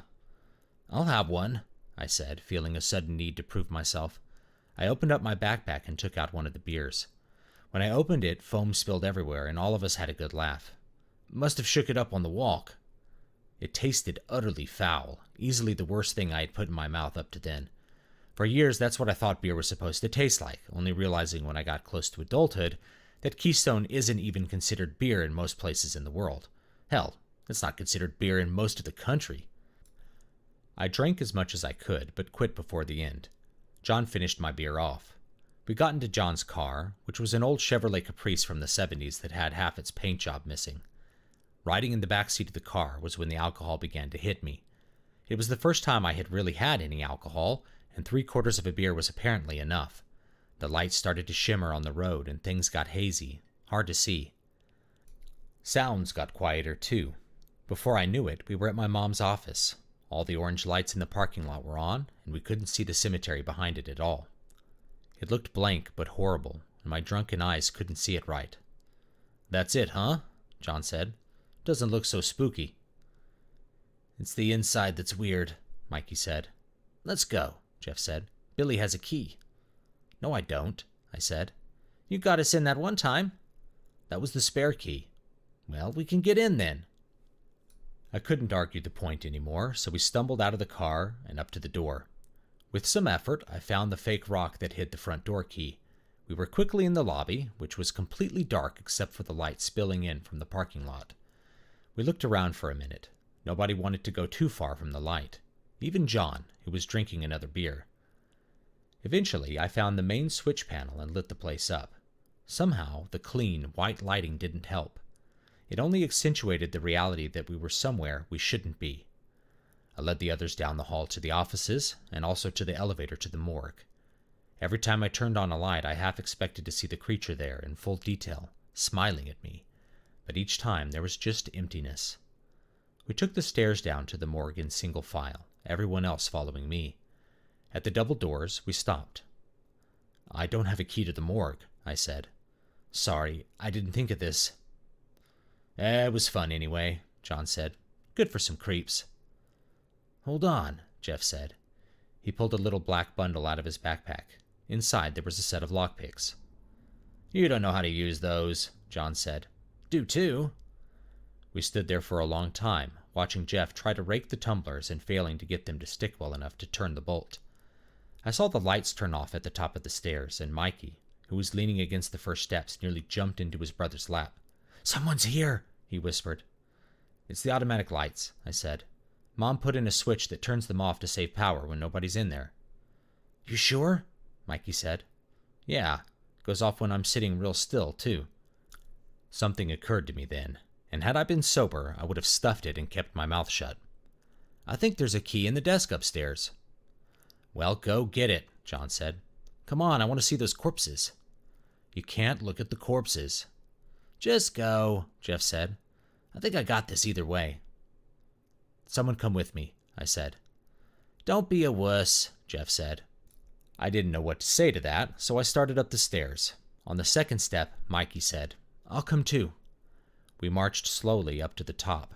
When we reached out into the darkness of the office, the lights didn't immediately come on.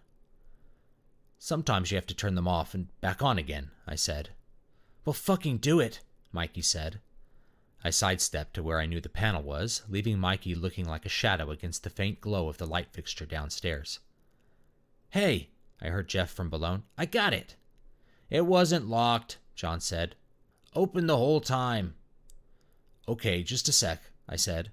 I watched Mikey's shadow disappear as he grunted. He stomped loudly down the stairs. I felt for a nearby desk to help steady myself and get back to the stairs. I slipped a little when a car with bright lights drove by, lighting up the windows in the other room and showing the office for a moment in stark detail. That was when I saw him. He was sitting totally still in an office chair at a desk, the one I usually used for homework. He was staring right at me, with the same dark, vacant eyes as before. I couldn't see his mouth so well this time, but it was dark and big. Too big.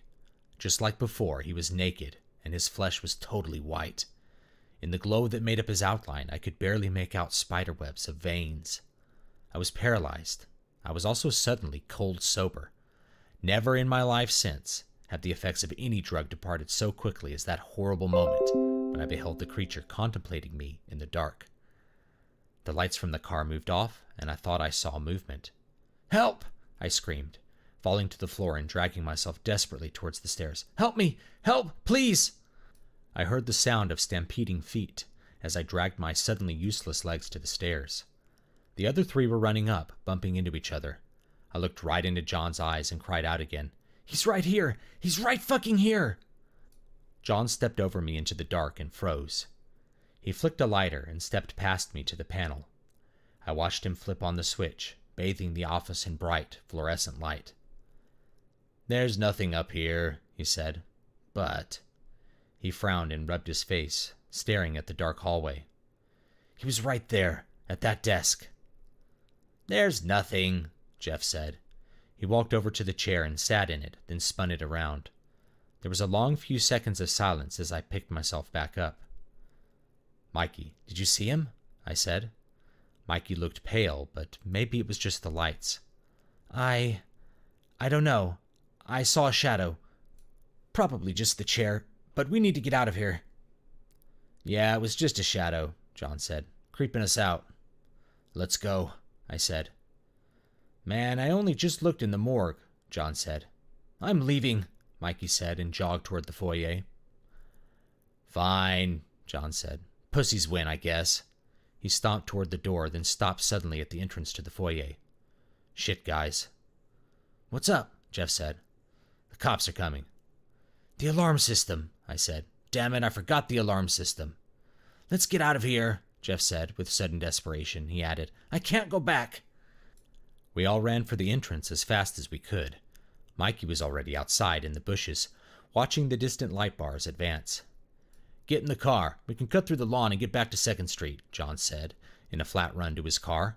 "Wait!" I cried out, stopping. "We have to lock the morgue." I turned to go back.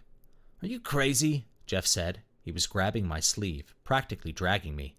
"He can't get loose." I knew he would come and get me. I knew it, though at the time I couldn't articulate it. I shook Jeff's clutch loose and ran for the front door before realizing he was already loose. Whatever was down there was out. I froze. Through the lobby windows, I could see something moving. A shadow. I turned around and ran like the wind back toward the car, jumping in the back seat practically on top of Jeff. John peeled out and turned, driving right past the funeral home building. I looked in the windows, not wanting to, but seemingly unable to resist the compulsion. "There he is!" I cried out, not knowing if what I saw was real or not. But I thought I saw him again, this time a blur of a flat white thing moving back toward the office. John hopped the curb in his sedan and drove full pedal over the lawn, avoiding a fountain and threading through a set of trees. We bounced off the other curb and he twisted through an intersection. I could hear sirens, but I couldn't see the light bars anywhere. The beer stupor returned slightly, and the next thing I knew we weren't driving so fast, and we were in some neighborhood I didn't recognize. John killed his headlights and pulled into an alley. When he turned the engine off, I realized Mikey was sobbing. "That was a close one," John said. "Stop crying, Mikey. We'll be fine." "I saw it," Mikey said. "It was in the window." "No, it wasn't," Jeff said. "I was watching. It was just..." Jeff slumped down into the seat. "Yeah, I think we're just freaking ourselves out, guys," John said. "Cops will do that. A fucking room full of dead bodies will do that. Chill." "Was the light switch off?" I said. "Huh?" John said. "Was the light switch off?" I repeated. "The one you flicked in the office. Did you turn it off and on? Or just turn it on?" John was quiet for a few seconds, just staring out into the dark alley. "Fuck. They were off. Jeff, get me a beer. Get me 2 of those motherfuckers." Only Jeff could get to sleep in that alley. The rest of us sat there until dawn, trying to talk about other things. I followed John's lead and opened up another beer for myself. It tasted so bad I could barely stomach it, but I drank every single drop, hoping it would kill the images burned into my mind.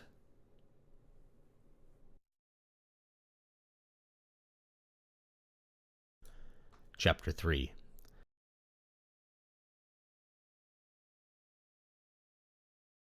Now that was fantastic. A very excellent piece by David V. Stewart, and I've just received a report that my dear guests, my wonderful guests, are killing each other, and I must return. I have returned, my children, my sweet delights, my little belching angels. What news have you for me? Ken started it. Master! Oh wait, It you're back wasn't for my us. fault, Master! It's always your fault, my little grease trap. But I Wandering through love the you. woods with my Bowie. We weren't really killing each other. We were going to reanimate the losers. Painted from head to toe and so aroused. Oh, I'm a lumberjack and I'm okay. You people. Let's see what's next on the list. We just had The Eyes in the Walls, an excellent piece by David V. Stewart, and of course I linked his new book. Very good. In 10 minutes, we'll have me doing The Skull of the White Div, and then we'll have The Rattle of Bones by J.E. Tabor, and then the cast of Amontillado. But for 10 minutes, you have me. Ah, my sweet things. We are late in the night. Our stream has gone on so long, and yet there is still an hour and 20 to go. How are your spirits? Anthony's Dark flagging. and black, as is a. I'm still around. Flaccid and to the left. Wait, what was the question? There's no question. But excellence. But the night and the night terrors and the night hounds. Have you ever read Awake in the Nightland, Arini? I have not. You really should. That is an excellent work. John C. Wright's. Yes. Oh! Good. You know what? I have read his entire series on heresy. I have read so much of his nonfiction. I have never read any of his fiction. I need to correct that. My goodness. Yeah, what the heck? I hate to even say That's this. so I didn't even know he weird. wrote nonfiction. You've narrated his nonfiction. His essays. Oh, yeah, that's right. I still get The Last Stand as nonfiction. That's fair. Or Last Straw, yeah. I mean, you would think that a movie like that couldn't possibly be real, yet here we are. But yes, Awake in the Nightland is one of my all-time favorite books. I reread it regularly. Sometimes I will look it up to look for a quote or something because it's so incredibly quotable. And then I'll get sucked into it and then I'll reread the book again just because. Yeah, my take on Awake in the Nightlands. You will never see a darker, more bleaker scape, and yet never see more of basically light shining through in it. It is the ultimate rage against the dying of the light, and paradoxically, in a world of utter impending doom, chthonic horror, and absolute hopelessness, all the stories are about a different kind of love. You know, you just described why I love horror so much. Because that implication of the light that you get with horror. Mm-hmm. In good horror. Not the torture porn. I can't stand that stuff. Or just most of Stephen King's oeuvre. I don't understand why he's so popular. I mean, he's got a handful of really good stories, and then all of his other stories are just the rough drafts of his good 5 stories. Right. Let's be real. When he dried out, he lost all his skill and puissance as a writer. Do you really think he dried out, though? Really? No. Yeah. He just chose one master for another. Exactly. Ooh. Though I did have a great piece as I'm playing Emperor Aeneas in a John C. Wright role-playing game. I did send the DM into a fit of laughter when I claimed that, like rock and roll and other mythical creations, Stephen King only invented Maine to sell books. Where's the lie, though? I could see that. I've never been to Maine. Neither I have know all about it, and I hate it, but Yes. I've never been there. I mostly hate it because of Stephen King. He makes it seem so bucolically unpleasant. He does, much like himself. There's this great Robot Chicken sketch where James Patterson. I just have like no opinion. I pretty much have no opinion of him. He's Oh, dating my a girl from Maine, isn't he? Yeah, of course. Probably. But James Patterson moves in next to him. He's like, "Hey, Stevie. Hey, Kingy. Can I call you Kingy?" And like Stephen King starts running him down with his car, but James Patterson leaps back up. "Oh, I know that you're in a hurry, but don't you worry. We can get our dual horror story. We'll sell it in every airport, and it'll be left on every beach. Come on, Kingy." And he starts running until King what's the term? Keel hauls him against a bus with his car. It was great. The thing that gets me, the thing that gets me about King, and it's not even so much him as everybody that came after him. Writing about these incredibly vicious bullyings that happened in high school, which I was a real nerd in high school, and I got picked on a fair bit, but nobody ever made me stand somewhere and then they batted baseballs at my head full force. Right. Which I'm pretty sure would kill you. Yes. But it's like every King novel, it's like, look at all these ignorant small town people that like to take razor blades to the homosexuals every day. I don't think that actually happened. I think you might be exaggerating a little bit. We would be in a different world. That's the thing with King, is it quickly becomes tiresome when you're in another small town in Maine where the stupid hicks bully everybody that has an IQ above room temperature with things that would actually kill people. Yeah. He's run out of his stories. And he used to have real genius with his stories. Dynamic characters, people acting like people would actually act.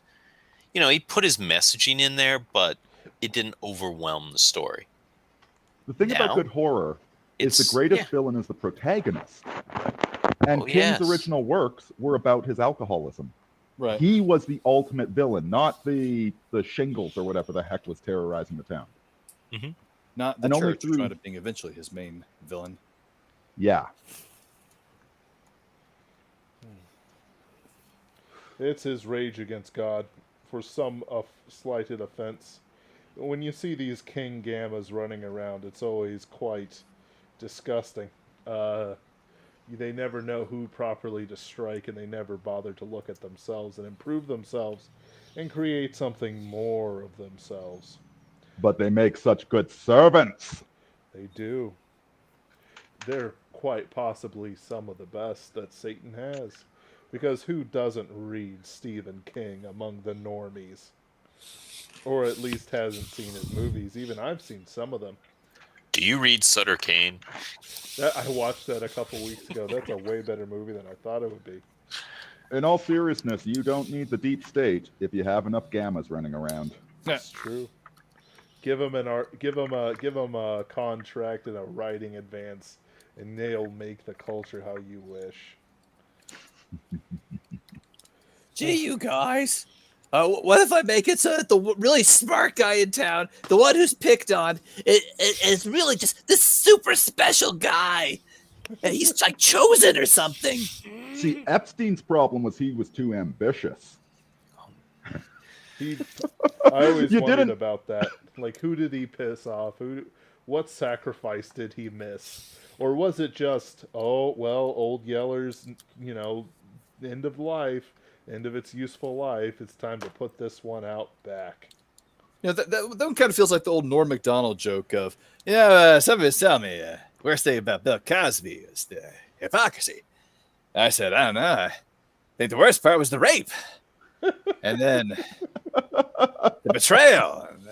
And, maybe like long down the line, you got the hypocrisy. I don't know. I think the worst thing he did was not save any lewds for us. Can't even find those things anymore, man. It's heartbreaking. Bill Cosby's taking his secrets to the grave. But I must once again mute you gentlemen as I lead into the skull of the White Div. SCP article unjustly taken down. Adieu, adieu. Excellent. Ladies and gentlemen, gather around. I am about to show you quite excellent art. SCP-139. Possible skull of the White Div. Keter. Humanoid. Mind affecting. SCP. Skeletal. Reclamation. Special containment procedures. SCP-139 is to be kept in a room at least 6 meters at its smallest dimension, suspended at least 2 meters from the nearest inside surface of the room. No one is to enter this room under any circumstance. The room is never to be left without at least 2 armed guards at any moment. The object appears on the surface to be the poorly preserved skull of a hominid. It is missing the lower jawbone. Also of note is the extreme wear, especially to the eye sockets. Photography of the skull has been analyzed by leading anthropologists. All agree that the specimen is too badly damaged to be identified with complete accuracy, and that is most definitely hominid.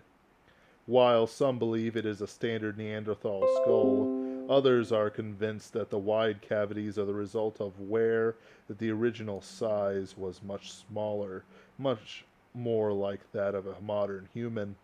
This is because the size of the nasal and ocular cavities was the main feature leading to some to identify the skull as Neanderthal.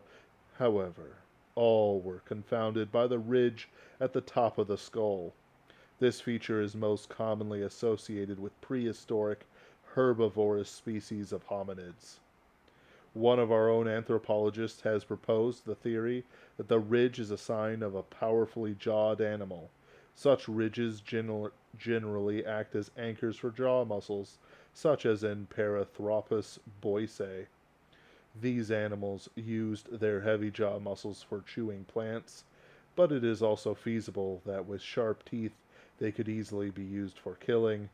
The following was translated by Dr. from the ORIA document T.TDL67. When discovered, the skull was located in a small town just south of the throne of Jamshid. Takhti Jamshid, or the throne of Jamshid, has been determined to be a modern Farsi name for Persepolis. The skull was first recorded by Douglas Winthrop, an Englishman and employee of the Anglo-Iranian oil during the 1370s, roughly the 1950s on the Gregorian calendar. Winthrop was an amateur anthropologist seeking fame and glory, and came upon the town hoping to find a living missing link. He believed that the residents of the town may be living Neanderthals. Though this hypothesis was quickly abandoned upon inspection of the townspeople, he did uncover the skull. When discovered, the skull was being held in an iron and copper cage, suspended 50 feet, 15.24 meters, in the air from a cliff using hemp rope. The rope was tied to a hook drilled into the side of the cliff, implying an intention never to bring it back down. A pulley was present, however. It was attached to a wall erected on the edge of the cliff. The pulley was used to lower food and water down towards the skull. The people referred to the skull as the skull of the White Div. In ancient lore, the White Div is a demon and the spawn of Ahriman, who is the sum of all evil. The White Div in legend is a being of great and mystic power, defeated by Rostam. Rostam is a legendary hero of Persia. Purportedly, the Div was slain in the northern hills of what is now Azerbaijan. According to the townspeople, the skull has been brought to their town by a madman who had slain many men before they discovered the power of the skull, and it was contained and put its current position. Winthrop was soon overcome with madness himself, slaughtering 7 of his friends after his return to England. He was also charged and convicted of sodomizing several male and female animals, among them several chickens, a male and female dog, and 3 bulls. He did not, however, manage to bring the skull back, as it was confiscated by the University of Shiraz under the Shah's authority. After the confiscation, however, no new research became of it. The artifact surfaced next in the Yukon, 90 kilometers from the Alaskan border. The entire community of Caribou Crossing, what is known today as Carcross, Yukon, was found brutally murdered by multiple stab wounds. Semen was found inside the wounds, and it is assumed the assailant ejaculated into the incisions. The corpses were found stacked in a large pile in the center of the chapel. On the top of the pile of corpses was the skull. The artifact has since been in our custody. Its properties are unknown. What has driven such superstition in its wake is unknown. What has brought it to the scene of the intense carnage is unknown. The safety precautions currently taken are done simply because they have thus far proved effective. Why is not known. No research is planned. I will now unmute myself. Gentlemen? Why, yes. Yes. It's just you and me now, Ken. Just me As and it you. should be. As it Are we on or Yeah, not we're, on? we're always on. All right. It's not just you and me anymore. I suppose. Why, in the sake of all of Moose Strip, did they take that one down? I think they viewed it as too generic, in the sense that it was very it just drives people mad and evil and murder. But the thing is that like you can't just replace everything with meta. Like it's like this is the reason why the SCP Foundation exists. Like the article that replaced it wouldn't exist if there wasn't an SCP Foundation. The Skull of the White Div would exist whether or not the SCP Foundation has it. Like it's weird. I just hate it. I just hate that they took this one down. Let me go meta. Oh. Part of Star Trek is that it's an episodic. It's a cup of hot cocoa, and 90% of the episodes don't even matter. 10% of them have the ongoing plot. The other 90% are just filler. The problem with New Trek is that every episode, world-changing events are happening. When it's like, no, I want to see spacemen exploring science in the future. Right. Agreed. I don't want some big meta. Like every once in a while, meta narrative's cool, but not every day. I just want some sort of creepy sci-fi thing that's scary. Yes. Yep. I agree. That would be ideal. You need the filler. You do. But not too much filler. Because even though, yes, like you said, there was a lot of filler in the original Star Trek, you kind of get dull with filler after a little while. It's a balancing act. You can't have too much sugar, and you can't have too much bread. You need cake has a little bit of both. I do like the idea of a filler show, but the thing is that there has to be some sort of glue, and the thing is that like people look at that stuff and it's like, oh well, it's just filler. Oh well, this, but you're right. Like the whole like the fate of the universe in every episode. No, that would get old pretty quick. Even in Pinkerton's Ghost, it's like, so how many times did the Pinkertons save the world? Well, in their 100-year history, they've only saved the world exactly 3 times, and we can't talk about them. Usually, that's a reasonable number of times to save the world. Yeah, usually the best way to do serial construction on some of the better shows I've seen going for a while, you have an arc within each show, something that gets resolved, comes to its art and its conclusion. Maybe that takes 2 shows or more, like for a miniseries. You have an overarching arc for the season.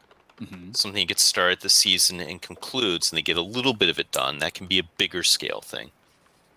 And then you have the grand arc that's going on in the background. So a good example of this is the Bosch TV series. Oh yeah, I like Bosch. Right. So like every episode, except for one occasional ones where it's 2 episodes, you have an arc, like the crime of the moment. You have a seasonal arc, which is, whatever it happens to be, like the big threat that's affecting Los Angeles as a whole. Mm-hmm. And then you had the overarching arc, which was actually intensely personal. It was Bosch's mother. Right. Who killed her. Right.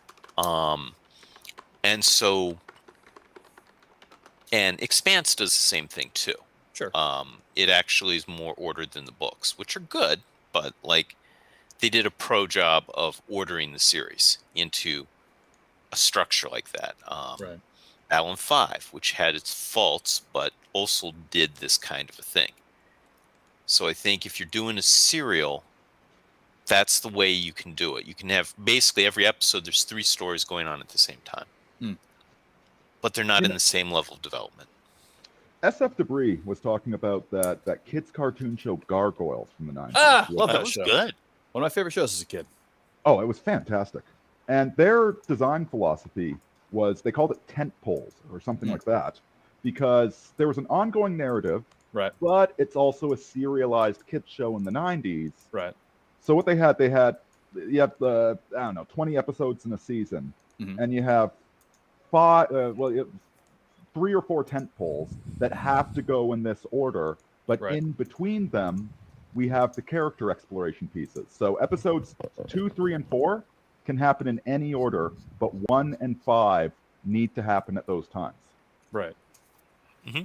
We have some comments on the YouTube channel. Let's see here. Kursova says, Old Trek was, what if every story is an issue of thrilling wonder stories as acted out by the same characters? Carl Phillip. Yeah, it was an anthology series, really. It wasn't... Yeah, they're almost entirely disconnected from each other. The best one is an actual series that had story development, but also the individual ones would have been Deep Space Nine, where you have again that structure. You have something getting resolved every episode. You have something happening for that season, and then you have the grand arc of what's going on there, which was all about the wormhole stuff. Right. I think we've gotten a little bit too addicted to world-changing event stories, where every episode needs to be bigger and better and more explosions. And no, not every episode has to save the world. Right. Sometimes, and by the way, you mentioned Bosch. Some of the best stories that Michael Connelly wrote, it's the cop, Hieronymus Bosch, Harry Bosch, he thinks he's digging into this massive conspiracy with collusion with the FBI and mafia, and it turns out a wife murdered her husband for cheating on her. That's it. That's the crime, and all this other BS that he got involved in had nothing to do with it. Right. More comments. Don't be afraid to throw out a red herring or two. Right. Oh, absolutely. And even the theme of that, he nails it together with the theme. At one point, they're at the La Brea tar pits, and they find somebody that was clearly murdered 5,000 years ago, and we're never going to solve that crime. I love it. It's like evil is Fossil evil murder. Evil, and Harry Bosch is the one that speaks for the dead. He doesn't care if it's a politician or a mafioso or just a jealous lover. He speaks for the dead, and he lets the chips fall where they may. Absolutely. Hieronymus Bosch. I've always loved it. God, I love Michael Connelly's writing. Let me finish up the comments. Gabler says, with Buffy, you can skip most and just watch the first 2, the middle 2, and the last 2. X-Files, Kursova says. And then he goes out into the night to sleep, perchance to have nightmares, if I have done my job correctly. A night terrors if he's lucky. If he's lucky. Or an invasive sleep paralysis demon. Hey, how you doing? Hey, what you doing? You trying to sleep? Oh, poke. No, absolutely not. That is one thing I've avoided for myself. I have very rare nightmares, though I dread those I do have. Ugh. Anyway, moving on to the next one. We have J.E. Tabor's A Rattle of Bones. This is a Robert E. Howard, Solomon Kane episode. A wonderful piece. Probably one of the best and spookiest in Robert E. Howard's whole collection. J.E. Tabor has written the Loki Exodus and has shown up in various collections over the years, though I cannot remember if he and I have ever rubbed shoulders. Still, I've linked his stuff below, and now I will load up, if you'll pardon me, gentlemen. I do like Solomon Kane. Very good stuff.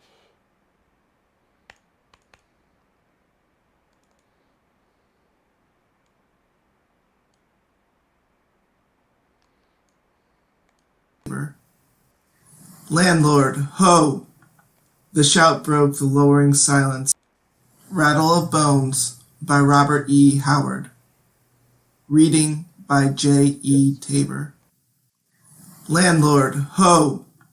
The shout broke the lowering silence and reverberated through the black forest with sinister echoing. This place hath a forbidding aspect, meseemeth. 2 men stood in front of the forest tavern. The building was low, long, and rambling, built of heavy logs. Its small windows were heavily barred, and the door was closed.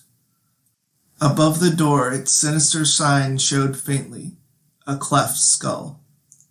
The door swung slowly open, and a bearded face peered out. The owner of the face stepped back and motioned his guest to enter, with a grudging gesture, it seemed. A candle gleamed on a table. A flame smoldered in the fireplace. Your names? Solomon Kane, said the taller man briefly.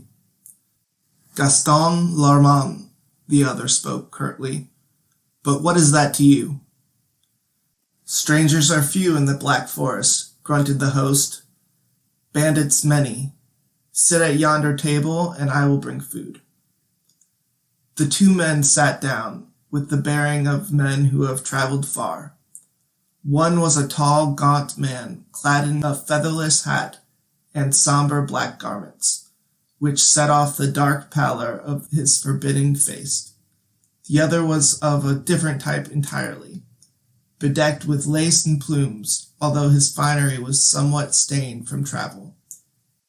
He was handsome in a bold way, and his restless eyes shifted from side to side, never still an instant.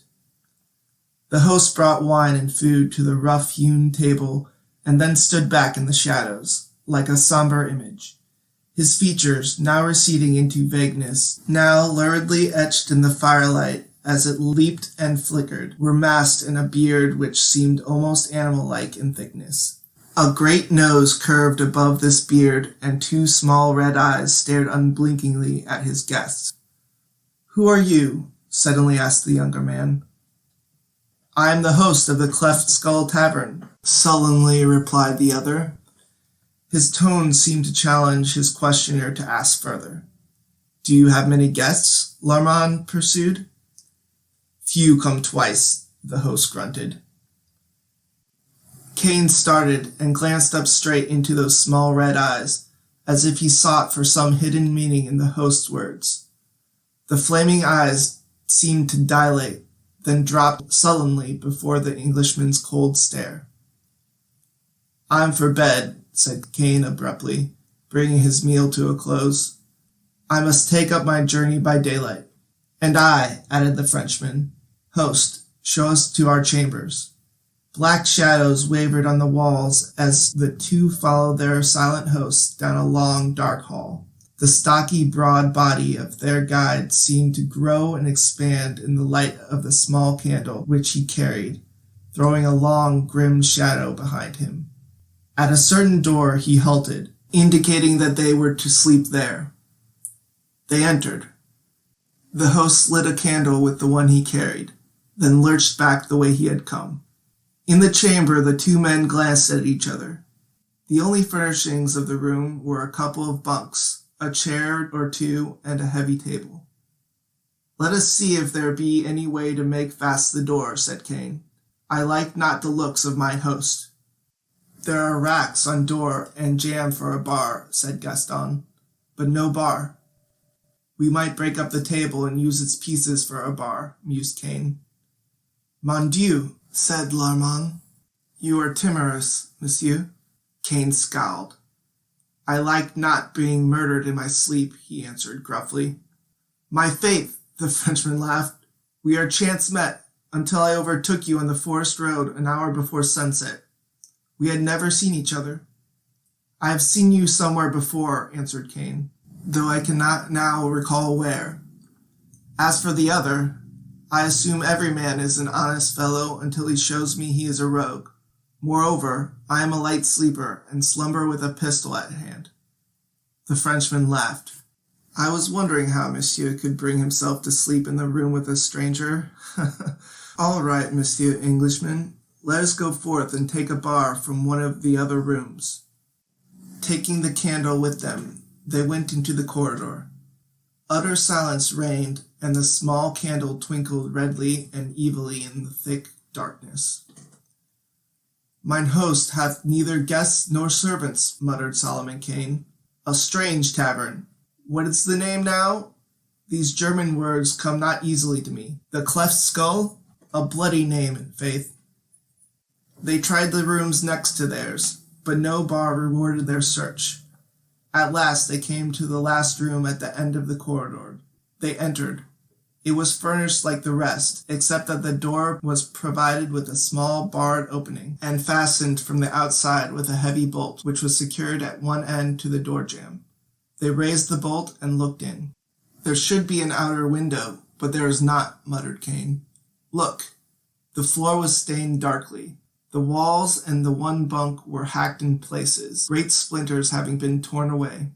Men have died in here, said Kane somberly. Is yonder not a bar fixed in the wall? Aye, but 'tis made fast, said the Frenchman, tugging at it. A section of the wall slung back, and Gaston gave a quick exclamation. A small, secret room was revealed, and the two men bent over the grisly thing that lay upon the floor. The skeleton of a man, said Gaston, and behold, how his bony leg is shackled to the floor. He was imprisoned here, and died. Nay, said Kane. The skull is cleft. Methinks mine host had a grim reason for the name of his hellish tavern. This man, like us, was no doubt a wanderer who fell into the fiend's hands. Likely, said Gaston without interest. He was engaging in idly working the great iron ring from the skeleton's leg bones. Failing in this, he drew his sword, and with an exhibition of remarkable strength, cut the chain which joined the ring on the leg to a ring set deep in the log floor. Why should he shackle a skeleton to the floor, mused the Frenchman. Mon bleu, 'tis a waste of good chain. Now, monsieur, he ironically addressed the white heap of bones, I have freed you, and you may go where you like. Have done, Kane's voice was deep. No good will come of mocking the dead. The dead should defend themselves, laughed Armand. Somehow, I will slay the man who kills me, though my corpse climb up 40 fathoms of motion to do it. Kane turned toward the outer door, closing the door of the secret room behind him. He liked not this talk which smacked of demonry and witchcraft, and he was in haste to face the host with the charge of his guilt. As he turned, with his back to the Frenchman, he felt the touch of cold steel against his neck, and knew that a pistol muzzle was pressed close beneath the base of his brain. Move not, monsieur, the voice was low and silky. Move not, or I will scatter your few brains over the room. The Puritan, raging inwardly, stood with his hands in the air, while Armand stripped his pistols and sword from their sheath. Now your turn, said Gaston, stepping back. Kane bent a grim eye on the dapper fellow, who stood bareheaded now, hat in one hand, the other hand leveling his long pistol. Gaston the butcher, said the Englishman somberly. Fool that I was to trust a Frenchman. You ranged far, murderer. I remember you now, with that cursed great hat off. I saw you in Calais some years agone. Aye, and now you will see me never again. What was that? Rats, exploring yon skeleton, said Kane, watching the bandit like a hawk, waiting for a single slight wavering of that black gun muzzle. The sound was of the rattle of bones. Like enough, returned the other. Now, Monsieur Kane, I know you carry considerable money on your person. I had thought to wait until you slept and then slay you, but the opportunity presented itself, and I took it. You trick easily. I had little thought that I should fear a man with whom I had broken bread, said Kane, a deep timbre of slow fury sounding in his voice. The bandit laughed cynically. His eyes narrowed as he began to back slowly towards the outer door. Kane's sinews tensed involuntarily. He gathered himself like a giant wolf about to launch himself in a death leap. But Gaston's hand was like a rock, and the pistol never trembled. We will have no death plunges after the shot, said Gaston. Stand still, monsieur. I have seen men killed by dying men, and I wish to have distance enough between us to preclude that possibility. My faith, I will shoot, you will roar and charge, but you will die before you reach me with your bare hands, and mine host will have another skeleton in his secret niche. That is, if I do not kill him myself. The fool knows me not, nor I him. Moreover, the Frenchman was in the door now, sighting along the barrel. The candle, which had been stuck in a niche on the wall, shed a weird and flickering light which did not extend past the doorway, and with the suddenness of death, from the darkness behind Gaston's back, a broad, vague form rose up and a gleaming blade swept down. The Frenchman went to his knees like a butchered ox, his brains spilling from his cleft skull. Above him towered the figure of the host, a wild and terrible spectacle, still holding the hanger with which he had slain the bandit. "Ho, ho!" he roared. "Back!" Kane had leaped forward as Gaston fell, but the host thrust into his face a long pistol which he held in his left hand. "Back!" he repeated in a tigerish roar, and Kane retreated from the menacing weapon and the insanity in the red eyes. The Englishman stood silent, his flesh crawling as he sensed a deeper and more hideous threat than the Frenchman had offered. There was something inhuman about this man, who now swayed to and fro like some great forest beast, while his mirthless laughter boomed out again. "Gaston the butcher!" he shouted, kicking the corpse at his feet. "Ho, ho! My fine brigand will hunt no more. I had heard of this fool who roamed the Black Forest. He wished gold, and he found death. Now, your gold shall be mine, and more than gold, vengeance." "I am no foe of yours," Kane spoke calmly. "All men are my foes. Look, the marks on my wrists. See, the marks on my ankles. And deep in my back, the kiss of the knout. And deep in my brain, the wounds of the years of the cold, silent cells where I lay as punishment for a crime I never committed." The voice broke in a hideous, grotesque sob. Kane made no answer. This man was not the first he had seen whose brain had shattered amid the horrors of the terrible continental prisons. "But I escaped," the scream rose triumphantly, "and here I make war on all men." What was that? Did Kane see a flash of fear in those hideous eyes? "My sorcerer is rattling his bones," whispered the host, then laughed wildly. "Dying, he swore his very bones would weave a net of death for me. I shackled his corpse to the floor, and now, deep in the night, I hear his bare skeleton clash and rattle as he seeks to be free, and I laugh. How he yearns to rise and stalk like the old King Death along those dark corridors when I sleep, to slay me in my bed." Suddenly the insane eyes flared hideously. "You were in that secret room. You and this dead fool. Did he talk to you?" Kane shuddered in spite of himself.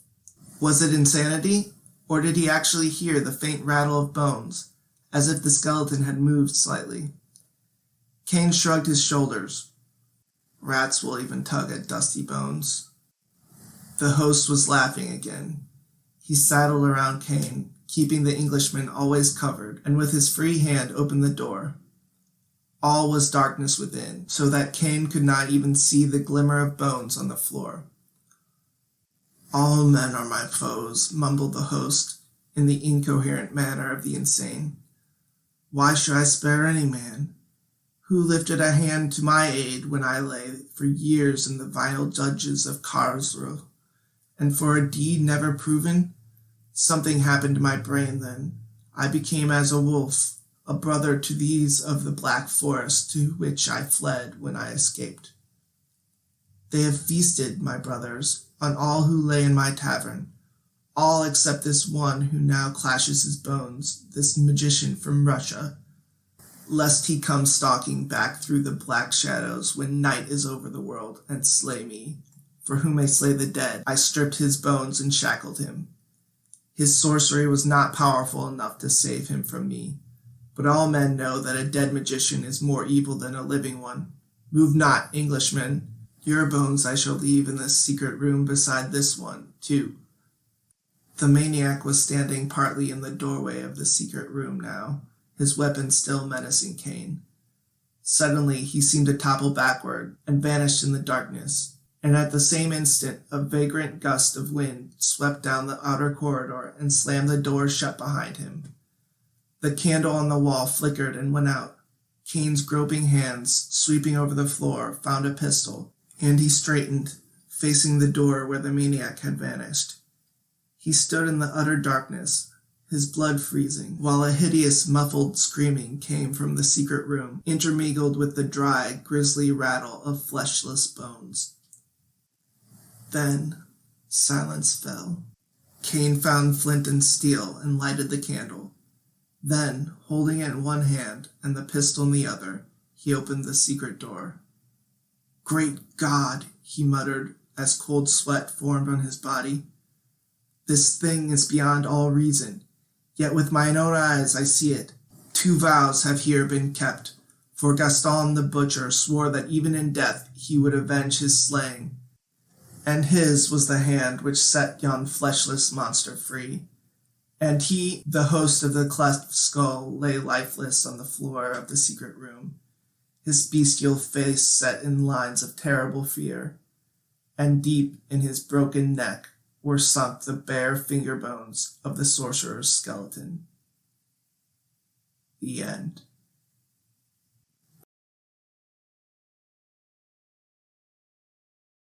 Well, J.E. Tabor has thrilled us all with A Tale of Solomon Kane.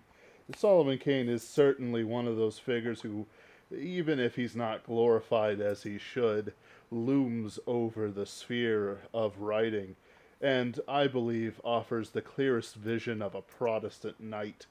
It is not about the knighthood per se, but making evil pay. And what a wonderful feeling to see when it does pay. Not that we should glorify it as Christians, but because it is a proof of God's justice, and we should be in fear and cling more closely to Christ because of it. There is beauty in just suffering. Yep. So, let's go around the room as we close up and begin the Cask of Amontillado. Leo, would you tell us what was the highlight of your night? What spooky stories you loved best? Mine. No. I appreciate you reminding me of the Skull of the Diff. I had completely forgotten that. It stuck with me. It's got such a catchy title. Skull of the Diff. How can you forget that? And yet, it's maybe not the most compelling story. It's a good little story, right? It's not going to rock your world. It's a good little story, and I just enjoyed being reminded of that. Fantastic. David, it's your turn to share. Had a lot of fun listening to The Raven. Also, generally like the setup. Always good to hear a good spooky poem on a blustery October night. Excellent. It was a great start, a strong start, and I put it up front to guarantee that it be viewed. Ken, you're next on my list. Oh, goodness. Well, I am very excited to know that there is a new Sherlock Holmes story that I have not read. And by new, I, of course, mean new to me, because it's like 150 years old at this point. So I very much enjoyed The Orange Pips. Anthony, it's your turn. Yeah, I know. I'm very basic, but I will have to go with The Raven. It was fantastic. It Thank you. was. For me, it's a bit of a mix. The Raven was pretty great.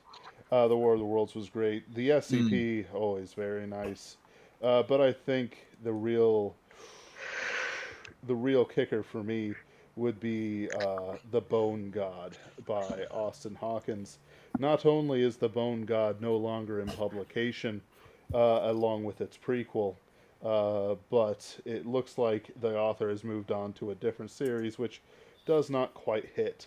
Yet the horror, the ripping of bones, the sliding out from the flesh, oh, it's wonderful. All the right pieces coming together for body horror that's worth listening to. There's an art to body horror that people don't get. It's not about the grossness of it. It's about how it all comes back together.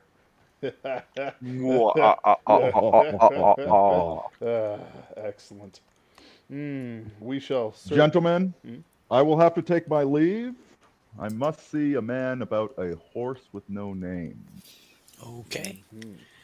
Take care, But I all. will catch the God rest of bless. this later on, and thank you very much for having me on.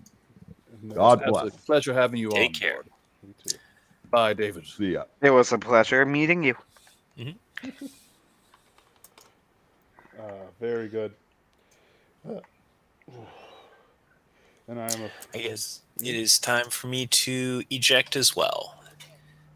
I hope So, into the anybody have safe bet- arms. Indeed.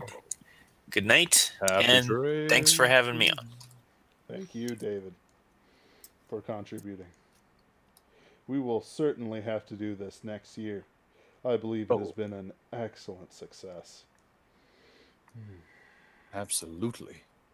This is an annual thing, except that next year I need to figure out a way to not stay up till 1 a.m. Nonsense. You'll be fine.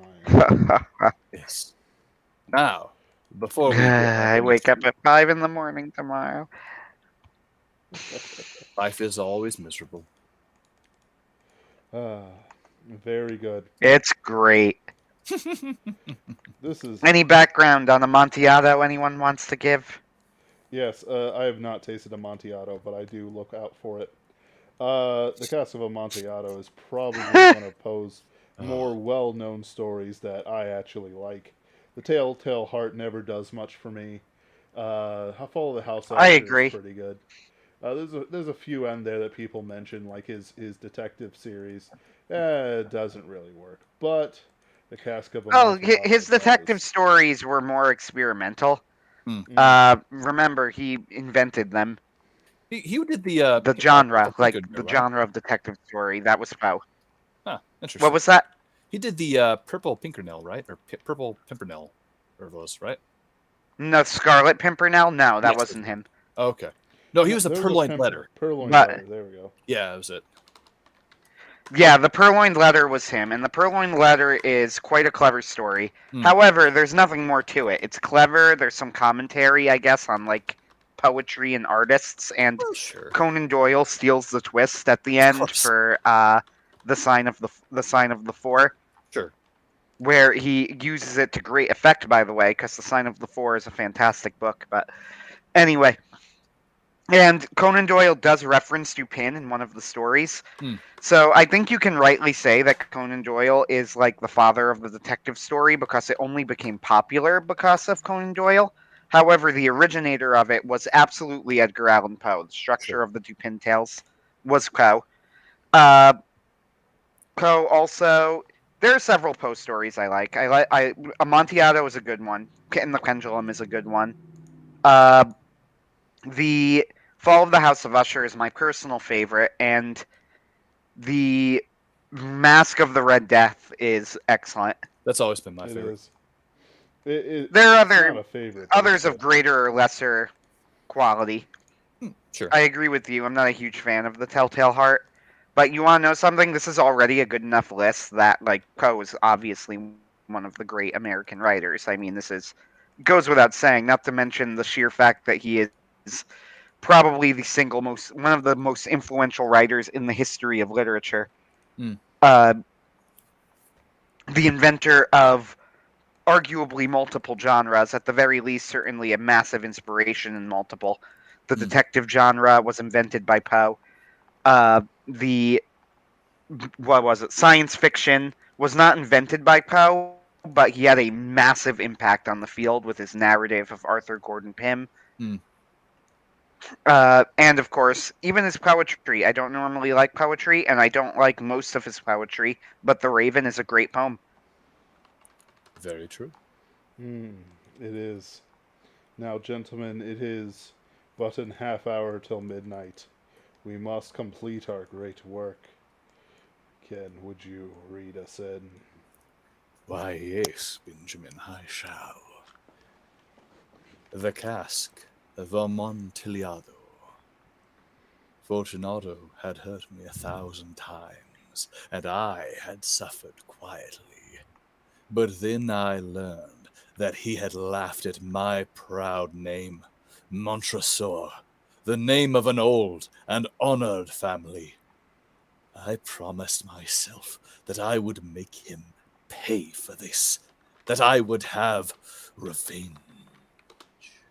You must not suppose, however, that I spoke of this to anyone. I would make him pay, yes, but I would act only with the greatest care. I must not suffer as a result of taking my revenge. A wrong is not made right in that manner. And also, the wrong would not be made right unless Fortunato knew that he was paying and knew who was forcing him to pay. I gave Fortunato no cause to doubt me. I continued to smile in his face, and he did not understand that I was now smiling at the thought of what I planned for him, at the thought of my revenge. Fortunato was a strong man, a man to be feared, but he had one great weakness. He liked to drink good wine, and indeed, he drank much of it. So, he knew a lot about fine wines, and proudly believed that he was a trained judge of them. I, too, knew old wines well, and I bought the best I could find. And wine, I thought, wine would give me my revenge. It was almost dark one evening in the spring, when I met Fortunato in the street, alone. He spoke to me more warmly than was usual, for already he had drunk more wine than was good for him. I acted pleased to see him, and I shook his hand as if he had been my closest friend. One moment. Technical difficulties. Technical difficulties. Technical difficulties. Technical difficulties. Technical. We're good. Okay. Fortunato, how are you? Montresor, good evening, my friend. My dear Fortunato, I am indeed glad that I have met you. I was just thinking of you, for I have been tasting my new wine. I have bought a full cask of a fine wine which they tell me is Amontillado, but... Amontillado? Quite impossible. I know, it does not seem possible. As I could not find you, I was going to talk to Lucrezi. If anyone understands wines, it is Lucrezi. He will tell me. Lucrezi? He does not know one wine from another. But they say he knows as much about wines as you know. Oh, come on, let's go. Go where? To your vaults, to taste the wine. No, my friend, no. I can see that you are not well, and the vaults are cold and wet. I do not care. Let us go. I'm well enough. The cold is nothing. Amontillado, someone is playing games with you. And Lucrezi? Ha! Lucrezi knows nothing about wines. Nothing at all.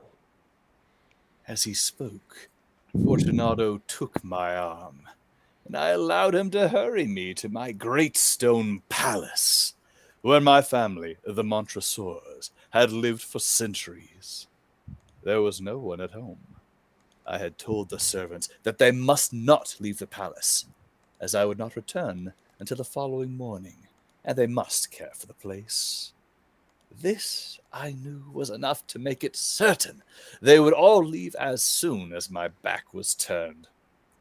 I took down from their places on the wall 2 brightly burning lights. I gave one of these to Fortunato and led him to a wide doorway. There we could see the stone steps going down into the darkness. Asking him to be careful as he followed, I went down before him, down under the ground, deep under the old walls of my palace. We came finally to the bottom of the steps and stood there a moment together.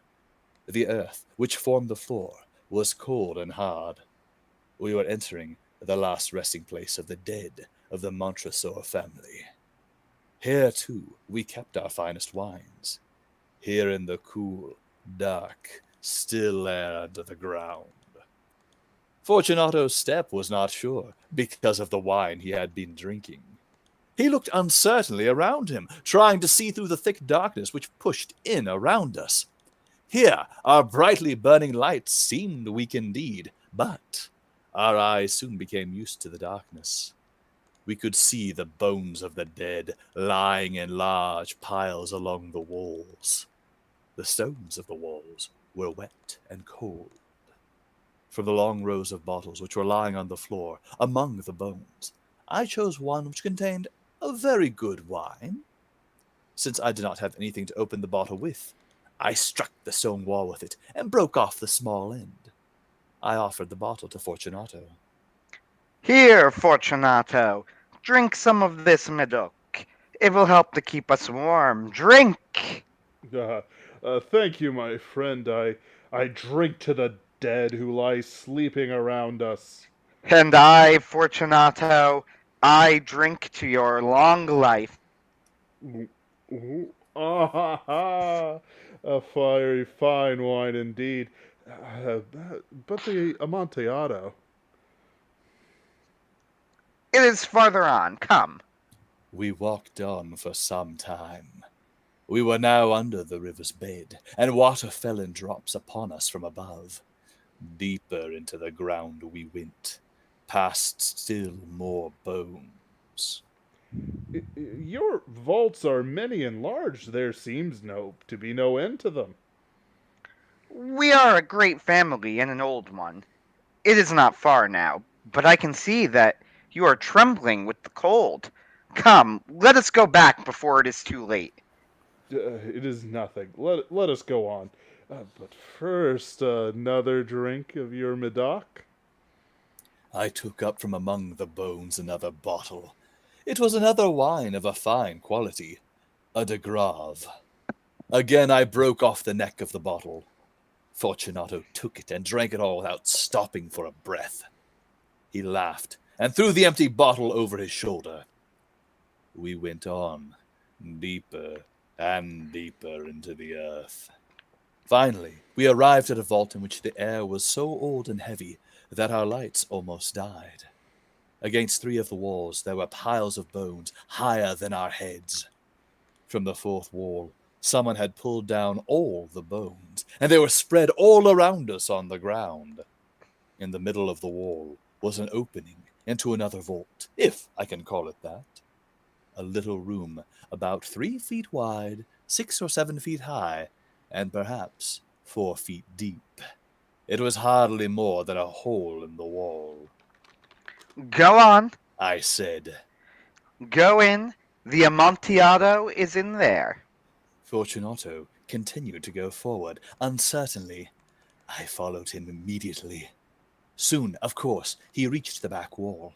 He stood there a moment, facing the wall, surprised and wondering. In that wall were 2 heavy iron rings. A short chain was hanging from one of these, and a lock from the other. Before Fortunato could guess what was happening, I closed the lock and chained him tightly to the wall. I stepped back. Fortunato, I said. Put your hand against the wall. You must feel how the water runs over it. Once more, I ask you, please, will you not go back? No? If not, then I must leave you. But first, I must do everything I can for you. But the Amontillado. Ah, yes, yes, indeed. The Amontillado. As I spoke these words, I began to search among the bones. Throwing them to one side, I found the stones which earlier I had taken down from the wall. Quickly I began to build the wall again, covering the hole where Fortunato stood trembling. Montresor, what are you doing? I continued working.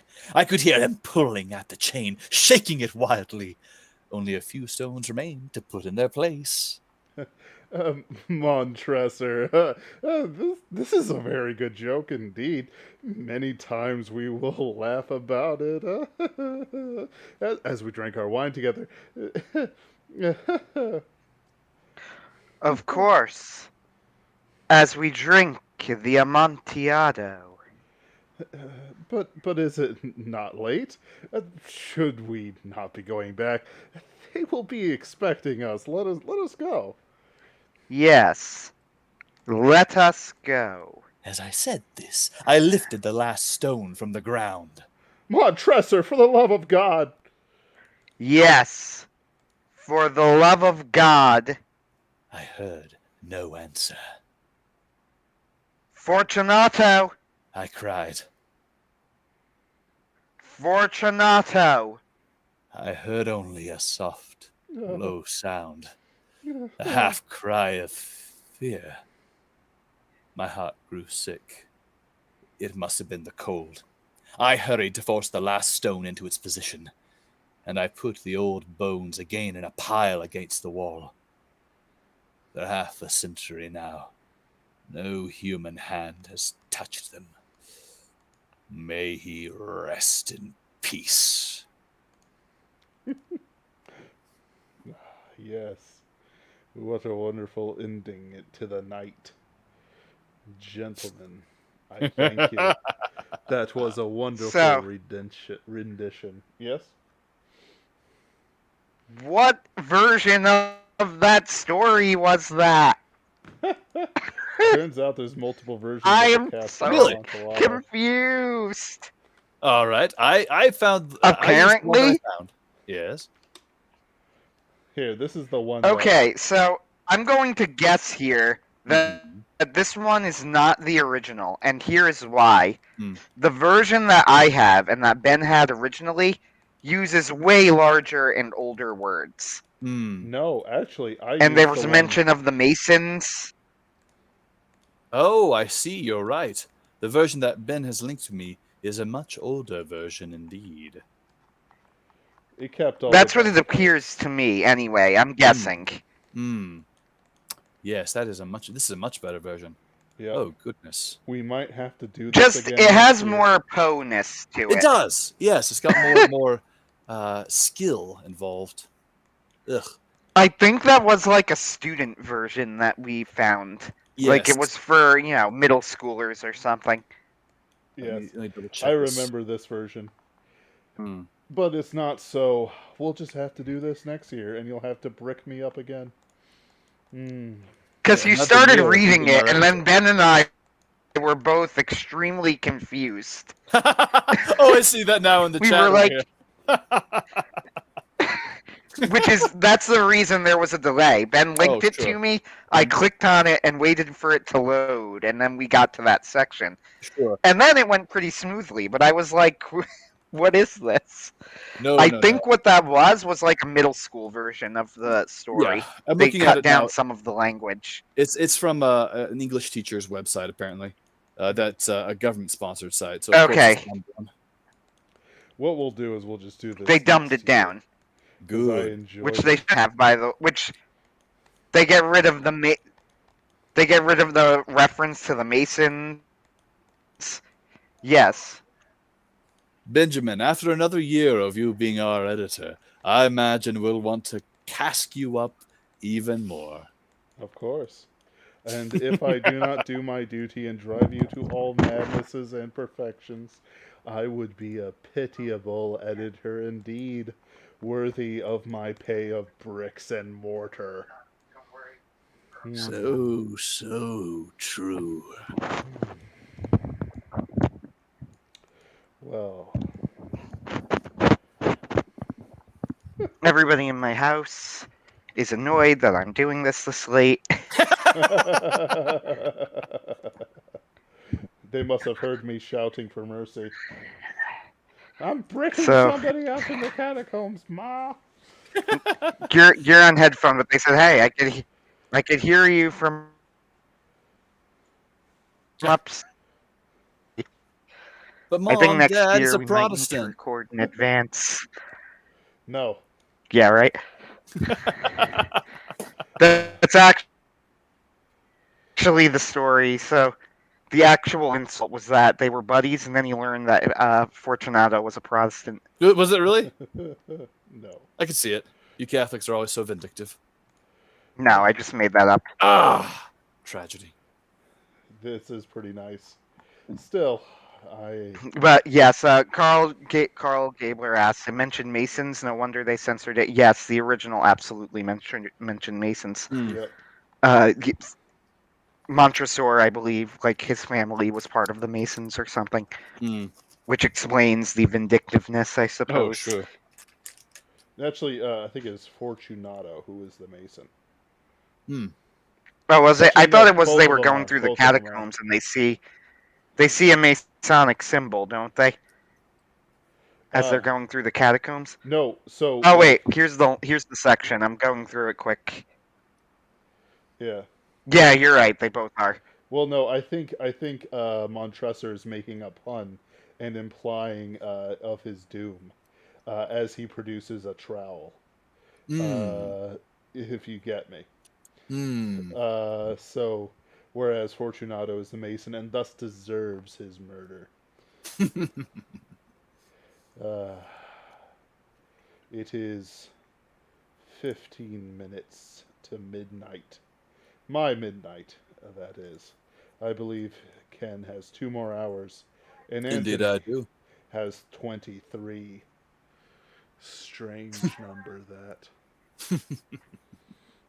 But You've got to love the vicissitudes of time. you got to love his Italian mother in the background. Anthony! Yeah, how could you tell that they're letting out the dog in the background? Let's see here. Actually, no. Did she call you Anthony? Or did she call you Antonio? Are you even still here? Not Antonio. Ah. That's a ridiculous name. I'm insulted. No, I'm kidding. No, I'm not Antonio. I'm actually Anthony. Excellent.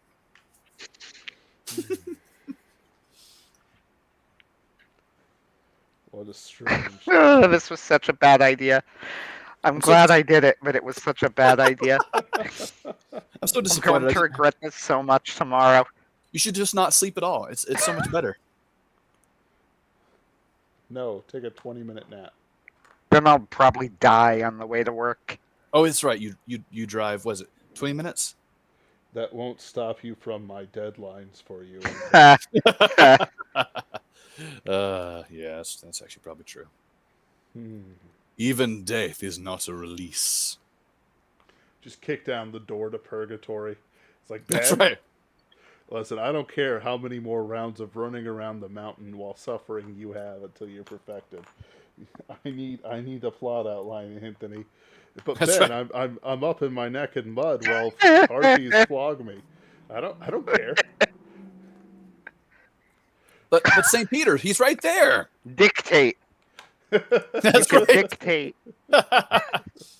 Yes. So what you're saying is your mouth is free. That's right.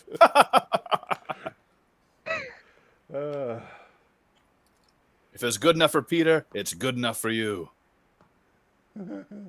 He was probably lit. What? Wait, is it canon that he dictated his? I mean, even Paul dictated, so I'm assuming Peter did.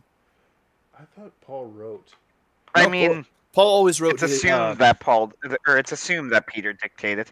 Yeah, but Paul always he ended all of his letters with "I'm now writing this in my own hand," and then there was often a postscript from his dictator saying, "Hi, it's me." So there's a What's up, homie?"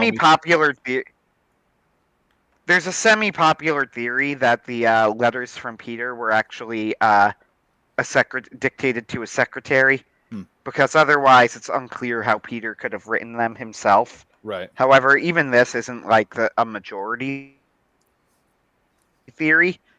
Mostly, it's that it wasn't Peter who wrote them. Right. Make of that what you will, I guess. I always assumed Peter. I mean, I have no patience for most biblical scholarship, so. The only biblical scholar I have patience for. I mean, he was a Galilean fisherman, so I'm not sure how he would. But he was a Jew. When would he have become literate? Why would he have become literate? Sure. As a child, the Jewish. He wasn't a rabbi, though. No, but he still had Jewish instruction. Right, and nobody considered it weird when he followed a rabbi. Right. There were even though they weren't the same level of literacy as us, at some point in time he was married and he had, I don't know if he had kids, I shouldn't say that. Yeah. But he was certainly married, with family and so on. So it's very much they I don't know. It's one of those things where I could see him being literate or illiterate either way, but without it being there. Oh, actually, that's a valid question, Anthony. Do you Catholics believe that Peter was married since the Bible says he was? since the whole yeah, absolutely. Okay. It's very clear. Okay, well, I thought the Pope thing. It's very clear. I agree. I mean, granted, it is. We don't know exactly how everything worked out. It's possible that that his wife could have been dead by the time that he became Pope. That Peter was married. He's a mother-in-law's reference. However, it's certainly possible that the wife could have been dead by the time that Peter was made head of the church. But we don't know that. Sure, the Eastern Catholics still get married. Oh. That's kind of cool. Weren't they? Don't they call tradition from Eastern Catholic priests? And Peter was an Eastern. What was that? I thought it was his brother who was traditionally founded the Eastern Church. One more time. I thought his brother was the one who they consider founded the Eastern Church. Kinda. Yeah, Andrew. Yes. Yeah. Yes, he did. But Peter. It's kind of Peter founded multiple churches. Some of them would have been the East. One of them was Rome. I think Peter might have founded Alexandria, and even though Alexandria isn't actually an Eastern church, by virtue of not being Rome, it's considered an Eastern church. Sure. Eastern as far as it's weird. They just sort of the way that the church that we work it is that we split into the Western and Eastern church, and there are actually 22, I think, what's called sui juris churches, and the Western Church is the Roman Church, right? And the other 21 churches are the Eastern churches. Even though some of them are technically more Western than Rome, like the Coptic Catholic Church comes from Egypt, right? It's the See of Alexandria, and that's technically more Western than Rome, but it's still considered an Eastern church. This is because if you combine all of them together, they're 1% of the size of the Western Church. I mean, I'm probably off, but not by as much as you would think. Just think of the Orthodox Church is the Eastern Church that's not in. Yes, so the Orthodox Church is the Eastern Church that's not in communion with Rome, right? And the Eastern Catholic churches are essentially Orthodox churches that either never left communion with Rome or got back into communion with Rome, depending on the church. In fact, I think only the Maronite Church is. I think the Maronite Church is the only church that never actually left communion with Rome. Which that's worth. I don't know, $2.50, and it gets you that, and $2.50 gets you a cup of coffee. But they seem to be proud of it. So the whole. Yeah, right. So the whole thing is fair. It's not as complex as it sounds. I think it's just a way that, like, you might as well group them all together. And most of them are more Eastern than the Western Church, so the Eastern Church. Also, I suppose you could say that it's the Western Church because most of the Western world is Roman Catholic, even though the Alexandrian churches are more Eastern. But yes, this is all a very long-winded way of saying, sure, Peter could have been married when he became Pope, as far as we know. I mean, his wife is not even mentioned. It's only like she's only implied obliquely due to the fact that Peter has a mother-in-law. Yeah. She could easily have been dead at that point, for all we know. Sure. Totally possible. But maybe not. Exactly. Is Peter the only married apostle? I think the only one we know of. Yeah, the one we know of. I mean, Paul does say that he thinks it's better for people not to be married. Right. But there is evidence that well, Paul there's seemed I heard to that he be was married because of who he was in the Sanhedrin would require him to be married to have that lead position of leadership. That's possible. I could see Paul being married and then just advising people, hey, if you're thinking of getting married, I probably would advise against it. Yeah, let me tell you about my wife. In Take the her, very, please. very, very... in the very, very, very early church, they seem to think that, like, the world would have been ending relatively soon. And one of the reasons I think that Revelation was written was the record kind of straight on that. Because Revelation had two main purposes to it. First, it needed to make specific testable predictions in order for people to, buy that it was an actual prophetic book, and it did. It predicted with stunning accuracy the destruction of the Second Temple. Right. Like, if you actually look into the dates given in the book and, like, backdate them with the destruction of the Second Temple, Revelation is eerily accurate. Or it would be eerie if we weren't Christians and we didn't believe it was an actual prophetic book. But, if you're not a Christian, you're going to have to contend with the fact that the dates it gives for the destruction of the Second Temple and the details that it gives are, like, extraordinarily accurate. No, that is the Catholic perspective. The Protestant perspective is that was written after the after Jerusalem fell. But you guys believe that it was written before. Well, there is no belief here. There's theory. There's theories here. I would say that it was written before because I think that was one of the reasons that people would have accepted it, like that it made accurate predictions. Because then you say, okay, yes, this is actually a book of prophecy, and then this is part of the New Testament. Right. I wouldn't say it's a matter of like a Protestant versus Catholic belief. If there were absolutely ironclad reason that it had to be written after the fall of Jerusalem, then I would believe it. But this is my own opinion. I would tend towards no. Sure. And that's one of the reasons why. What do you think? I've never heard the argument that it was post burning down of the Second Temple. Really? You never heard that? Interesting. So people would give the date of 90 AD a lot, but it was actually, I think that it's more likely it was written in around 68. Right. And let me look up, when did the Second Temple fall? 70 AD. In Jerusalem. 7. So there you go. If it was written in 60, which is what I think is the most likely, then it would have been prophetic. If it was written in 90, then no. Right. To be honest, like, this is partially a matter of, like, if the scholarship really did suggest 90, then I would say 90. However, I think it was important that it made an actual prophecy because that's what made people sit up and take it seriously. Sure. Like, otherwise, it was just a weird book of ravings. Right. But now it's making actual testable predictions that then came true. Right. Suddenly, something is up with this book. Right. Yeah. It's the same with Daniel. Daniel made specific testable predictions. It's one of the reasons I tend to agree with an older dating of Daniel.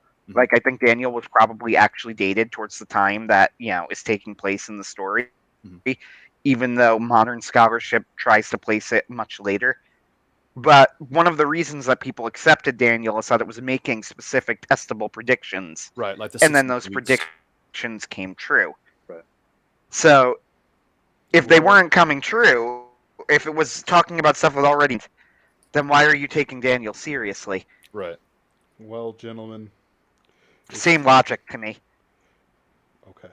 Well, gentlemen, it's time to wrap up. It is the typical Superversive experience. 5.5 hours of literature and then half an hour of religious discussions. Why, it's midnight on Halloween. The night is closing in. The dark.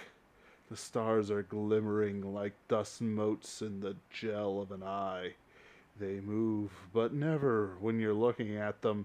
Instead, you blink and was Orion always so stooped? And was Betelgeuse always so bright? You look over, the Pleiades seem to be dancing every time you blink, and you run inside. You cannot bear the idea that the stars move. Something breathes. It creeps up on you. It slows down. You fear that it would make a noise, yet you want it to make a noise. You want it to be real. You want it to know something. You want it to tell you something. But you're terrified because it's your mother's breath. You run upstairs into the folds and covers of your bed. You're safe there. Nobody can touch you under the covers. But you have left one foot over the bed. A clawed hand reaches out, pulls you under, and your fingernails are left clawing on the floor as you disappear under your own bed, slipping in under the floor mattress and slamming shut like the trap door of a spider or the dark maw of a shark, and you're heard of no more. But the last glimmers as you fall through the darkness under your bed. You look up, and the Pleiades are dancing before your eyes, rolling up and down and over until you're senseless, until you're nothing more but eye gel staring up at dancing stars. Good night, and thank you for